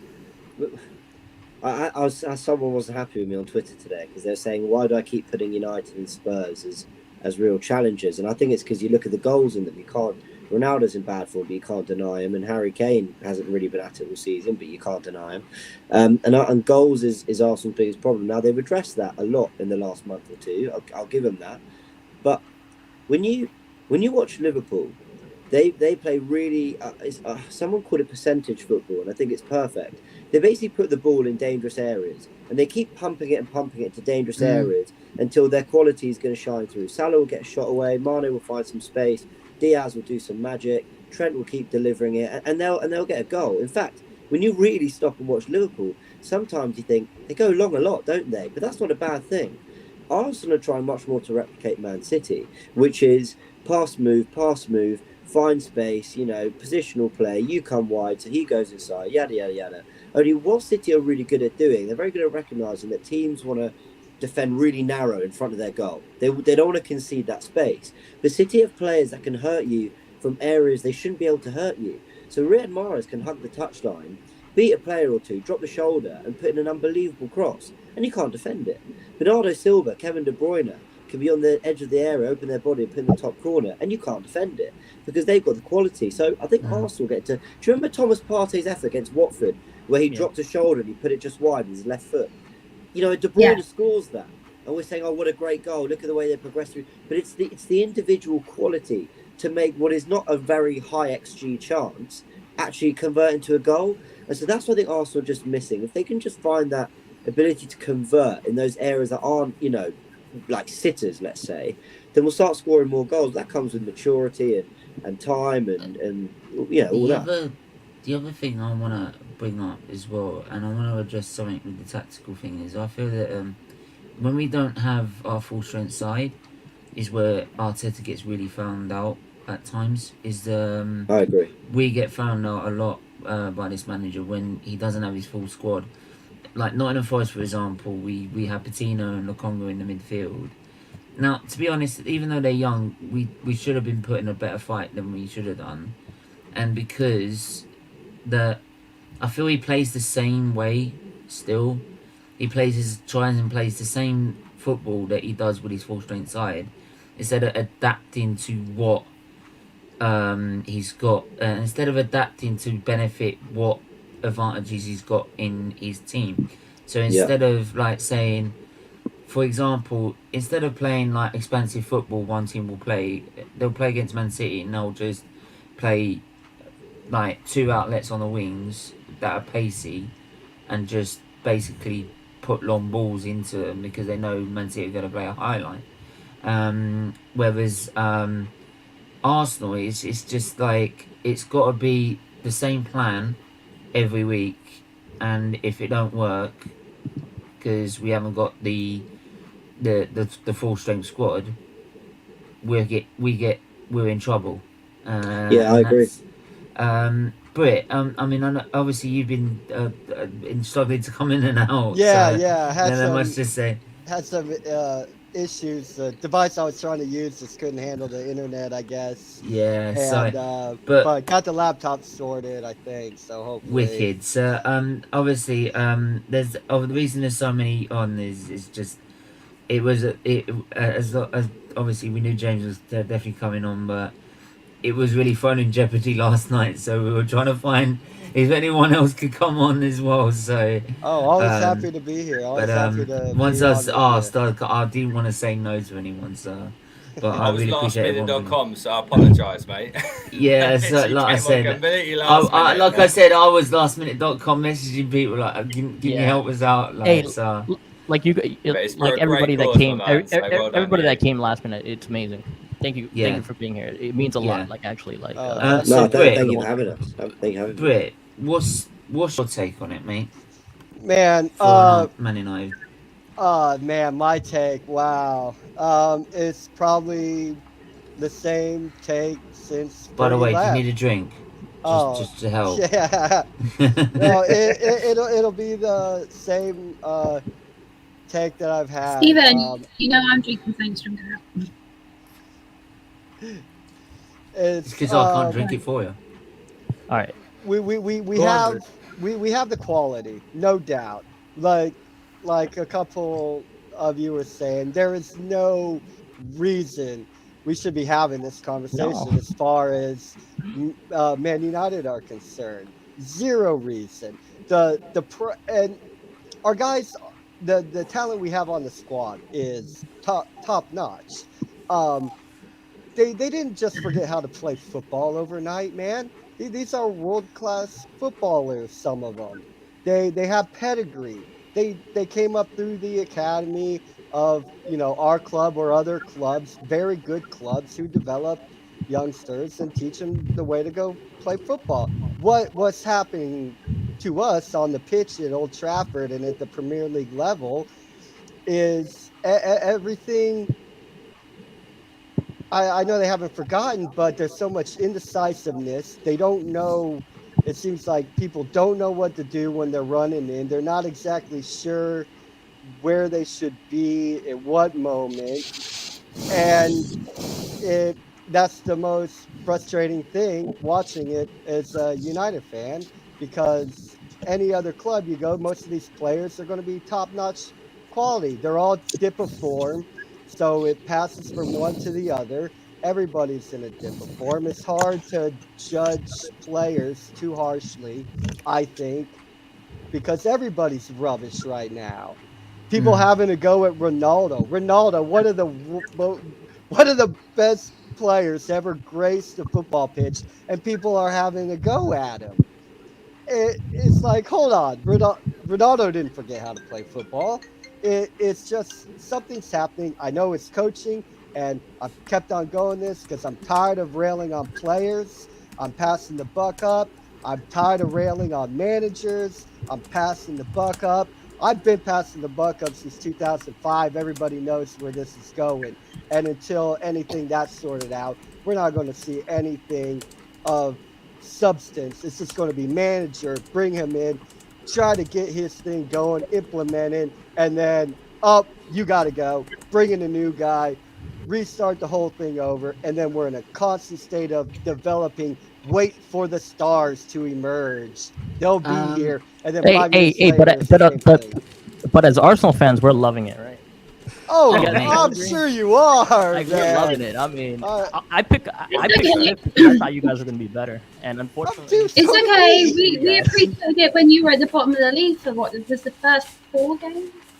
No, trust me. Like, Yeah, even what that, you saying now? No, but yeah, but at the same time, like I picked fifth at the beginning of the season and fifth or sixth initially, because you guys have been so bad. Like, we're getting that fourth spot. Just to be honest. At least Chelsea has you guys have, you should be able to you guys should be able to. Can I ask the football? Can I ask the football people? Do you think it's manager or players? Oh. So see the way Ben White James, and Saka James, you want to take that? up when they want to. Is it the manager or players at State United? Is it the manager or is it the player? Well, why Man United is struggling? It's beyond manager and players. I don't think United had a good manager since Ferguson. It's the one thing I'll say. Well, one thing I will can I just interrupt you with that one? That will never happen again for anyone. We're gonna have to end it in a sec, guys. To be honest. Okay, but that will never happen again for anyone. For anyone. Yeah, we're gonna have to. For a manager nowadays. Reese, I want to get your opinion just before we have to close it out. What's your take on the top 4 race and how things are going? Do you think that Man United still have a chance of getting in top 4, or do you feel that that it could be heading Arsenal's way? Top 4 is done. Move on. Wow, that was sort of a final. Actually, I want to hear everyone's opinions on this. Actually, it's a good topic. Well, that's a good thing to actually wrap up on. Actually, I cut you up, James. I feel really bad for cutting you up, and I'd like to talk Top four is Arsenal's to lose. If Arsenal bottle this, then I'm going to be laughing at your faces. It's yours to lose. It's yours to lose. That's a good thing to wrap up on. Actually, I'll ask every single one of you. Who do you think will get top 4 out of Man United and Arsenal? So start. Are we ruling out Tottenham? Yeah, fuck Tottenham. Yeah. We don't recognise They're Tom. not here. Why is Tom? Why poor Tom right now? I'm not a Tottenham fan. I'm not a Tottenham fan. No, he's not. No, what? He's not a Tottenham fan. There's been no introduction here, so apologies. I'm definitely a Gooner. I can assure you. Otherwise, I'd be definitely stepping up here. But Yeah, I can't stand Tottenham. Literally, they do my nut in. And Tottenham, the fact they're not in this running race is making me sleep at night. You know, business right now is stressful. Tottenham, however, not having to worry about that. No, I'm a massive Gooner. I'm a massive Look, Gooner. the only so, thing, yeah. there's only two, there's constants in life. Life, death, bills, and Tottenham always fucking up. And Arsenal not win the league title. Yeah, when did you win it? Yeah, Yeah, we've won one more recent than you have. Just put that in context. Yeah, won it in 9 years, so you can count it in the We conversation. accidentally won the Champions League, not won it. This is so biased. So for Look, everybody, let's just get everyone's final opinion on the top. Yeah, Sorry, Steven, we'll have a new session of kindergarten wars Yeah, once we are done with all this. I've got to move on because the next part of the show's got to come up. So Yeah, exactly. So I'll quickly final ask say- everyone. Yeah, final say on the top four, whether you feel your team will finish in the top four or not. Personally, Arsenal deserve to finish in the top four with what we have put on the pitch so far and what we have showcased versus what was expected of us. And I know Steven may not agree, but Steven, Arteta in till the end of the season again. And I think we are doing things positively so far. And if the... okay, I can't see you, Steven. But anyways, the thing is, the Well, culture lunch at the club, club... you have your little lunch club going, don't you? the culture at this club is something. The question that was asked: what is wrong with Manchester United? The culture at this club is in the right direction right now. That's great, And- Natish, but and that's why we I've really got to finished- push. that's I've why really got we to finished push in the on top now. four. So I want to get people's opinions. Who's going to finish? Arsenal or Man United? I've got to move on. So, like, Vicky, Arsenal or Man United? Oh, when I'm eating. Right. So I'm going to say Man United because... I'm Just also gonna one say word Man answer. United. That's all I needed. I'm Man going United to or I'm going to say Man United, and then I'm going to say Man United going to win the Champions League, and then we can all call me bullshit, but actually it's actually Arsenal. All right. Good. Wow. Okay. Let's go. Let's go. Okay. James. It's all bullshit. Last week, ballsy passionate. I love that. Love that. It's all bullshit. I feel like Man United are like Liverpool 2005 right now. I've got to move on. I've got to move on. Right, so I think James, Arsenal. go. I think Arsenal just they deserve it. All right, Bhargav. I think we're finishing fourth. I'm just gonna say it right now. I feel Okay. like the other two teams have just No, there's gave no it to us. explanation. I've got no time for explanations. I've got to move on. Oh, okay. All right. Go. So I've got go. So Tom. Arsenal, mate. Easy answer. It's ours to lose. We're gonna make it happen. Okay. Brit. United. Reese. Don't care. Ah!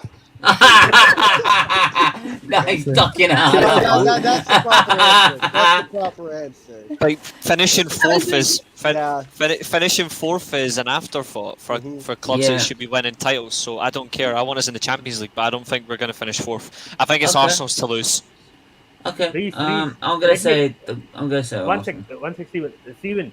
Reese, I'll take the 50 million. You take the Champions League spot. I don't care. No, Okay. we'll take the Well, Champions I League. don't You think can anybody try to finish actually above deserves Tottenham. top four.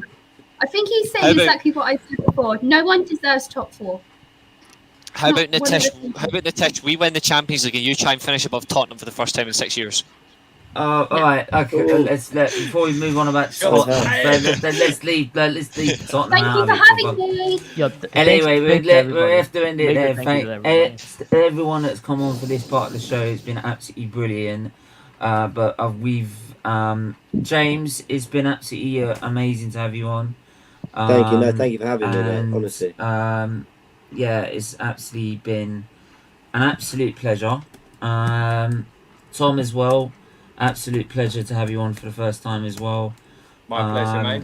But you're welcome back. As well as everyone else, you're welcome back to come on anytime. So like the Twitter, my Twitter handle's in the private chat, so you can obviously follow us on Twitter, and you can also DM me anytime you want if you ever want to come back on. At any point. Never ever invite me back.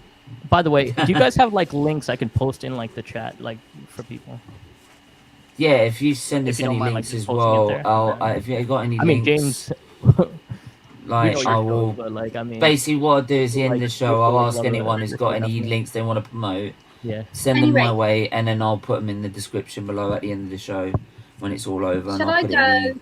the show. Because I think I used up all of my 5. Yeah, all I need. because we're moving on to the next part of the show. We've got a But thank quiz to you get all. through. It's all been a pleasure. Oh, Big thank you. Thank you guys so much. Right. Yeah, love see you ya. guys. And I'm really, Right, I'm thanks really very sorry, much. Tom, that I thought you were a Spurs fan. It's just the white shirt through this. It- And I'm it's really the sorry, white James. top, isn't it? That's what it is. That's what it And is. I'm really It's my sorry, bad. James, for cutting you in early. All right. Not Bye. to worry. See you, Vicky. Right. Guys. Thanks, See ya. guys. See you later, guys. Thanks for coming us on. Natish, I believe you're staying for the quiz as well. So Yeah, good. quiz- Good thing she didn't call me a Chelsea fan. Yeah, big. Thanks, James. Cheers. Thanks I'll for drop having us out on. now. Thank you very much. Best of luck with the rest of the stream. Cheers. Thank you. Thank you. Could have been worse. She could have called you a Leicester City fan. Oh. Yeah, absolutely. So Love tell that. me, why am I here? Right, I Well, hey, believe. I'm only kidding. Oh, I'm you only got the kidding. I know quick why. one. You got the I quick know one. why I'm here. I'm only kidding. Right, I'm gonna bring Luca. I'll check in you as out well. later. Yeah, Hey. big up, Britt. Thanks for coming. Hey, on. sorry for the issues, man, but I wish Brett, I it's could have good been on seeing for you. longer. It's Nice Brett, it's seeing good seeing you everybody. after so long. It's good Hey, seeing you. likewise, Reese. We'll see you all around, and y'all take care. Bye. Wicked. So yeah, so we got from 8 till 9 we've got a basically a quick quiz to do. So Do you want me to stay on for a bit, mate, or have you got other guests for that? I've got another half an hour or so, so it's up to you, buddy. I keep it. Yeah, do you know what? Do you, since let me just check. The main question should be: Are you good at quizzes? If you are, then yeah, it's okay. We'll see you. Wait, that'd be Put giving it it this- away, wouldn't it? That'd be giving it away. You're gonna have to wait Hey, and see for look, that one. yeah, so go on, let's stay on for the quiz. Let's go. Let's do If you, it. Right. if you want to know Right. how good I am at quizzes, just ask Stephen. Right, Oh, yeah. okay. I do bear in mind that the original panel I did have, it was mainly going to be Arsenal. So the first part is going to be about Arsenal because it is Arsenal content, but there is a second part to it which is going to be genuine Arsenal questions. General knowledge questions. Sorry, that's the second part of it. The player with the lowest score of each round will get eliminated and essentially kicked off the stream. And How they'll you come want back this? again. How you want this done, mate? You want us to write it down, or do you want us just to call out per question? I've got the questions here. So what I'll do is I'll just call out the marks. Sound, that's fine. Right, I'll go at each turn at each person. So yeah. No pressure then. No pressure, Right, lads. no pressure. Here So, we go. We're gonna start with Natish. Right. See you on, buddy. Right. Let's see if these questions are good enough. Even if I don't finish last, he's gonna kick me off the stream. He just wants to do that. He'll kick you off for being an Arteta. Here we go. Well, we'll see if we'll see see how good your knowledge is. How funny would it be Here if we an go. Arteta fan wins this quiz? Just to wind up Stephen. No. Here we go. Which two players scored the 2 Arsenal goals in the draw against Spurs that claimed the league in 04? One was Henry, and Henry and Perez. No. Luca, what are you doing? Your name's not the Tish. Oh. It's the Tish. One at a time, mate. One at a time. My bad. Right. so I get the looking at point. his end. Thank you. No, yeah, Henry wasn't the right answer. You know, Okay, I get at least But I one didn't point. hear the other one. What did he say the other one? I didn't hear the other No, one. anyway. No, I just So said go- one. I couldn't finish. Yeah. So you didn't. Right. No, before I could say the second name, Luca said the Yeah. answer. So it Okay, could hold be anyone. Because I didn't hear no one. Okay, fine. I don't remember the second one. So what I'll do is I'll mention some other name instead of Perez. Henry and Limburg. It was Vieira and Perez. Should have gave that to me, mate. You haunted me that season taking the league off us. I knew that answer. Oops. That's a good start. So I don't get any points anyways. Cool. No, okay. Who founded Arsenal Football Club? It's the question for me again? Yes, this is all Natish's questions. Okay, that's fine. Okay, so if I score 1 point, I win. You got 2. Right. Who found. No. Who. So you You've get got two right, 6. you won the whole thing, mate. Look, you've got 6 questions. I've got 6 questions to ask you, right? And each question has 2 marks in it. So basically, this one is who founded Arsenal Football Club. The bonus point is what year. So if I don't answer the first part and I answer the second part, do I still get a point? Yeah, you get a. No, if you answer one of them, you get a point.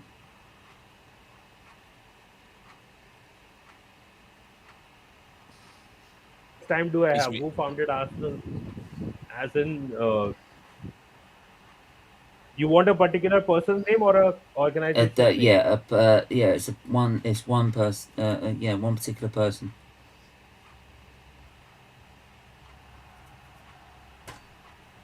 And also the bonus point is which year was the club founded?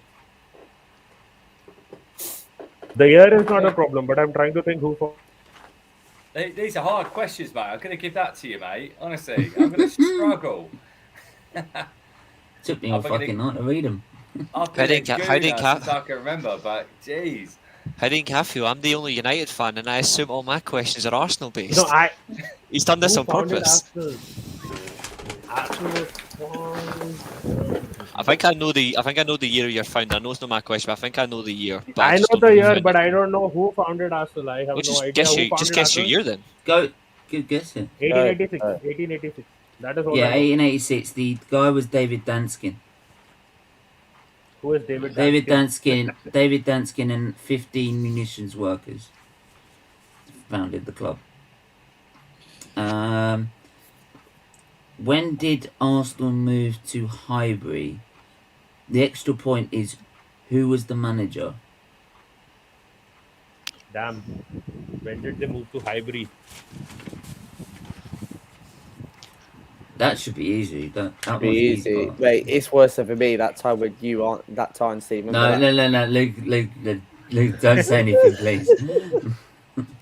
Just you stick to sitting in your just you sit in your jammies and get ready to go back to Shell. Like just relax, Luca. This is your time where you can physically be quiet and enjoy the show. Reece probably knows what the questions are, so there you go. I don't know the questions. He doesn't know the questions. Look.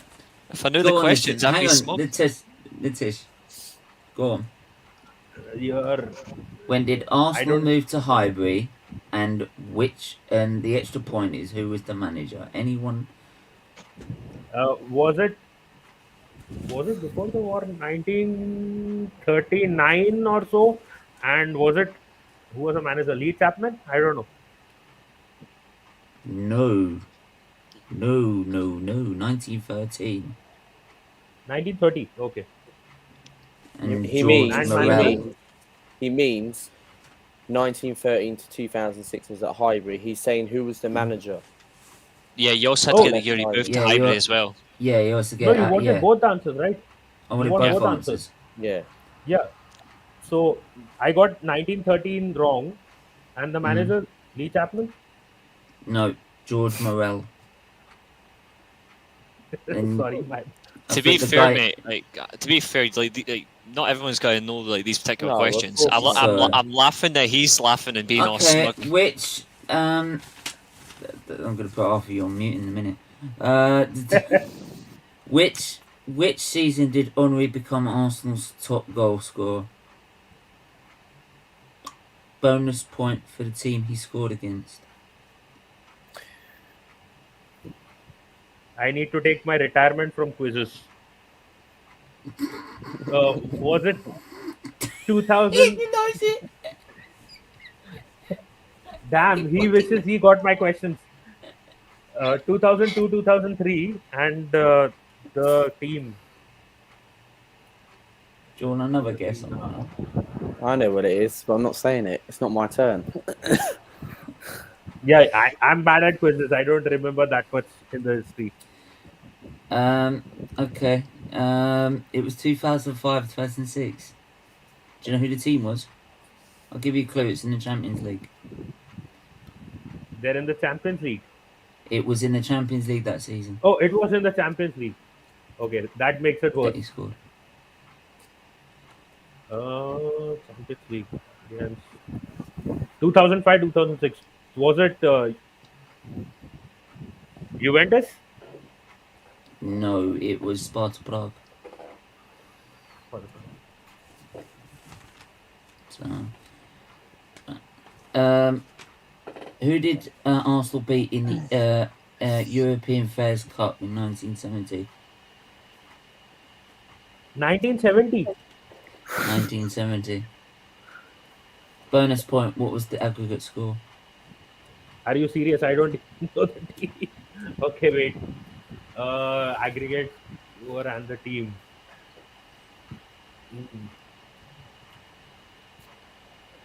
Do you want one clue? Everyone will get one clue.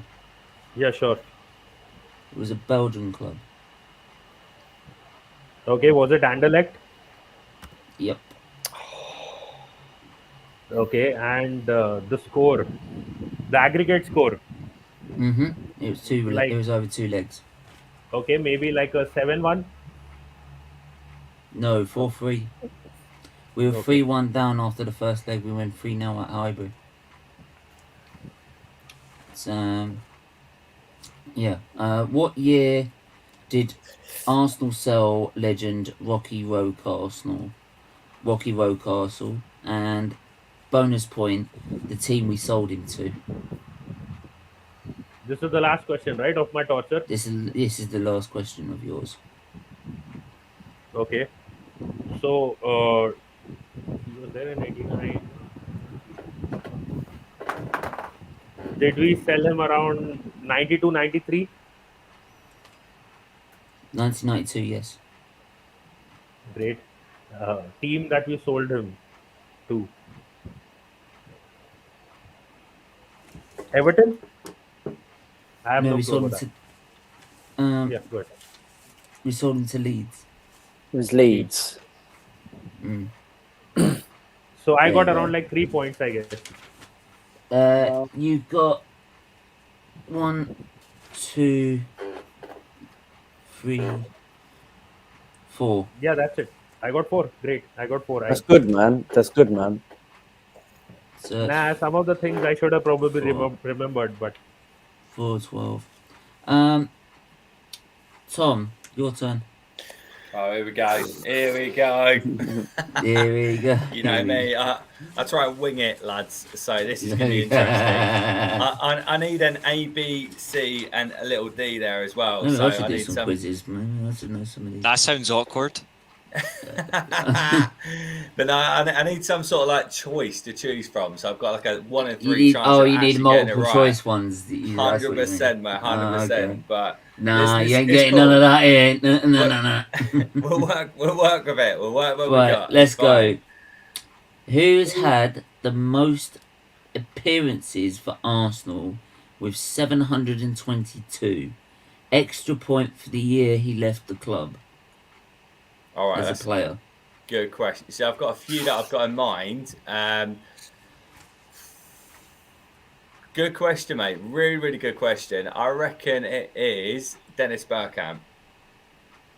No, do you want a clue? Yeah, I'll have a clue, mate. I'll have a clue. Yeah. He's currently still at the club now. Oh, so that could be a trick question. Club.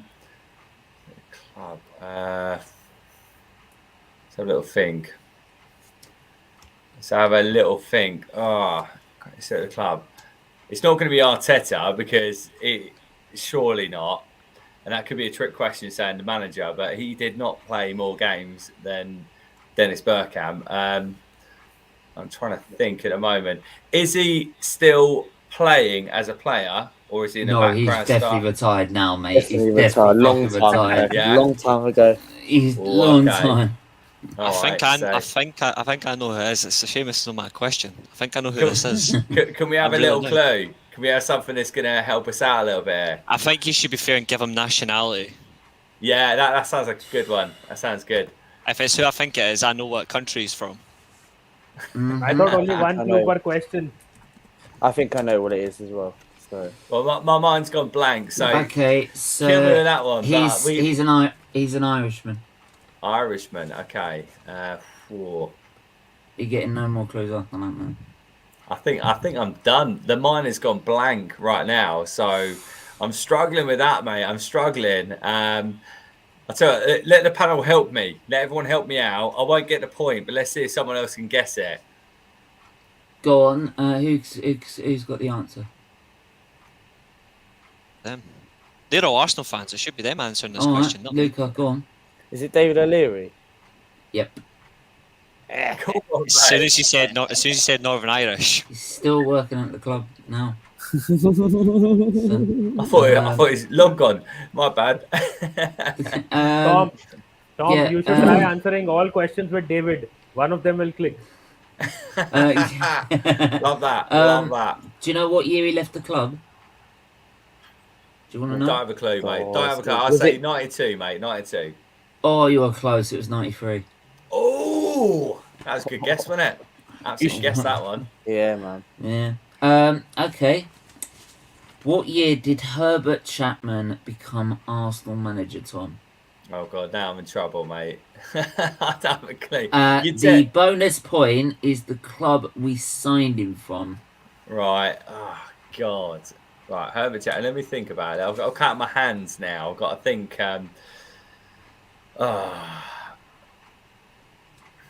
Reese actually knows it. no, I don't. On it. Why would I know? I don't know this. Say the question. Neither do I. Neither do I. Say the question one more time, mate. Right. What year did Herbert Chapman, Arsenal legend manager, become the Arsenal manager? And the bonus point is the club that we signed him from. I don't know. That's a tough one, mate. That's a tough one. Just trying to think.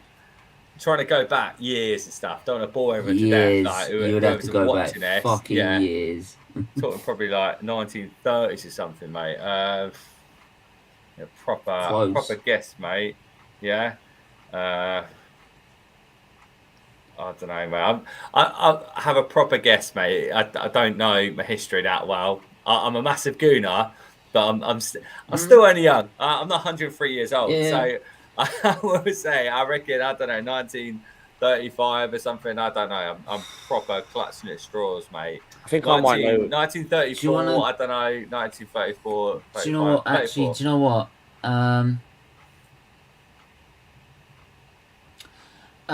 The clue is the clue is it was the 1920s. Whoa, so weren't too far off. Was it 19? Was it 19? Whoa.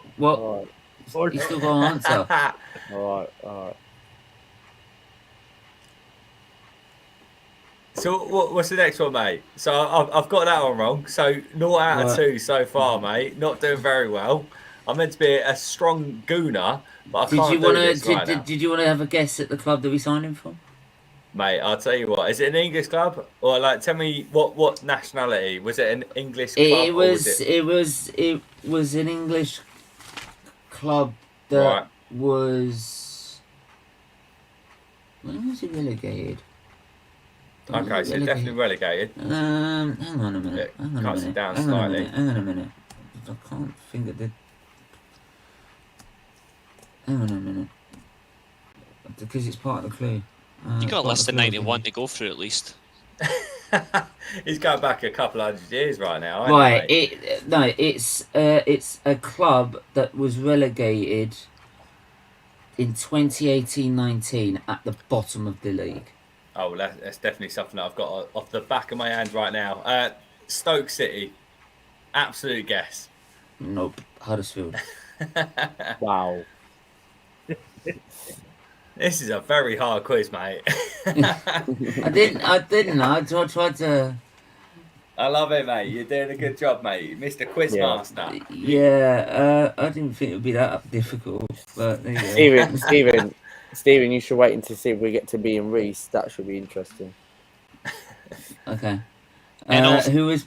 They're confident. He's confident, are you, mate? In You're his well defence, he's a confident, Man buddy. United fan, man. In my defence, right, see these first questions, I'm allowed to get these 6 questions Yeah, wrong. right. It's there when we it comes go. to general knowledge round that I Right, was we gotta screwing your quickly asses. before we gotta quickly move. Who was promoted from physio to Arsenal manager in 1966? Mate, you're going way before my time, mate. I'm going to have to pass it. I have no idea, mate, whatsoever. You said to me in the last sort of 5-6 years, mate, I might He won have us it, the but double in. The clue is he won us the double in 71. 71, mate. I don't know, mate. 71. Jeez. Pat Wright. No, he's well after the time, mate. I have no idea, mate. Pat Rice no was idea. a player. Yeah. I have no idea, mate. No idea. Jesus. Bertie me. Yeah. No idea. I wouldn't have got that. Do you have any idea that the time he resigned as manager? What time was he a player?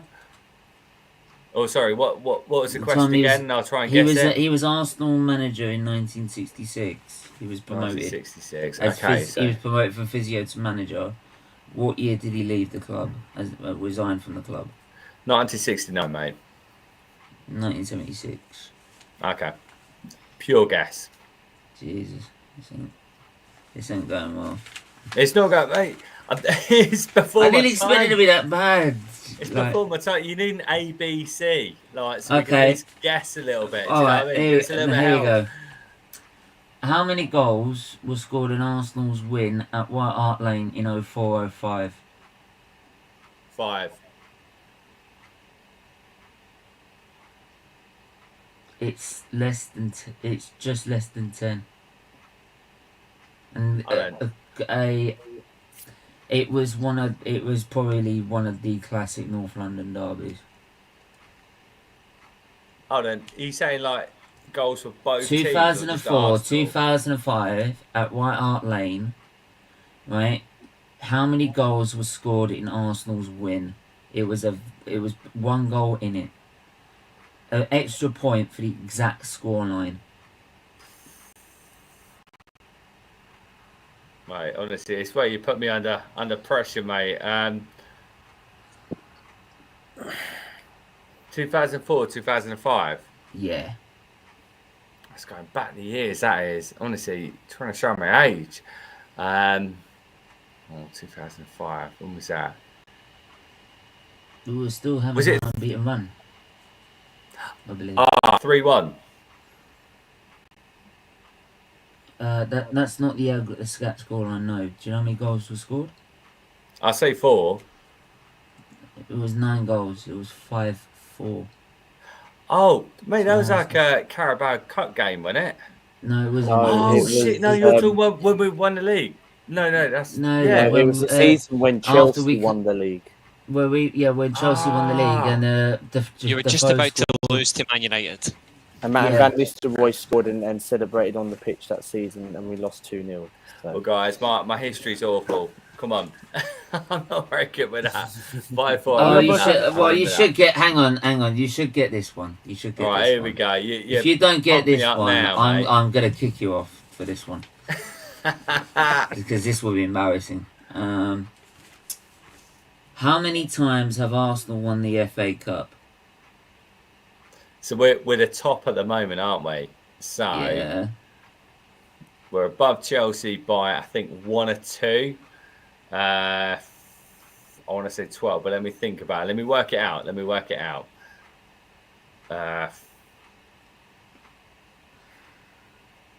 If you want a fair clue, Man United are the second most successful team in the FA Cup. Mm-hmm. I thought Chelsea were behind us. Okay, maybe. And All we're right. we're too clear of them. That's my clue. All right, okay. I'm going to go with 14. I've tried to work it out. I think it's 14. We wanted 15. I'm pretty sure we got 14. 14. Yeah. 14. There you go. Finally got a bloody answer right. It should be. Bonus point. It should be. Bonus point. It should be 13. Right. Bonus point, and the clue for this one. This was in Herbert Chapman's time. Oh God, yeah. Going back history, mate. I ain't gonna get Yeah. this. But let's give it a go. Let's give it a go. The bonus point for the year we won our first FA Cup. All right, let me work this out. Because it was with my granddad. Wait a mate. When was it? We worked it out together. Hold on. Was it 19?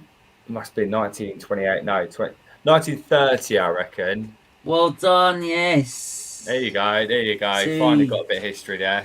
There you go. There we go. There you go. 2 out of what, 8 or something there. Lucas raging. Lucas raging. He didn't get that question. I wouldn't have known that. I know how many times we won the FA Cup, 14 times, but I wouldn't have got the 1931. No, Who that's pure. There you go. Purely, Who- I've got a bit of history on that one. But Who replaced? All There of you a- go. all You of gotta a go sudden back in my- history again. Steven, You gotta all go of a back to sudden history again. my 4 points seem like a high score now. Yeah, go, you mate. get, Chill it now, mate. hang on. Who replaced Chapman as manager after Herbert's tragic death? Bonus point for the year he became manager. 1934. I don't know. I don't have That's a the clue, bonus mate. point. That's the bonus point. Yeah. So who was the manager? Don't have a clue, mate. Don't have a clue. Not George. Not It was yes, George mate. Allison. Yeah. So 1 out of 2. So you got five. You got 3 out of that. Mate, I'm more personality rather than like quiz and Yeah. actually know what I'm talking about. So we're gonna go to Reese. Corey, show me up, mate. Come on. Can you keep me till last? I think Gobshite should go before me. Yeah, since he's been going on a bit, let's go with Luca then. Okay, Luca. Hello, mate. Who scored the winner in 1971 FA Cup final to win Arsenal's first double? 1971. Oh my god. Was that the FA Cup? Uh-huh. Oh god. How am I supposed The to know FA Cup this? final. Was it against Manchester United? Nope. The bonus I'm point. thinking, The yeah. bonus point is This is the cool. team we were playing. So you're looking for the guy who scored the winning goal my and the team God. we were playing. Jesus Christ. Time ago. Liverpool? That's the bonus point. He's Googling it. No, I'm not. He's not. I can tell he's not. Very well respected Bill Shankly side. I don't know, but all I know it was Liverpool. I'm guessing. I passed Charlie that one. George. Charlie Oh! George. Was that the one when he scored that long range goal? Yeah, When Charlie he George. celebrated on the pitch, on the floor? Yeah, Charlie George. Jesus, I should know this because I've seen it. I've seen it on the screen at the Emirates. Yeah. Which Arsenal legend retired as goalkeeping coach in 2003 after winning the double in 71 as a player? And what year did he leave as a player? 71, did you say? He won the double as a player in 71. So which Arsenal legend retired as goalkeeping coach in 2003? Which player? I'm going to have a guess, but it's probably going to be an embarrassing one. Bob Wilson? Well done. Fucking hell, I got that right. Jesus, Bonus mate. point. Well done, you. Well Bonus done. point. Yeah, When what did was he the leave? score? As a player, when did he leave? I'll say in the 80s, maybe? 1984, No. something like that? 1974. Oh, God. That's alright. Mate, it's better guess than me, mate. I would have said 75 or something. Don't worry about it. Right. I'll try. These are hard Who ones. was- These are hard ones. Who was Arsenal's opposition for their last game at Highbury? Bonus point for the correct scoreline. Wigan. Well done. It was a 4-2. quick scoreline. 4-2. Thierry Henry kissed the pitch. Okay. Yeah. Do that one. Something like that. I don't know. Yeah. Who scored the first goal at the Emirates in its first game in the stadium? Oh, I know this one. Gilberto Silva 1-1. No. That's Bonus testimonial, point. mate. Bonus point for the game type and its opposition. Aston Villa, wasn't it? Gilberto 1-1. No. Nah, testimonial, was mate. It the first? Oh, testimonial. The first game. Ajax. The Dennis first game. Bergkamp. Dennis Bergkamp. Ajax. The testimonial. That one. Yeah. The score. Oh Jesus! Was it 2-1? Who scored the goal? 2-1, wasn't it? The score. Who scored the first goal?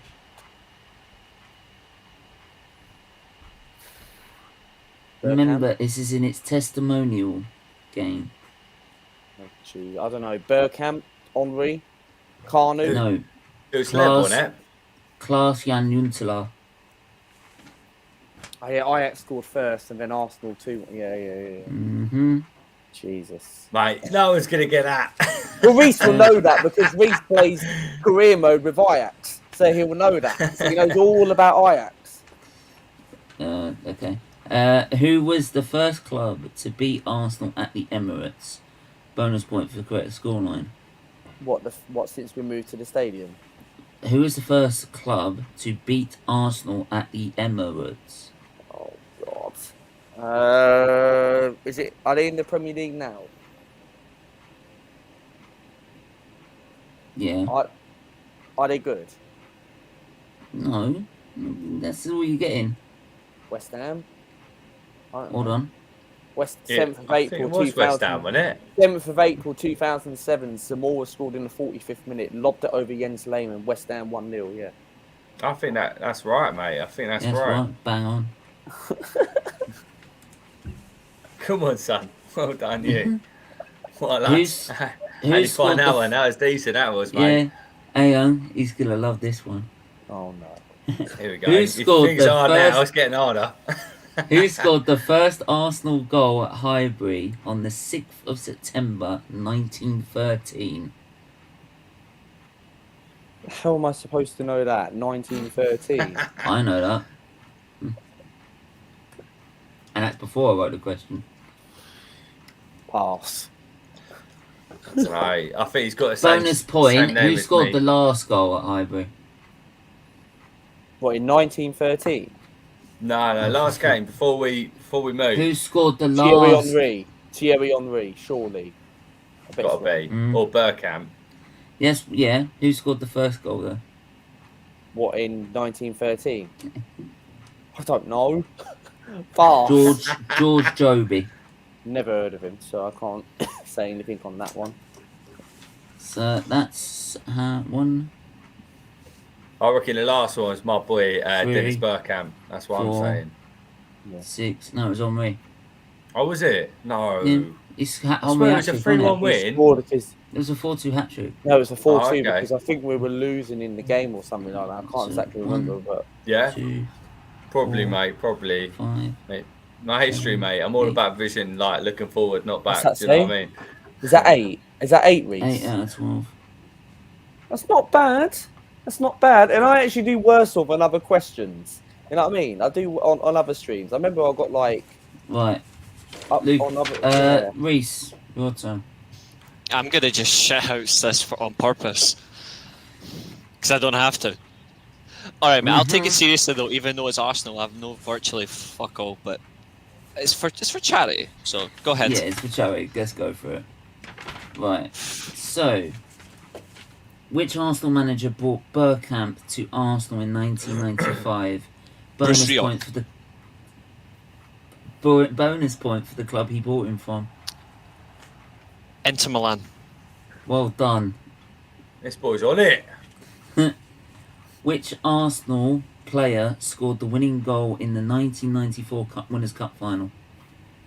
Bonus point for the club we played against. I know. 1994 Winners' Cup final, sorry, yeah? Yeah, that's And actually it was- when we actually won something in Europe. That was the George Graham team, wasn't it? Yep. I know what it is. I can't remember much of your team, but I'll just go through it. Opposition Real Zaragoza? No. Mind you, I don't really care. Goal scorer I would love to give you a hint, but it's not my Alan business. Smith? Yep, that's one. Do you want a clue for the bonus point? Yes, please. It was an Italian team. Italian team. Okay, let's see. Look at opposition then. Who was in Europe regularly? I'll go with Parma. Well done. Yeah, it was Parma. He knows his football, man. Parma and Lazio during the late 90s were frequently in the Cup Winners' Cup and the UEFA Cup. Which year did George Graham become Arsenal manager? Bonus point for the year Graham joined Arsenal as a player as well. Scottish man.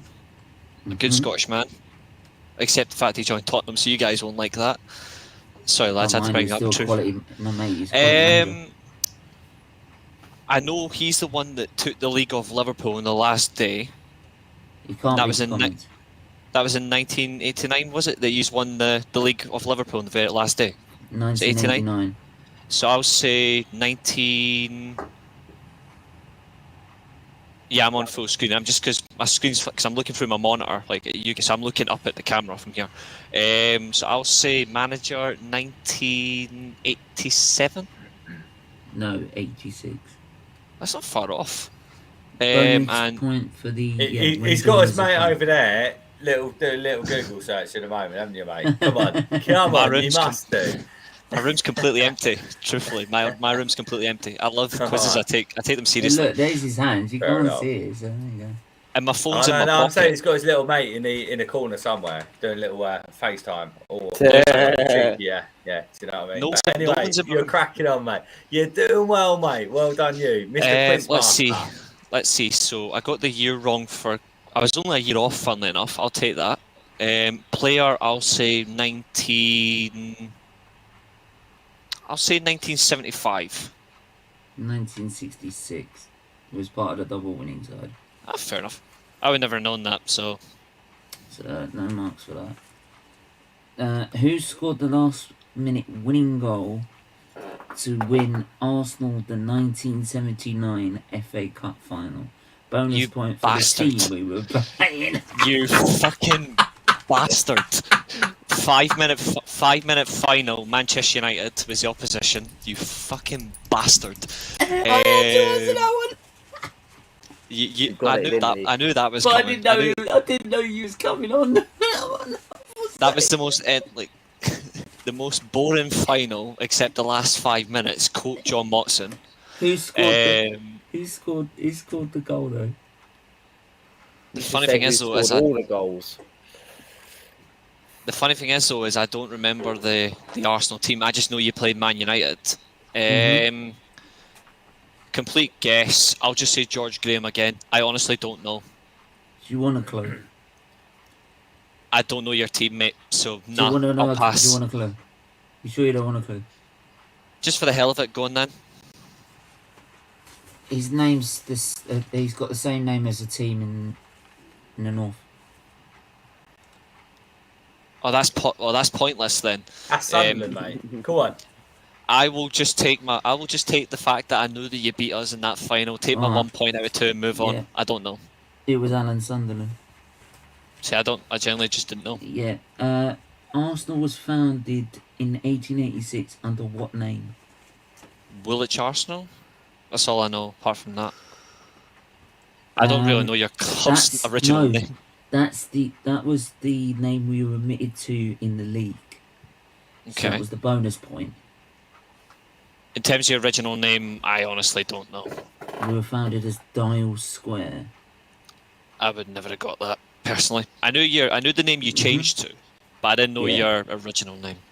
Which Arsenal legend retired from the Youth Academy director in 2014 after being an Arsenal player? Can I ask when he retired as an Arsenal player?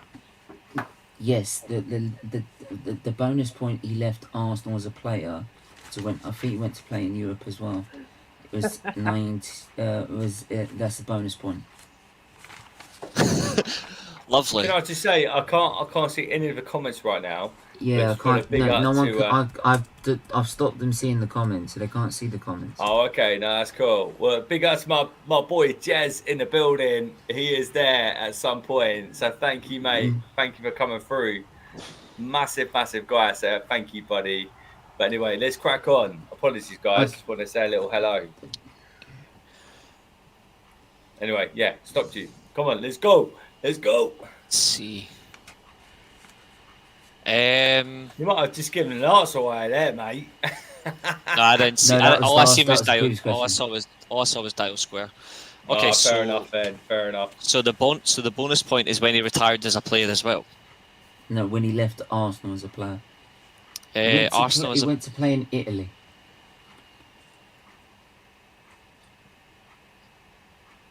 Patrick Vieira. He's the only Arsenal player I know that went to play in Italy. To be honest, that I can think of. So. He went to play for the same club. So he went to Inter Milan. No, sorry, Juventus. Sorry, Juventus. Okay. But you got to think he was director, youth academy director, all the way until 2014. So you got to think probably 70s, 80s, and that's about as much as I can give you. Shit.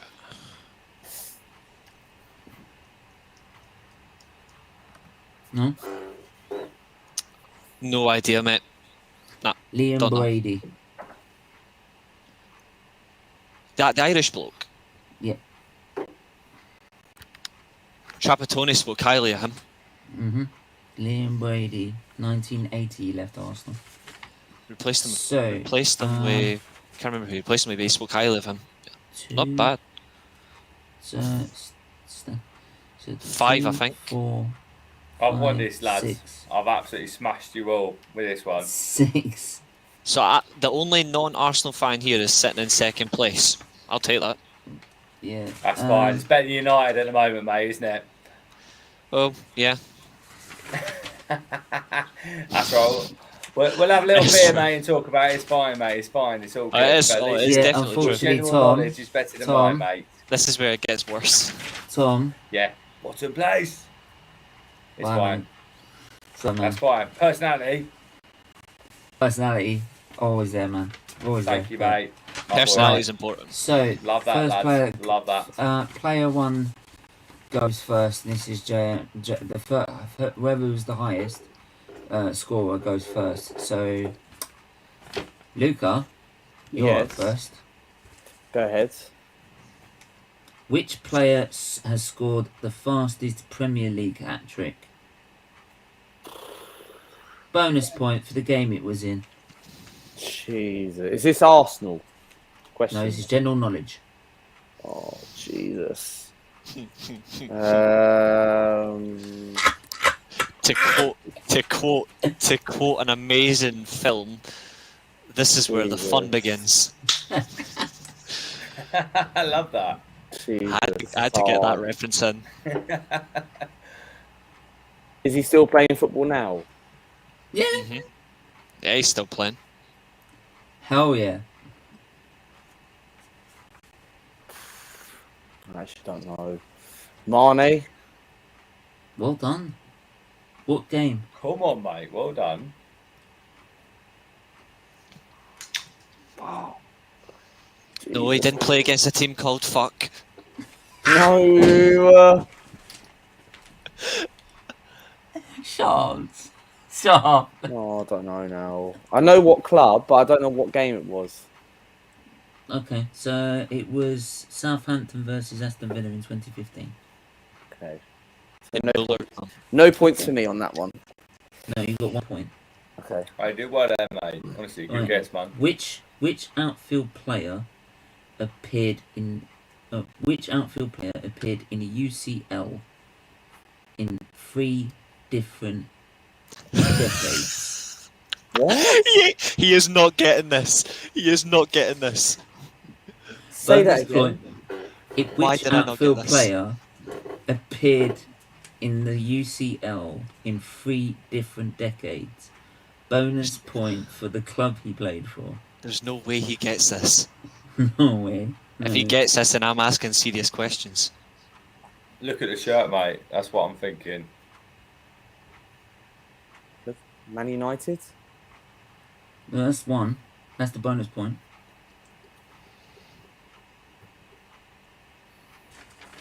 Arsenal. No. No, it'd be Man United, wouldn't it? So there you go. I knew I wasn't going to get it. Even Reese called it out. I knew I wasn't going to get it. Christ, but- May I? Even though I don't get the Go points, on. may I? 1999, 2008, 2011, Ryan Giggs. Yeah. I'm knows about his to run stuff, into mate. I'm about to run into the next show as well. That's perfectly fine by me. I've got a quiz to win. Yeah. Jesus. I've got to go Next too. one. But yeah. Yeah. 2 English players that have won the World Cup Golden Boot. Who are they? It's got to be 1966 England, surely. That's the only time England have won the World Cup. World Cup Golden Boot. Oh, Golden Boot. Don't have to win a World Cup to be a Golden Boot winner. Alan Shearer? No. On there? No. Is he retired? Long gone. Long gone. Long John. Right. Oh, that is disgraceful. You got 3 minutes, literally. I know you need to power for this one. Gary Lineker? That's one.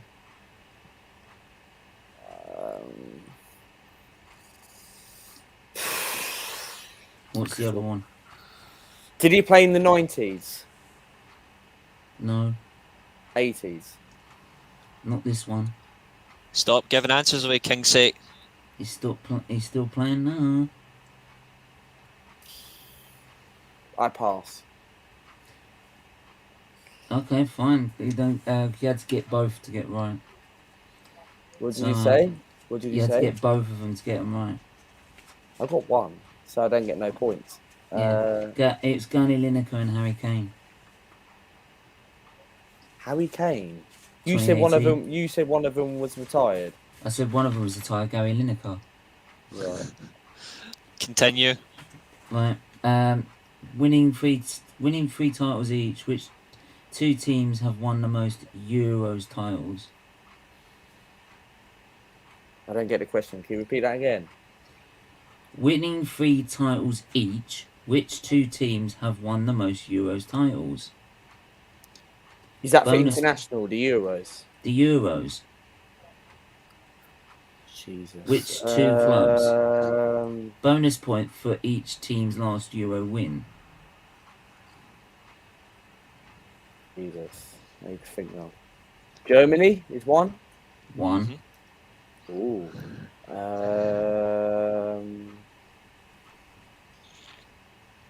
Got a pusher. Holland, Argentina, something like that. No, it was Spain. Sorry. Spain. Okay. What year was it for what year was it for Germany? What year was it for Spain? Quickly. I know these, being quarter German.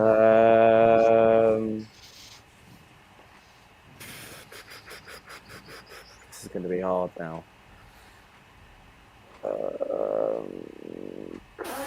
Maybe 1972 Germany. That's painful. No. 1980, 1986 Germany. No. You've already killed me. No, 1996 and 2012. 96 at Wembley.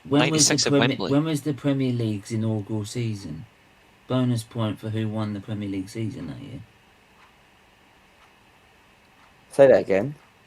The inaugural season of the Premier League, which year? It means the first ever season of the Premier League. 1992, 1993 season. Surely. Who won it? Man United. Yeah. Thank God for that. I actually got something right.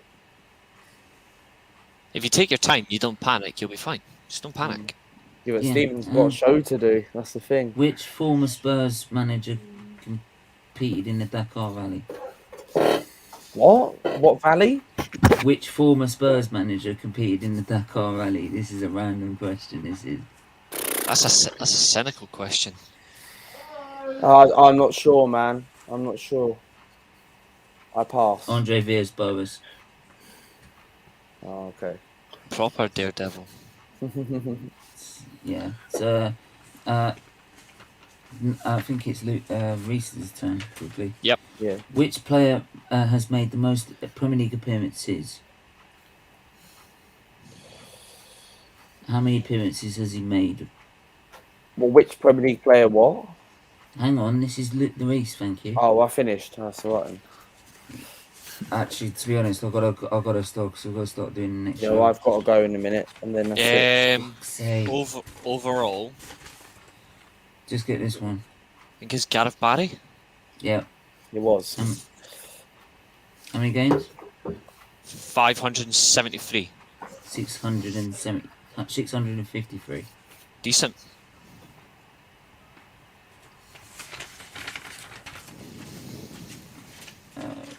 Which country won the first World Cup? First Which World year? Cup. Was it Uruguay? 1930? Yeah. Jesus, boy. They won This it boy knows twice. his stuff, didn't ya? They've won it twice as well. Wacky boy. Who has won the record number of Ballon d'Or awards? Lionel Messi. Messi, yo. Oh, you How took many? the words out of my mouth. 14. Joking. Overall, is it 7 now that he's won? 6 or 7? 6 or 7, which one you do? 6. Bingo. Who is the only team to win the UCL with 3 different clubs? Who is the only player to win with 3 different clubs? That would be my Dutch maestro, Clarence Seedorf. With which clubs? AC Milan twice, Real Madrid in 1998, and he won it with Ajax in 1995. Cool. Ballon d'Or footballer.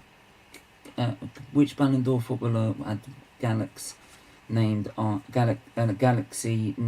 after them in 2015? Bonus Which point. Ballon d'Or winner?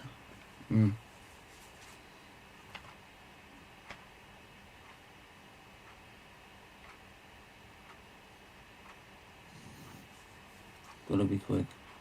Ballon d'Or winners just randomly. I don't know, should George know Weah? You should know him. If it's from that year, then I'll just say Ronaldo. Yeah? What was the galaxy called? Ronaldo's Constant? I don't know. No, Cosmos Redshift 7. See, Yeah, like anybody's going to care about what a galaxy is Yeah. called. I mean, ours is pointless. I don't even eat the chocolate bar anymore. Oh, fuck. What does I quickly just whip food and that's... Yeah, 5 through and I'll get... How many more questions have I got? How many questions do I have? I think I've got... You've got one more. The Euro 2000 was won by France, scoring the golden goal. Who scored the golden goal? So European final versus Italy. Yeah. David Trezeguet left foot volley. Bango, 2 out of 2 for that one. 2, 4, 6, 7, 9. 9, 10. That one. 10. Yeah, 10. 16. 12. 16, isn't it? Suck on that, Luca. Reese watching too much football. Yeah. Mm-hmm. 2. I love football. 3, 4. 4. 12 out of 24. Yeah, well done you, lads. What about Nitish? What about Smashed all over Nitish? me. I can't get to Nitish because I've got to do the next show. Sorry. If he can't get to me, then I'll drop out. I've done you two. But how about you just can't bring the get next to guest Nitish. in? I'll just say my thanks and I'll just bolt. Yes, and I'll Yeah, go. you as can well. you can just declare me the winner. It's okay. Yeah, yeah, but we already know who's won I this quiz. wish I could look. I wish I could do the rest of it, but There's only do you know one what? winner. Yeah, what I'll do is I'll make sure I get another quiz stream done, and I'll bring you back, guys, and we'll do it. I'll do it again, and I'll But make just sure for the these sake of questions are a bit tonight, easier. just for the sake of tonight's quiz, though, who won? Yeah, you can. Well, yeah, you can say you won, but Well, we Reece didn't won. know. Well, I came But- second. Luca, just remember, that's what happens when you challenge me to a quiz. Anyway, we're gonna have to go. Thanks, guys, for coming on. It's been Thanks great for to have having you me, on. But yeah, take care. We'll see you Take care, soon. man. See you soon, man. Bye for now. Bye. Take care.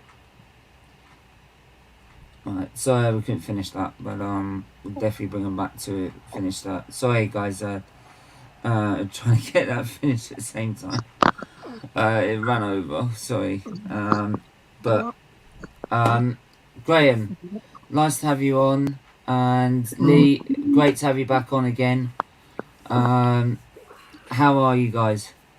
I'm all good, thank you very much. Good. How are you, Stephen? All right? Yeah, I'm not doing too bad. Big up, Sait. How you doing? I'm good. I'm glad to be here. It's the first time I get to see Lee and Graham live. Big fan of both of them. Do fantastic jobs on YouTube, so it's nice to be here. Yeah, so what we're going to do is doing a preview, and we're doing a tactical breakdown of pretty much Leicester coming up for the next game. So, obviously, I want to ask first your initial thoughts, though, as we've been Melwin as well. Lee, what's your overriding thoughts going into this game? I'm looking forward to it. I'm going to have to say I'm actually looking forward to Arsenal there. I'm enjoying watching them play at the moment, but with a little bit of nervousness because I think, I don't know how everybody feels. I think it's so important that we win this game with the two games coming up against Liverpool and Villa. I think Liverpool, we know what they're like, and Villa, well, they've got to be one of the most informed teams in the Premier League at the moment. So I'm a little bit nervous going in because of more so that it's a massive game. But if we carry on playing like we were and play like the way we did against Watford, I think we'll be okay. I really do. I think we're in a good position. I think we're playing some really good football. Yeah, I'm looking forward to it. Looking forward to the game. Wicked. Graham, obviously great to have you on SFeatleyTV for the first time. And yeah, what's your initial thoughts going into the game, my friend? Yeah, hello, Stephen. Yeah, thanks for the invite, mate, and nice to be on the stream with everybody.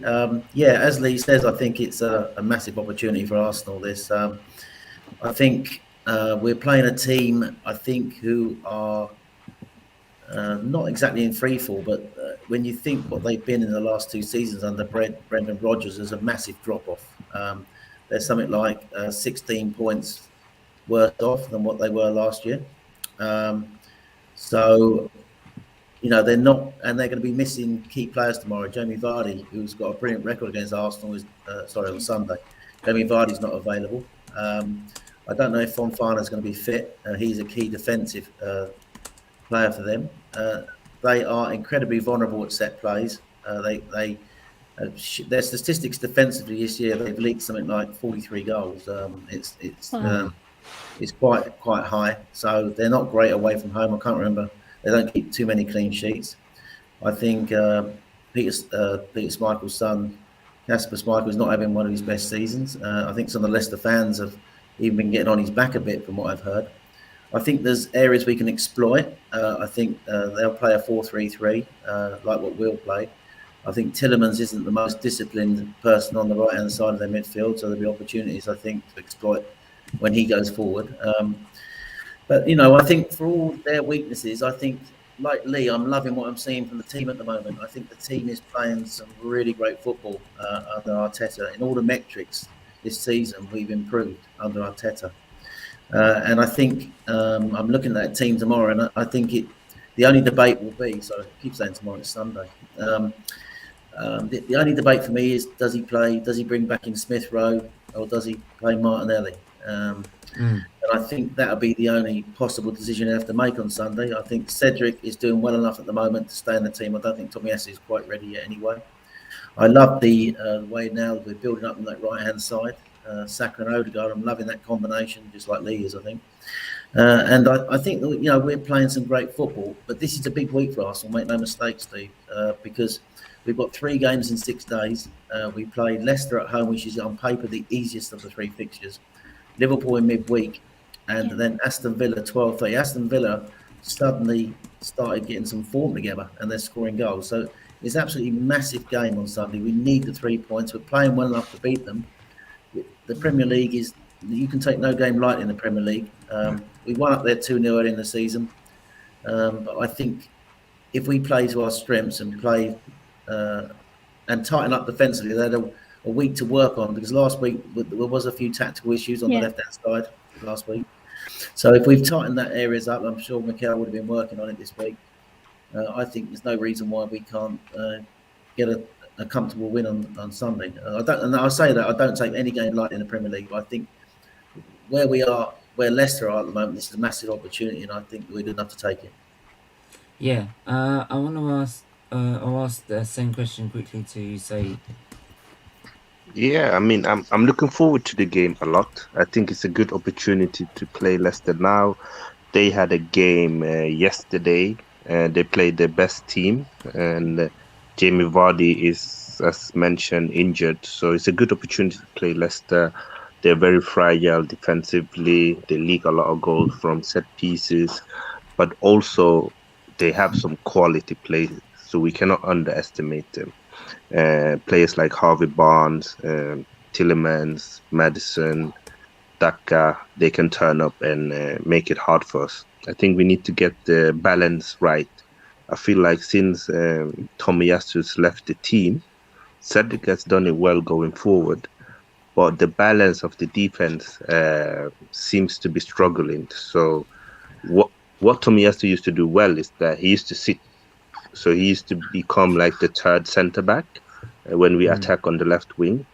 But Tierney isn't as good as doing that. And also Tierney is better going forward. So now we have 2 kind of wing-backs who wants to go forward. And I feel like that's maybe one of the reasons why we haven't kept so many clean sheets lately.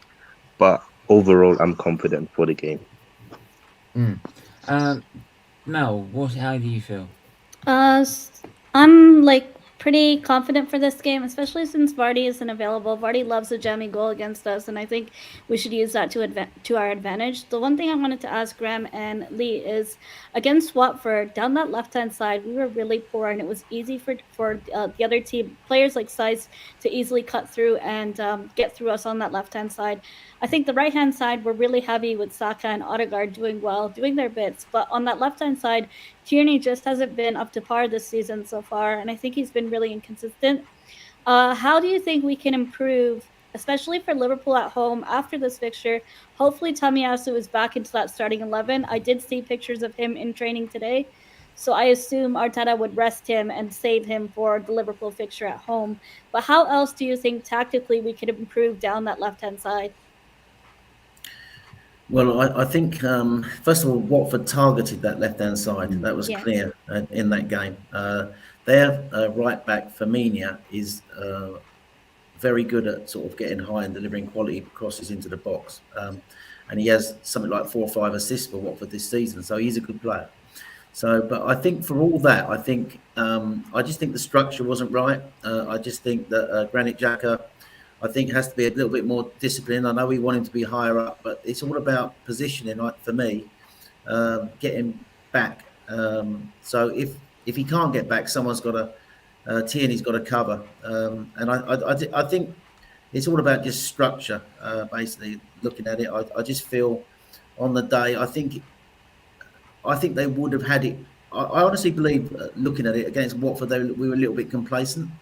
I just think that we probably went into that game thinking we scored early, and I think basically we thought we were going to beat them comfortably, and we got a little bit indisciplined with our positioning on that left-hand side. They took advantage of that and scored a very good goal. That 4-3-3 with the two number 8s is the way he likes to attack, but out of possession, Xhaka does sometimes drop back to make a two-win party in various areas. I think Tierney does struggle, probably he's out of his comfort zone in the middle third.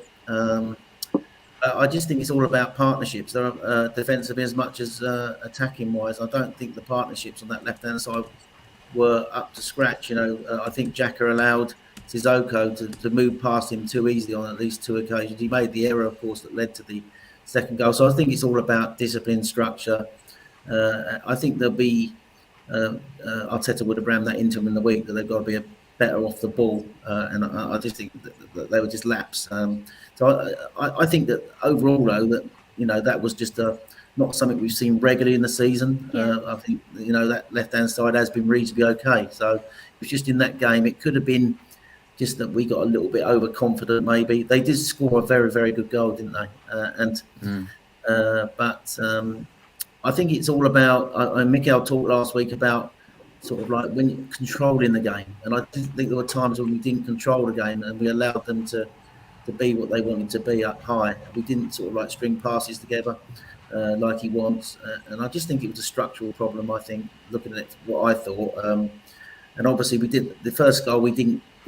We should have stopped the cross coming in the way they worked. They worked it quite well, but we could have done better defending the cross. And of course, the second goal came from a Xhaka error when a crossfield pass, and then obviously Ben White didn't cover himself in glory in the area. But I think we just got to be a bit more better structurally, discipline-wise on that left-hand side. That's all I'd say about it.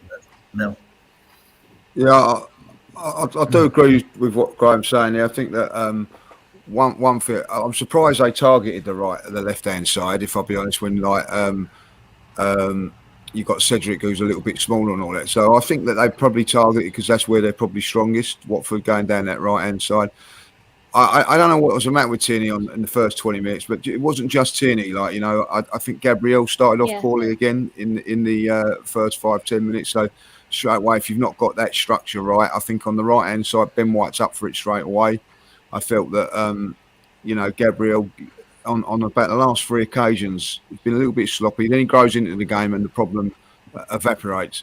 With Tierney, he should have, I think, done better with Sissoko down that side. I felt that he was out-muscled a little bit, and then they got a good cross in. Listen, it's a fantastic goal. I don't really look at anybody and blame them too much there. I think with on that left-hand side as well, with Tierney and Martinelli. Martinelli's a player with pace, so he looks to stretch, so he looks to get wide and high, stretching, going and trying to get in that way, which is good for us as an attacking unit, because what you have is Saka drops into the little pockets with his neat little play, so there's a little bit of a gap. I don't know if you noticed it, but there was about 3 or 4 occasions when Tierney could have headed it back to Ramsdale when he looked to play it into midfield, just headed it into midfield. I don't know if it was a little bit of lack of confidence going on there. And I also think with Tierney, I don't know, this is only a theory of mine, is that I think at the moment, I don't know if he's actually 100% confident that his body can play Premiership football. So I think he's wary of it a little bit. So I think maybe he's trying to get through games instead of just bursting through games, if you know what I'm saying. He's just sort of like, I'm not too sure 100%. But I think that it's a good thing that we've all got now different avenues to go down. I felt that we was too one-trick pony on the left-hand side. It's always seemed to be like going down the left-hand side, Now we've changed it up a little bit, and I think we've got better combinations all around. And Xhaka has gone that little bit forward, who would have probably come in there at times and protected Tierney on the left-hand side. That little bit of protection's gone now. And really, Tierney's got to deal with it. And do you know what? I think that he will. I thought as the game went on, he got better and better. And I just think that maybe a little bit of, and I like what Graham was saying there. You know, we got a little bit cocky in ourselves. I think we did as fans as well, because I was looking at one stage thinking, oh, we're gonna, you know, I would have jumped at a 1-0 win before I went in there. But after watching 20-25 minutes of the game, certainly when we went 3-1 up, I thought we was going to win 5 or 6. So I think that there was a little bit of that. We opened them up on more than one occasion, and probably should have scored. You know, if we'd have chose better options, I think we would have won by more. But we've just got to be a bit wary of that little bit of complacency. Absolutely. I've quickly mocked up the team that we played against Watford, and I think for me is that what I also seem to notice with Tierney is, you know how where some players start performing even better because they have competition on their side, and that's what I noticed. I mean, Saka, I was questioning for a few games because of his it felt like his performances had dropped off. But the Watford game, I felt he played much better, and I feel that's because he knows Pepe could come on and make an impact in the game. I wanted to sort of ask, what do you think about if we wanted to play? Because my idea for this game against Leicester, I know we got Liverpool and midweek, and then I know it's going to be difficult to get any sort of result out of that. But I think the best result we've probably got is having Saka and Martinelli as pacey outlets.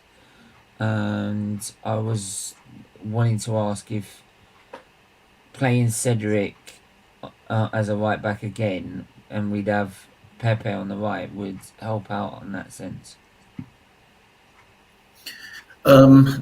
Stephen, not for me at the moment. I think Pepe is when he's come on, he's put in a couple of good cameos. But and you know, I'm like Lee. You know, if we could get him into the team, I would. But at the moment, I would say Saka's pretty much got that right hand side now down. I think the left hand side at the moment is really Pepe could even play on the left, of course. I think that Martinelli, I think, and Smith Rowe are vying for that position. The reason why I wouldn't disturb that right hand side with Pepe is because of that partnership between Odegaard and Saka, which is so good at the moment. I think we're now building up more from the centre of the pitch. I saw some numbers today that sort of like show that we're changing the way that we build up. And I think there's a lot of improvement in numbers this year under Mikel Arteta, the way we're playing. So I wouldn't change the dynamic too much at the moment, unless, you know, he's maybe going to have to rotate a little bit over the next week or so, because there is 3 games in 6 days. But I don't think he'll do that just yet. I think looking at the areas we've improved this year, you know, this is in the 3 years under Mikel. We're playing more through balls now into the penalty box. There's more open play crosses going in. We're winning back more possession higher up in the final third, and there's a sort of aggressiveness to Arsenal now. The way that we press, the way we win the ball back up high. So I wouldn't change too much. I like Martinelli's pressing up top. I like the way even Saka's aggressive, the way he got his goal last week, the way he aggressively won the ball back, and we got that turnover for the goal. So a lot of the attacking stuff that's coming now, that's improved us, the way we're scoring more goals now, we're creating more chances, more shots. We're getting the manager involved as a pre-assist. I think the manager has to take enormous credit. We questioned him early in the season, Stephen, but I think since he's, and I said this, I sent this stat to James actually at AFTV. Since he's moved to the sort of more of a fluid system, and it goes back, you know, back to Boxing Day 2020, when he literally, we've been struggling at that first half of the season, creating no chances, playing almost like 3 centre mids, no sort of like player between the lines. The moment he introduced youth into the side, Saka went right, Martinelli went left, and Smith Rowe went in at 10. It was more of a fluid system, and we started picking up results. Now, if you judge him over the 95 games since then, we've picked up on average. I think it's something like, just trying to think of the numbers now to remember it, but in a 38 game season, it's the equivalent of 74 points from those 90, or something like 24 something like 47 points at the back end of last season and 48 points this season over those 95 games equates to 95 points, which in a 8-game season would be 73.67 points. So since he's now got the players, the young players playing the way in this more fluid system, the way he's now changed the way we attack round. You know, we're building up still in the sort of like the 3-2-5 shape with the 5 lanes, but he's literally got, I think, now players. You know, he's since, you know, and I have to say that we questioned when Aubameyang went out of the team whether there would be goals in the team, and that's an argument for Pepe coming in, you know. But Lacazette is proving pivotal in the middle, the way he builds the play up. You know, the assist he's got this season, 100 goal involvements now for Arsenal overall, and that's enabling these wide players who are almost like being our forwards, you know, to come in like Martinelli and Saka. Almost like our front two now. The difference being they come from out to into the box, making runs in from the way we build up, you know, and obviously Odegaard over that right hand side assisting Saka now as well. So I would say that I don't really want to disturb the balance of the team unless we have to. I know he's going to have to rotate slightly over the next week, but I think I would like to, you know, as much as I think Pepe, you know, has still got a role to play. I don't think at the moment I would change what we've got because it's getting the results, you know. So you know, that's my view on it anyway. I wanted to ask the panel, what did you guys make of the Odegaard signing? I know last season when he came to us on loan, he didn't really impress us so much. At least most of us weren't really impressed from him so far. What does the panel think of how he's done so far? Is he our signing of the season so far? Bhargav, I'll start with you. Yeah, like Odegaard's like a fun topic to like discuss. I mean, you have like fans that love him and you have fans that like hate him. For me, I think he's where he's at, like in terms of like development. Me personally, like I think like you have to. I said like initially, he's about like 2-3 years away from like being the cam that everybody wants to be, but you got to give him that time. And I think like right now he's getting there. He's kind of getting settled, I guess. But like at the same time, like I feel like this year is kind of a wash with him in terms of like evaluating him. At the end of the year, like I think he's gonna bring some stuff to his game. He's now settled. There's like no excuses on it. I feel like next year you're gonna see like a real good like Odegaard. My opinion on that. Steven, what are your thoughts on the Odegaard signing? I was questioning it at the start.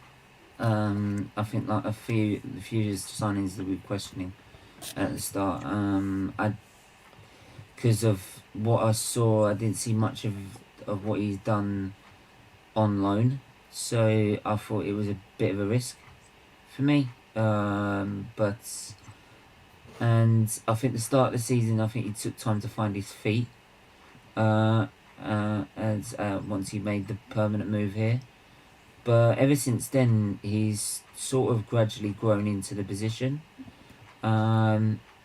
Especially with the fact like Graham said, with the relationship he's got with Saka, and you can see it now. He's starting to influence the game a lot more than he was, so it's like with any player that has signed for Arsenal, and even like with Ramsdale, for example. Like I mean, everyone was questioning the Ramsdale signing, myself included. and in the end, they've proven to bear good fruit at the moment. And what I think what we need to do is just, I'm not gonna go absolutely raving about him because I just want to see Arsenal keep progressing the way they are, and for that he just needs to just keep continuing the form he's on at the moment, because he is starting to influence a lot of the games that we are playing now. So it's yeah. So all I can say is just keep it up. Can I ask a question on this? I mean, yeah, go on. This is for like Graham and like Lee, right? Like you guys watch a lot of football, and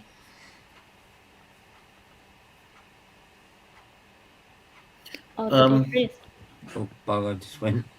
Well, I'll just leave you with some numbers here on Sky Sports about him today. Chances created at Arsenal 2.4. He's ranked first in all. he's ranked first in all these numbers for Arsenal. Odegaard, for me, he's the signing of the season. When you Me think too. that when we paid 30 mil for him, I've got to admit, I'll admit to you, I wanted Maddison at the start of the season, and that's ironic. 70 to 80 million if we Yeah, got so Madison. I would have paid. I would have been, I hold my hands up. I've been proved wrong, haven't I? Because I love Maddison as a player, and I thought I really wanted to get him at the start of the season. You sure signed this season? Because I always thought that would have been Ramsdale for me. No. Well, for me, it's Odegaard, and I'll Okay. tell you why. So his numbers, he's ranked first in all these for Arsenal this season. Chances created 2.4. He's ranked first. These are averages per 90 minutes. Chances created 2.4, ranked first. Chances created from open play 1.9, ranked first. Passes into the final third 21.4 first. Passes into the opposition box 5.7 first. Expected assist 0.2 first. And he's also got 5 league goals. So for me, for £30 million, and I just think that he's added something extra to us why we are so good offensively this season. Ramsdale's been a brilliant signing. Tomiyasu's been a brilliant signing. And I think that what we did at the start of the season was we solidified the defence first of all. That was key. That's what we did at the start.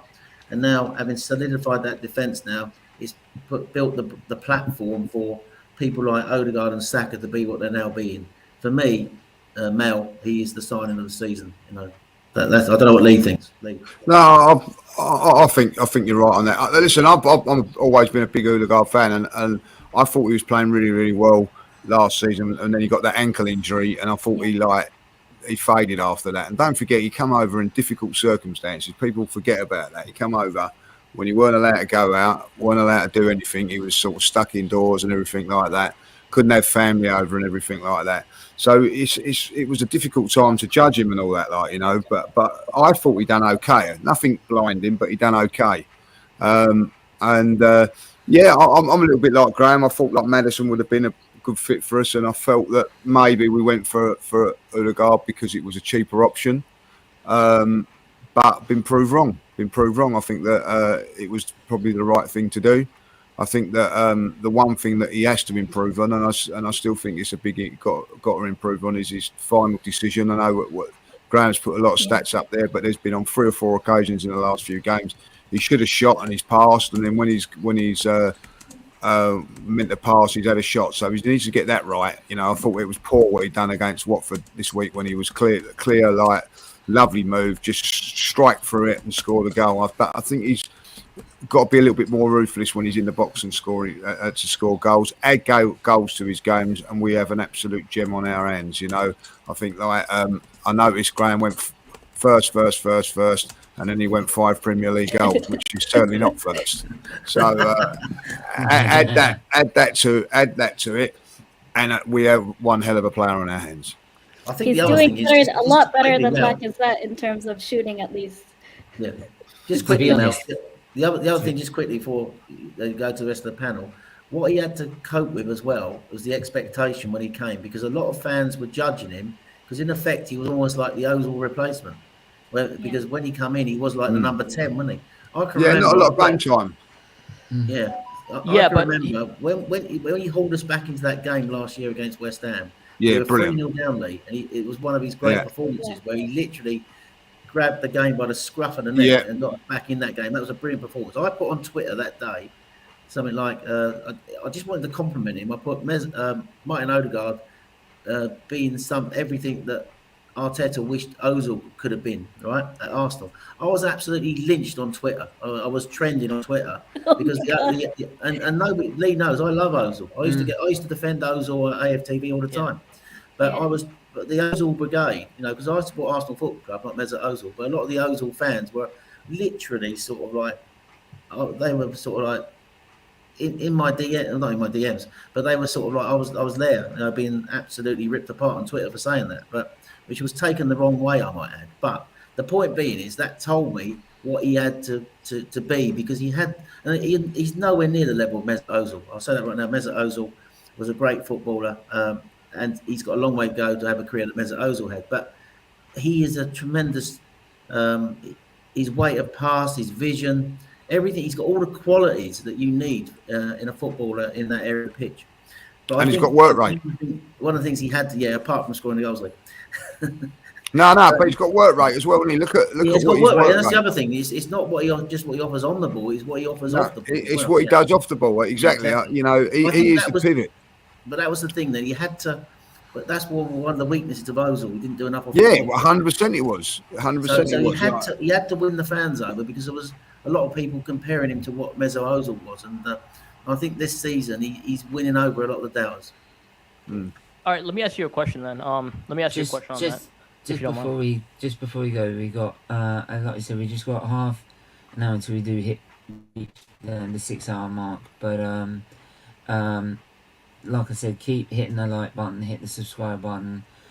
Make sure you also check out Lee Judges TV as well as Miss Mel's channel as well. And yeah, please do also keep donating to the donation page as well. I can't believe we managed to get to £2,000 finally. So right, which I can't thank you enough for. So please, if you've got any spare change, you've got anything, please do put it in a super chat. Put it in the Just Giving page that's in the link in the chat below, and also do become a member of the channel as well, because donating just a little bit of money every single month does make a huge amount of difference to the charity. So yeah, thank you guys. But yeah, Bhargav, carry on. Yeah, let me ask you this. So like the biggest thing about like Arsenal, right? I mean, the biggest criticism, you guys both know it, everyone knows it. We don't create enough chances against the biggest teams, right? And what do you think like Odegaard's role is going to be in that? Like, obviously, like for me, like I said this before, like he's not there yet in his development. Like he's only been like realistically, like you got to give like somebody like time. But at the same time, like you talked about Mesut Ozil and everything, like what does he need to improve on? Like quality chances are like something I want to seek. Like that final decision. Look, I don't know about Graham, but I'm really looking forward to Wednesday night against Liverpool, because I think if we can beat Leicester going into form, I want to see us taking on a top side, and that would gauge me where we actually are, because people are going mad at this moment in time, and rightly so about this. We're on a good run and we're doing well, but those performances against Wolves, Brentford, and Watford, they're all in the bottom half of the table apart from Wolves. So I'm looking for us to play a real big side and see how we've done. The last time we played a big side was Manchester City, and we had and we played really well. And Odegaard was fantastic in that performance.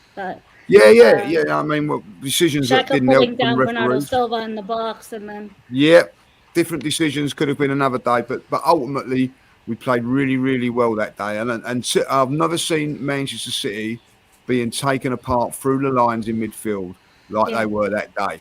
And Odegaard was very big part of that. So I'm looking forward to that game, to seeing what he can actually do, if he can do it in there. I think when you play against the top teams, you've got to make the right decisions. You know, like all the top players, everybody's a professional footballer. They're all good players. Don't forget this. To be playing as a professional footballer, you're a top player. Well, the difference is decision making. That the decisions were the real important decisions you have to get right, and the top players get them right most times. You know, and that's all it is. It's nothing about anything else. It can't come down to ability, because they wouldn't be professional footballers, and that is where Martin Odegaard has just got to improve on his game. You know, when he's got the chance to score. Don't try and pass in somebody else and things like that. Other than that, I think he was great. Listen, you know, he should have had a penalty against Manchester City when he was driving into the box and that. I think that I'm really looking forward to that game on Wednesday. Not because I think we can beat them or we can't beat them or whatever. That will gauge me where we are going forward in this season. And I personally, I think we'll give them a bloody good game on Wednesday, and I think we'll get something from it. But we've got to be at our best, and I'm going to tell you this now. Martin Odegaard has got to be on his best game.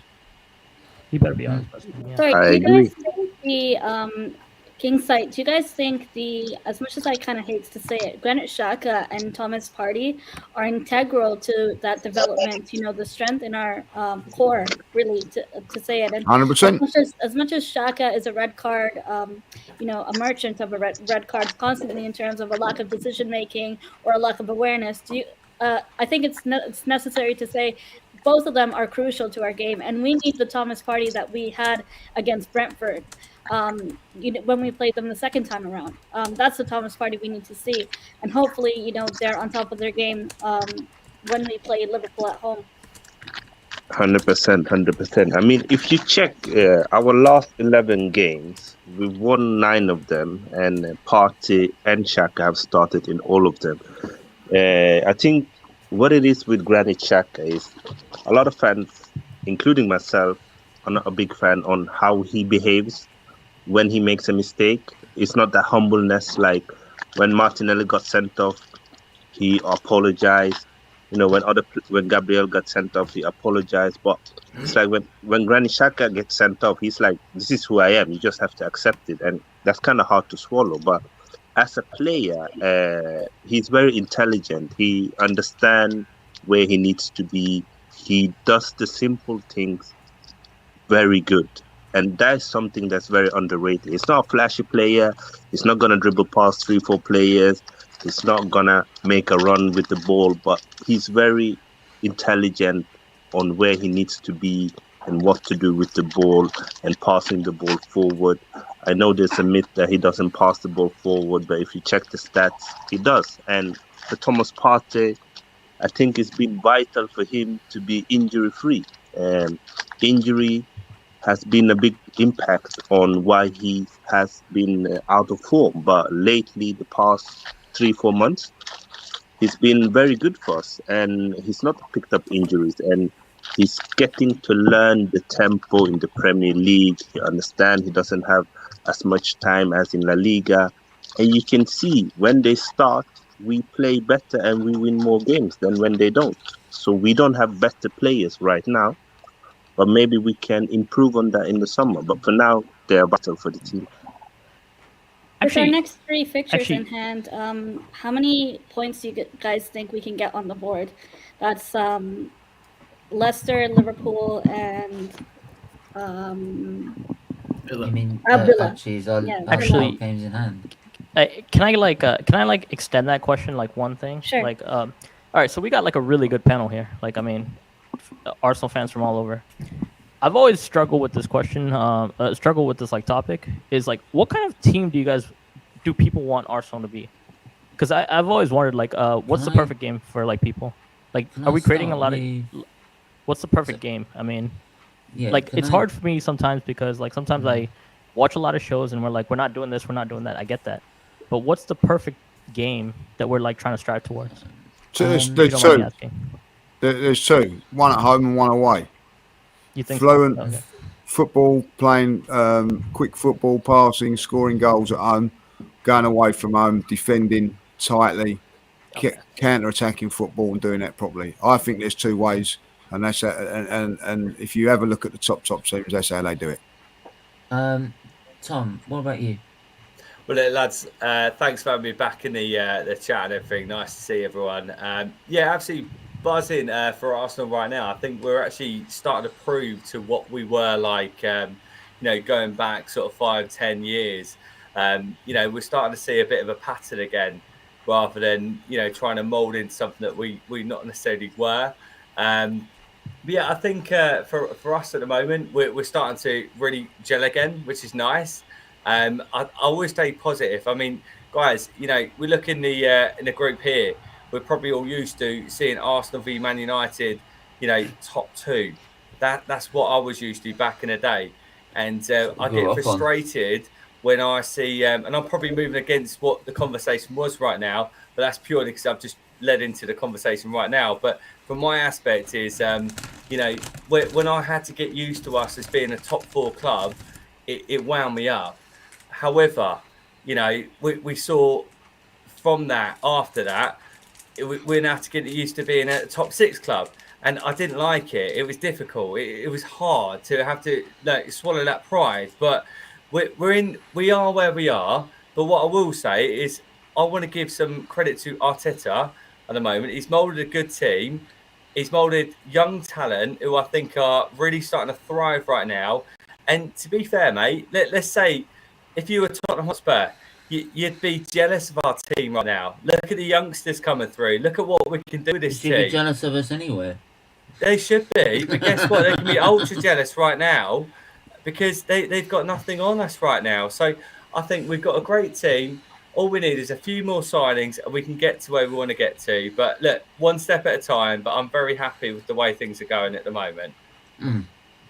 Sorry, just to add to you what just Tom said, said, I think our set piece coach deserves a lot of credit because we've improved a lot this season, especially on set pieces that other teams, like the likes of Tottenham, need to improve on. And I think, working on in training our set pieces, we've improved a lot and we've tried to better ourselves. And I'll give credit to Arteta for that too. I think that comes down to discipline a lot. I will say, actually, what I've just touched on right there is what Tom had said at the end is that the one step at a time is it's great what we're seeing and how we're improving. But again, like, we have to keep focused on what the main goal is, and the main goal is okay, yes, this season the main goal is to get into the top 4, but then what's the main goal after that? That's the main goal to progress further from that, and then to progress further from that after that. So, because if we all want to see us win the title again, and the only way we're going to do that is if we keep with the same mindset of we keep praising with the improvements we're making, but we make sure we don't get settled with what we're achieving at that certain point until we've achieved the ultimate goal. For me, listen, it can all go pear-shaped in the next round. If we don't beat Leicester, lose to Liverpool, and then don't get nothing from Villa, then the likes of Spurs and that, if they get a result of Man United or Man United get a result against Spurs, will be above us. So it's what we got to do is not get ahead of ourselves, take it one game at a time. But that's why this game on Sunday is massive, because it sets us up for the next 2. Defeat or a draw puts massive pressure on the Liverpool game, massive pressure on the Villa game. But if we could go and beat Leicester, and then, dare I say it, go and beat Liverpool, wow, then we're in a real good chance of doing it. Massive game Sunday. Yeah, exactly. I think Lee well spoke. I think we just got to focus on ourselves at the moment, haven't we? Yeah. Rather than just like looking at what they could do or what we could do. Exactly. Like, why about ourselves? Exactly. That's what we've done all season, though, and that's what's worked. I know, but it is easy sometimes to get a bit ahead. Sometimes, I mean, look, you guys will know me from watching my streams that I do have my head in the clouds, but I'm Mr. Positive. That's the way I am. That's the way I've been brought up. And in the day, I look at Chelsea. If we were 2 games in hand, I think we're 2 points behind them or something. And then if we beat them away from home with everything that's going on right now, we could above them. So then we're in 3rd place already. But again, I don't want to get too ahead. It's one of them where you've just got to pat on yourself. You just did. About yourself. I did, mate. Do you know what I do? And I will. Literally, I'm shocking, mate. I'm absolutely shocking. But at the end of the day, just got to enjoy the Arsenal Football Club. We love our club. Yeah, exactly. Together. Enjoy it for a minute. Exactly. Yeah. Exactly. It's like, our games in hand over, for example, Man United. I think there's still the Chelsea game that needs to be rearranged. There's the Liverpool game. There's the Spurs game. I think the Spurs game is probably, for me, another key game, as well as the 2 key games I think that will decide it for me are the Man United game coming up, which is in April, and then we've got the Spurs game coming up, which is still to be rearranged, I believe. Yeah, I think what they're doing, Stephen, they're keeping that Tottenham game back for the end of season cup final. Yeah, 100%. That's what the TV companies are doing. I think the key is really not to drop. You've got to do your best not to drop points against those teams competing for the 4th position with you. So we still got to go to West Ham. So West Ham, they're up there. We still got to go to West Ham. We've got to go to Tottenham, and we've got to play Man United. The important thing in those games really is not to lose to those teams, because obviously a loss then against those sort of sides who come from the same position as you, obviously is damaging. So Those games are key. I think we have got quite a hard run in the 13 games left. I look at some of the away fixtures; they are tricky, but we have got games in hand. I think we've got enough about us to actually get over the line. But I will say this, just as a warning: the team is a very young group. These young players would not have been in this position before, where as a group they're challenging to get in the top 4. You know, we've got the youngest team in the league, haven't we? He's been putting out consistently the youngest team in the league. So this is where you need your Lacazettes and your Jackers. We talked about Jack. I think what Jacker offers is experience. You know, he's playing out of his comfort zone at the moment, like Tierney is. He's playing high up on the left-hand side. That's not his position. I can remember, you know, because I do a lot of number crunching, and Jacker is always one of the highest number of passes of any Arsenal player in a game. His passes last week against Watford is one of the lowest. So that tells you that he's doing a job for the team. And I think we will upgrade from him in the summer. So the important thing is, I think, for Arteta is to get this 4th position, because then it'll be the next part of the evolution of the team. He'll be out to buy a quality centre mid on the left-hand side to replace Jack in that left-hand number 8. And then he's obviously looking for 2 key forwards to replace Lacazette and Nketiah, who'll be out of contract. So it's very important. But I will stress that this is a very young group. They will be under pressure. So this will be a test. And you know, there's a lot of quality in the team, but it's not just quality. It comes down to mentality as well in those games when the going gets tough, when you're in those final few games. And you know, you're sort of like up against it, and you know if you lose, it could have a detrimental effect on whether you get into Europe or not. They've never been in that position before, and that's why I think, as I say, that's the role I think that Granit Xhaka and the likes of Lacazette will have to play for the team in this running. Yeah, Greg, can I just say something, mate? I think you talked some really, really good stuff there, and I've got to say, with your stuff that you do as well, like I've got time to listen to what you say, because you break it down in such a good way. I mean, from my point of view, I mean, I thought that Arsenal, they needed to try and dive their way into the top 4 somehow, because of the lack of, you know, European football, and also recently the lack of like FA Cup football. From your perspective, from the start of the season, do you think they are underperforming or overperforming in terms of you know, getting to that top 4 at the moment? Look, I think if you'd said to me at the start of the season, did I think Arsenal get in the top 4? I would have said no. Do I think Arsenal should get in the top 4 from where they are now? I would say probably yes. So in a way, I think, are overperforming because our points per game are higher than this time last year. We've scored something like 14 more points already than we had at this time last year. So we are overperforming in terms of last year's metrics. But that's been coupled with a drop-off from the likes of Man United and Tottenham, who are down. I mean, on points that they had during the season last year. So it's a combination of both things. We are slightly overachieving, but it's almost like, in a way, as I said earlier in the show, I don't think we are overachieving that much over the last, from the second half of last season to the first 2/3 of this season. It's very similar parallels. I think the team has sort of like, now he's got his players that he wants, playing the type of football he wants, and he's solidified that back line. We are now achieving what I think, are capable of achieving, but it's coupled with a drop-off. Never saw Man United falling off a cliff like they had, and never saw. And I thought Tottenham, when they got Conte, I honestly thought that they would be. I was worried when I saw that. I thought, goodness me, here we go. But but we've got ourselves in a great position now, and you know, I think that, you know, you have to say that it's ours to lose almost. You know, even despite the half fixture. So we're going to be disappointed, Lee, aren't we, if we don't get top? Yeah, I slightly disagree with Graham. I don't disagree with him a lot there. I don't think we've underachieved. I think we've done what we've expected to do. We underachieved a lot last season, but this season I think we've probably, the games that we're winning, what I'm expecting us to win. The realization of it is what Graham said. The other teams have fallen off. You know what I mean? Like, so we haven't. We've kept up to where our expected performances are going to be.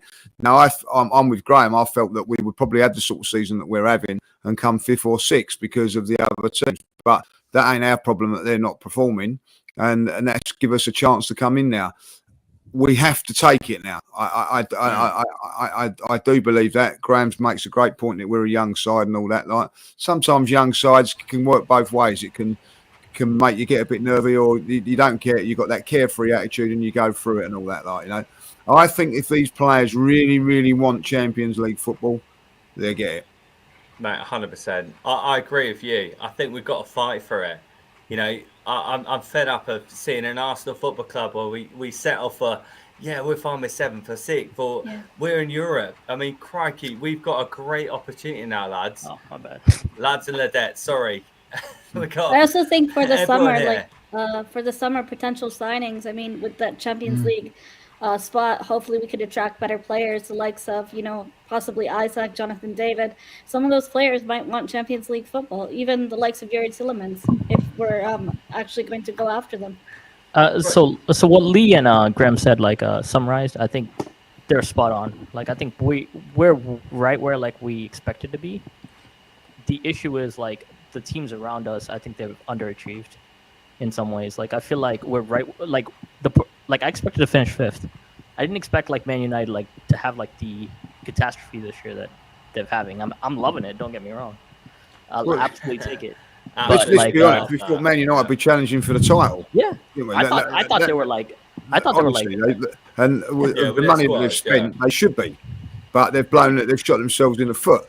So, but I expected Man United to be challenging for the title. I'm not challenging for top 4. I think that I thought it was a 4-horse race at the beginning of the season. It's turned into a 2/3 with Chelsea. They did mount a bit of a challenge, but Man United have really standards have dropped uncharted for me. I never see it coming, if I'll be honest.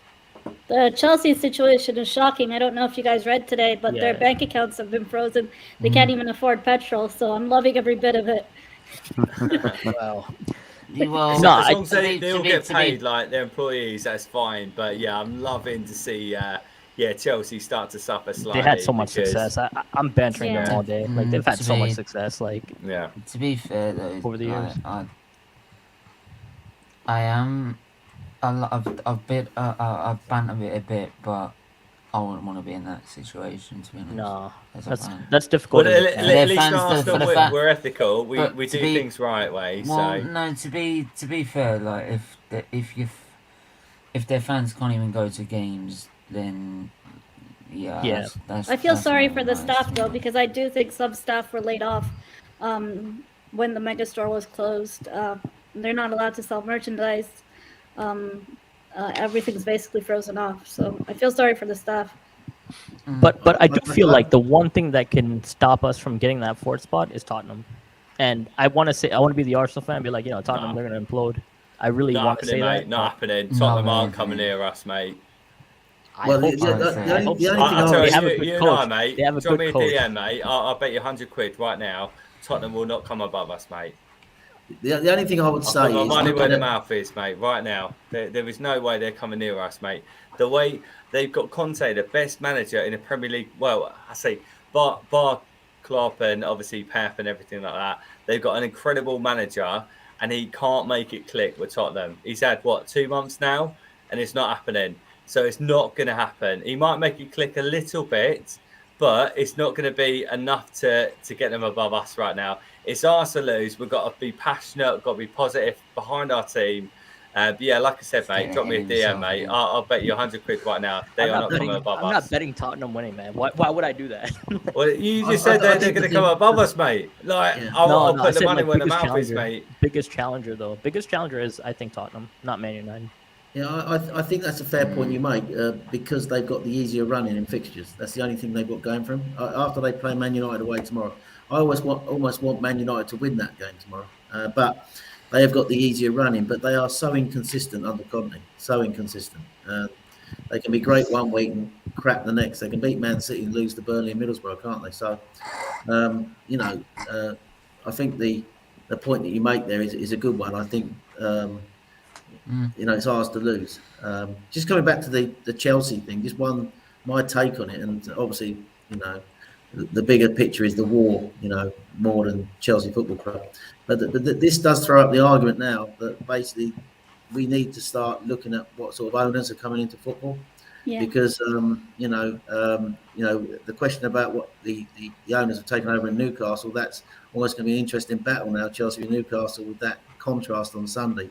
But I think the Premier League and English football needs to run football clubs. That's the big take I got out of what's happened. So, and this was always coming, wasn't it? For Chelsea, I blame also like the FA in a sense, because they just let them just without any sort of checking or monitoring, just let them come in and buy these clubs, and now and this is the thing. This is why I'm not really want to banter too much, because as much as they've won everything and I'm jealous of what they've won, right? Like if this was Arsenal in that situation, it'd kill me as a fan. Yeah, it would be difficult, wouldn't it? Yeah. And I don't think any fan should have to suffer like that. As well as like what's going on, all of it's just wrong. But like part of it is, I think it's down to the FA not really having any control of like who's buying these clubs, and who's buying up our clubs. I think Everton and Bournemouth have got Russian owners, and I think they might be called into a question as well. Yeah, but I think this just shows how corrupt the world is, Premier League, FA, etc. Because they didn't just realize who Roman Abramovich is. They must have known this forever, but it's only when it favors them, that's when they make a move. So, for example, the Saudi owners, they weren't allowed to buy Newcastle at first. Then probably something must have happened behind the scenes, and now all of a sudden they are allowed to be owners. So the Premier League, the FA, all they care about is money, because the richer owner that comes in, the bigger teams they have, the more revenue they can sell to Sky, to BT, etc. Because that's what they care about. They care about money. And that's why they created the Premier League from the beginning. It was to make more money and make it more mainstream. And that's why we are where we are today. Unfortunately, the fans are the victims, because you can say that Arsenal fans or Arsenal as a club have suffered because Chelsea were allowed to kind of cheat the system. They were allowed to get in an owner who could just write off all their debt, not going into administration, pump in as much money as they wanted, and take over and win all the titles. Now, the Chelsea fans are suffering because of that. Oh, all the other fans were suffering before. So what's fair, what's not fair? I think what's fair is only take in owners who doesn't have dodgy things. But then again, how many billionaires don't have dodgy things? Hey, question for everybody. What's the dream Arsenal signing? What's the dream Arsenal signing for you guys? Because this summer, I look at it, I keep saying like Jude we put our eggs in the Jude Bellingham basket. I think he's gonna be great for Arsenal. What do you guys think about that? If you guys have any opinions. I love Jude Bellingham. Yeah, why not? I think he's perfect. He'll be like an Arsenal legend. Someone like that. Can I just say 2 seconds? Before we go on to I'm sorry guys to cut you with the business thing. Just there was a lot of business people out there. I'm in business myself, and Lee, you're in business, aren't you, mate? You've got your own company. There's so many people out there that don't do it by the book. So it would be nice to I don't know, sort of see more aspects of how nice people, the way they do things, moving forward. But yeah, sorry, mate. I just wanted to add that in. But yeah, carry on with the top signings.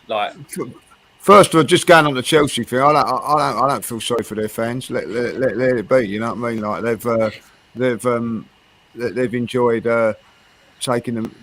They've had 19 great years of it. You know what I mean? 19 years they should never have had, but they've had it. You know what I mean? But so when I feel sorry for them now, I don't. You know what I mean? Welcome back to the real world. That's what I say about that. And listen, Jude Bellingham would be a signing that Chelsea would have been able to have. And we are doing the right thing, can only dream about sort of signings like that, or doing it the right way and trying to get signings like that. Jude Bellingham would be a wonderful signing for us going forward.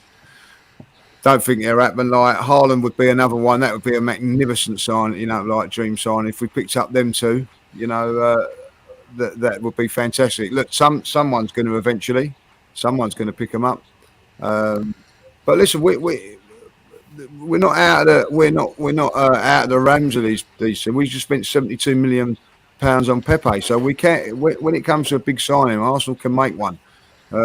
So it'd be interesting to see what signings they do make, and whatever signings they do make, I'm going to back them because they've been. That is the one area I think Arsenal over the last year or so have been very, very good.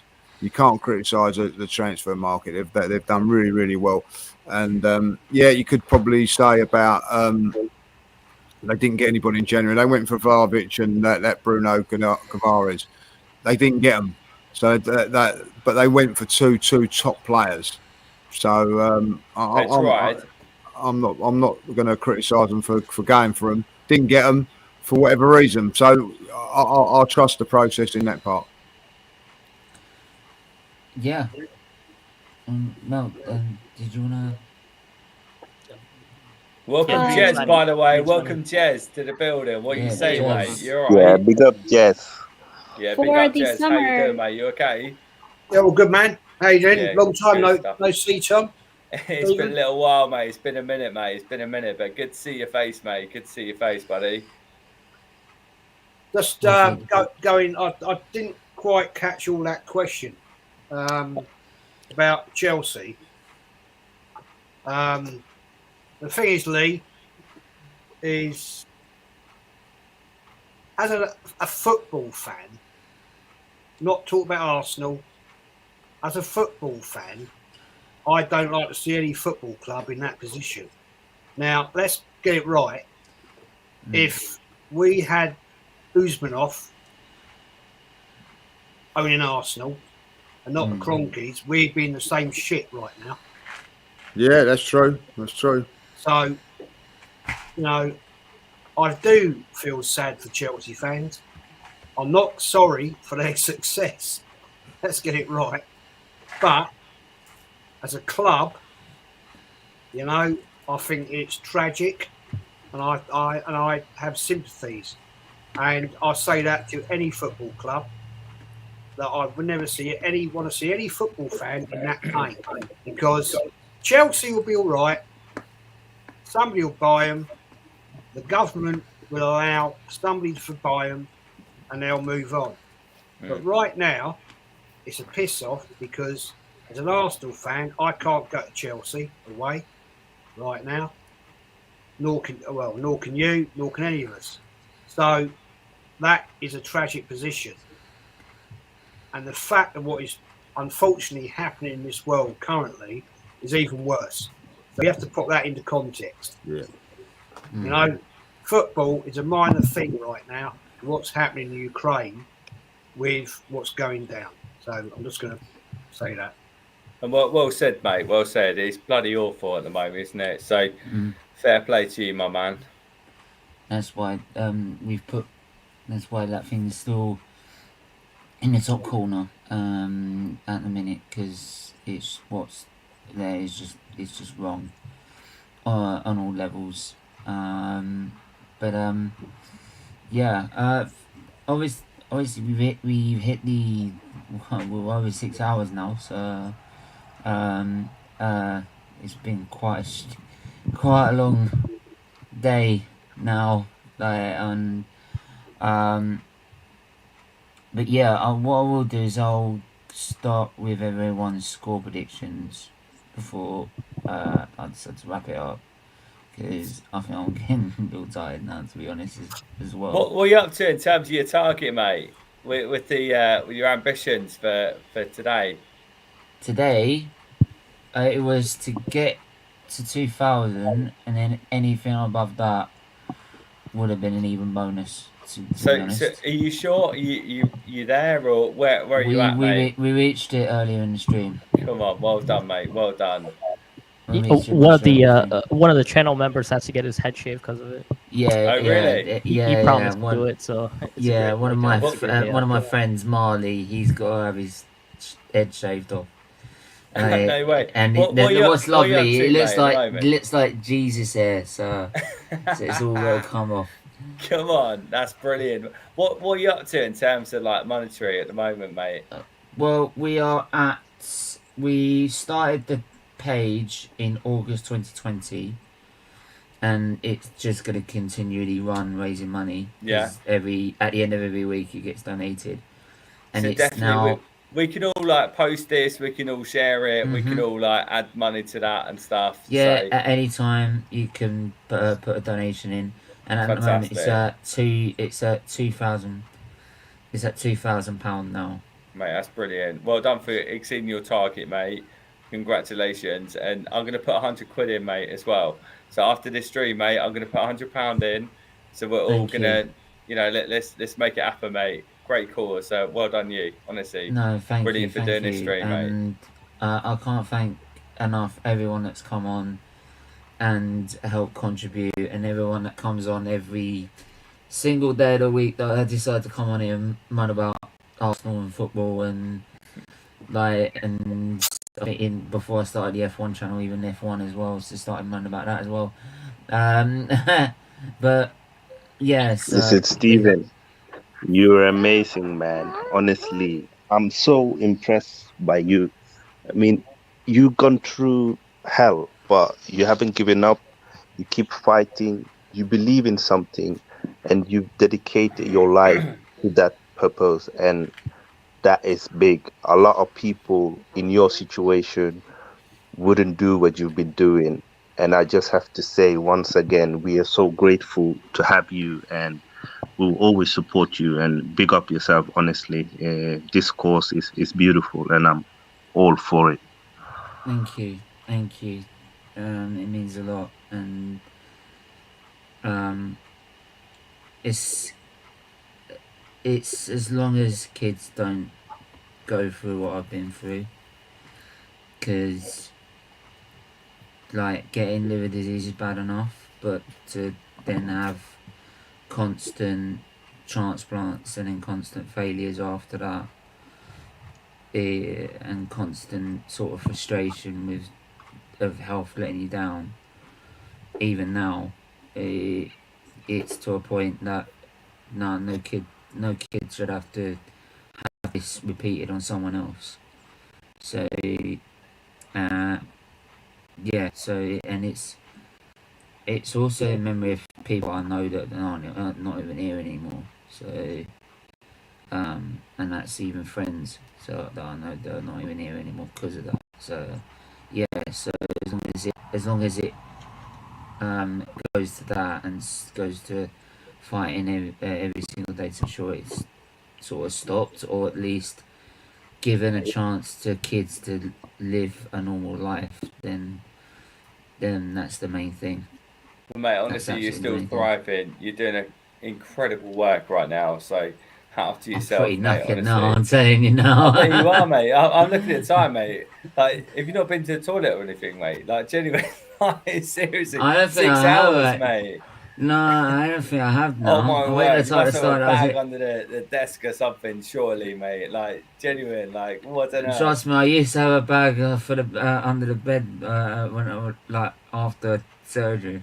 Right? Oh, mate. Well, listen, you're doing a great job, mate. Honestly, man. Honestly, like if it was me, I'd need to go for a wee every like 5 minutes. So well done, you. Honestly, you've smashed you wanted to see it 6 yesterday hours after in. They would have seen after yesterday. I still had to have blood pumped in as well, but because I only got one kidney left, and the kidney decided it was gonna start like stabbing me in the back. I was like, I can't do this, so I've got to come back next week.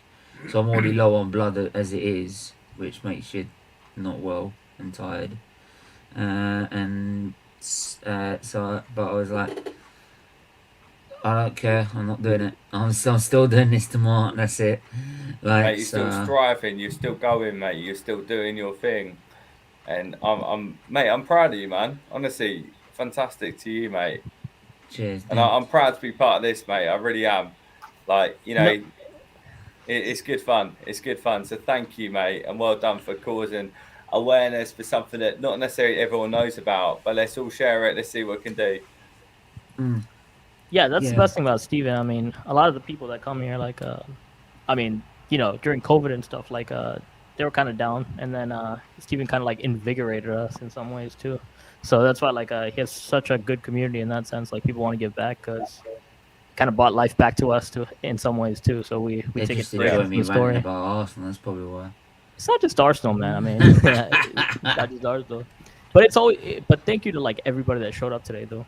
To like, I mean, the show couldn't. A show like this requires Yeah. like tremendous like people like you guys to like want to come on, especially with like a small channel. So definitely, you guys are like legends in that sense. Like, I mean, you guys come here, give your time up, and help like smaller channels like grow. So big up to you Yeah, I guys. mean, Big up to Mel because she put a lot of effort in like contacting Yeah, people. Mel was I know what that's like. I putting mean, effort in.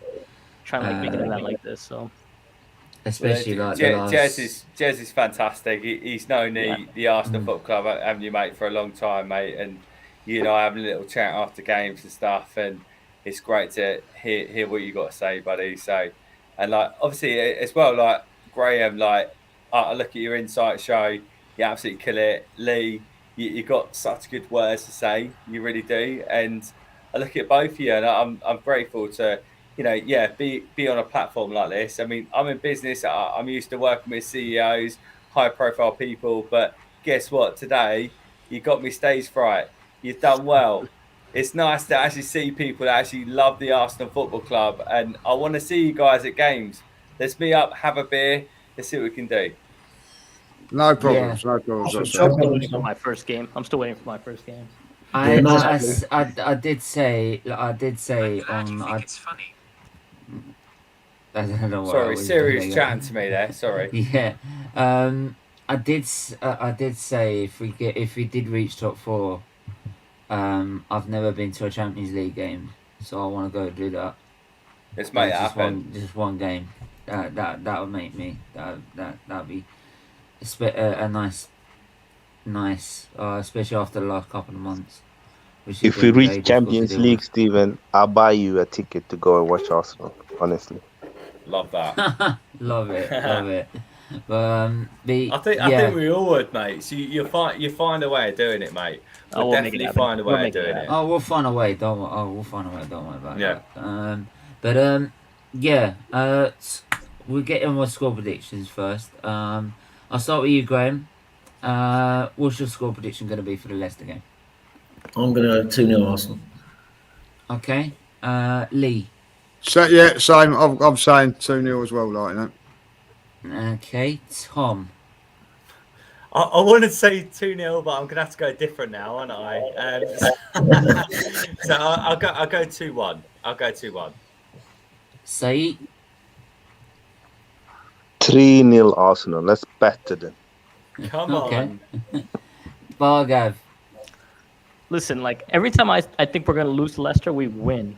So I'm gonna go with like a Lose, strong prediction please. on this one. I'm going with a strong prediction of 3-0. Okay. Just for this one. Jez, what are you thinking? I said 4 hours ago 2-0. But I'm gonna have to change it now, aren't I? That's right. I said That's 2-0. all right, you You're keep fine with consistent, me. man. But we've had 2-2-1s. I'm gonna have to. No, I can't jump in on the ship. I'm gonna have to go 2-1 now. So you've got 3-2-1s now. I said 3-1 originally, so I'm going 3-1. I do You're think right. we'll concede a goal, but I do think we'll score 3 with the way we've been playing. So yeah, 3-1 for me is what I'm gonna go for. So On Lee's podcast with Kenny, I said 2-0. So I'll have to change it now. 2-1. I tell you what, Stat has gone 2-1, and let's. Do you know what? I'm as much as I'd always want Tottenham to lose. I hope they actually draw, because that'll be a perfect result. To be honest, that if they draw that game, because that drops Man United points and it drops Tottenham points, and that's really what could really do us good as well going into next week. But yeah, Graham, where can they find you, my friend? They can find me. First of all, Stephen, I echo everything Tom said, and I'll make a donation myself when I get the chance. And fantastic work you're doing, and echo all the kind words that have been said about you tonight. And thanks for the invite. They can find me on Twitter, GrahamB195. I follow back all Arsenal fans, so it's strictly an Arsenal account. I do a bit of Lee Judge's TV as well, as Lee knows. And obviously on the Tactical Insight Show on AFTV with James. So, but predominantly Twitter, Arsenal, Graham B195. That's where you'll find me. And thanks for the invite tonight, guys, and lovely to share a platform with all of you. And I hope to see you, as Tom said. It'd be nice if I saw you around. Come and say hello to me. I'm at the Leicester game on Sunday, and if anyone wants to go for a beer, let's have a beer if we see each other. I'll tell you, Graham, let's do it, mate. You and I, we're going. Not a beer. I'm going to get you some Jaeger bombs. All right. I'll get you some Jaegers, mate. We're not going. Hey, come on. This is a liver awareness drink. Keep it out of it. Come on. No, I'm only joking, but yeah, cheeky little Jaeger. All right. But no, definitely, mate. It'd be good to see you, mate. I'm probably going to go to that game. So yeah, give me a shout. I'll follow you on Insta. We'll sort something out, mate. No worries. And no Jaegers. No Jaegers. No Jaegers, mate. Yeah, no. Maybe. I'll have a half a pint in for the man there. Half pint Jaeger. Yeah. All right. No, Lee knows what I'm on about. No, good to hear from you, mate. Yeah, Lee, where can they find you, my friend? Yeah, just Lee Mark Judges on Instagram and on Twitter, and of course Lee Judges TV. If you want to come over there and give it a watch, that'd be fantastic. I echo everything everybody said, and Steve, doing a fantastic job, and keep going, mate. Keep going. Yeah, I definitely got to get on there at some point. Yeah, you're gonna go. We've got to sort that out. We will sort that out really, really soon. Definitely. We'll have you on. Jez, where can I find you, my friend? I'm on college.jez on Insta. And yeah, I endorse what the other fellas have said. Stephen, what you're doing, man, is awesome, absolutely awesome, and big up to you for doing it. And I admire you, especially with what you've been through personally. And fair play to you, mate. And thank you for inviting me on. It's been great to speak to Lee Judges. Nice to see Tom again, and Graham. Nice to have met you, my friend. And we should have more time to talk to Lee, because I think I could have a great debate with Lee. Mate, I'm not taking the piss. No, I'm not taking the piss. I watch you all the time on your show, especially on with Lee Gunner. And I admire your content, and Graham. So maybe one day, mate, I'll have a debate with you. But Stephen, we look forward to that. Yeah, Jez is brilliant, guys. Absolutely fantastic. Brilliant. Really, really good. I'll send in the questions as well to answer as well. Definitely. Jez, I've bored you to death after a football game, haven't I, mate? Like, you and I. Only got two wrong. You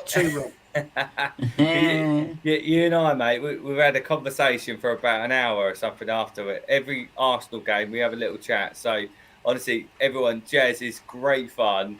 If you want banter, if you want football knowledge, he knows it. So, yeah, hat off to you, mate. Brilliant. That's good. I'm old. No, mate. Yeah, but you teach me something, don't you, mate? I thought I was old. I thought I knew my stuff. But, you know yours, mate. And you're a true North London Gooner, mate. So, I'm honoured to know you, mate. I'm honoured to know you, buddy.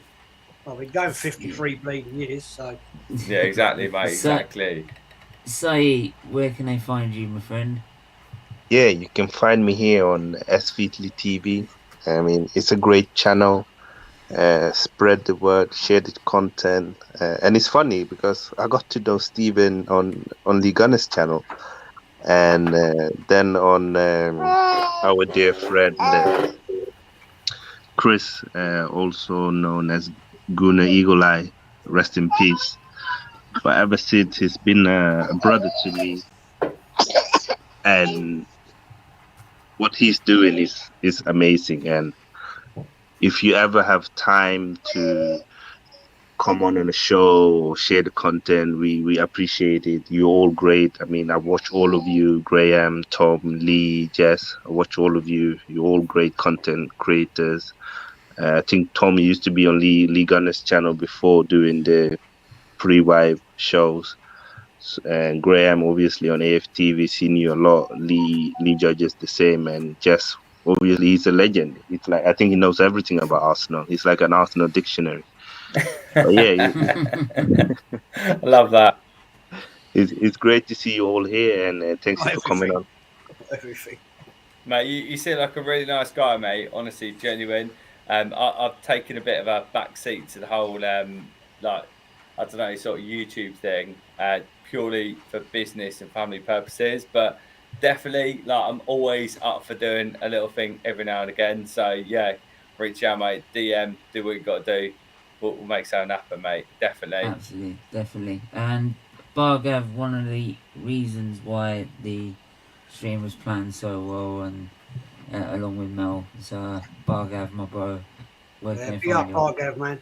Yeah. Hey, thank you guys. I mean, yeah, I'm not really like a YouTuber. I just come on Steven's channel usually, and I just like talking football. So like anytime I can like make myself available, I'm done with it. Yeah, like I mean, for the most part, like this has been like one of the most memorable streams I've ever done. Like I'll put it this way, like I only come on like every once in a while just because after Narso game, etc. Like it feels like I'm more connected with the club since like doing this stuff, doing YouTube and stuff like that. So, thank you guys. Thank you for everybody that came today, and thank you for everybody that donated and then did so much just to make the stream. Good to meet you, mate. Good to meet you, buddy. Oh, yeah. Good to meet you, man. Like yeah, like good to meet everybody here. Like I don't know what else to say, but like it's been a blessing. It's definitely been a blessing. I'm gonna remember this day for a long time.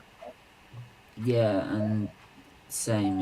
It's one of those that I'm gonna treasure for a long time as well. So, and like I can't thank enough everyone that's come on, everyone that keeps supporting the channel, everyone that keeps supporting the cause as well. So, yeah, it all means so much to not just myself, but the charity as well, and the kids it will help. It is unbelievable. So, yeah. So, like I said before, do hit the like button, do hit the subscribe button. If you want to be a member, do hit the join button below. You can also, with some of the memberships, be part of extra content as well to help push the cause even further. And yeah, and please do like and share on all your socials. But until then, everyone stay safe, stay well, and we will see you. I think we're seeing tomorrow because I'm on the F1 channel tomorrow morning doing like testing, F1 testing watch along. So that'll be You're nice. living life, mate. You're living life, I buddy. love it. I love it. I'm jealous, mate. I'm jealous. Yeah, trust me, next season's coming. So like, I'm out for revenge after what happened last season. So there you go. 100%, mate. 100%. There you go. So until then, everyone stay safe, stay well, and we'll see you soon.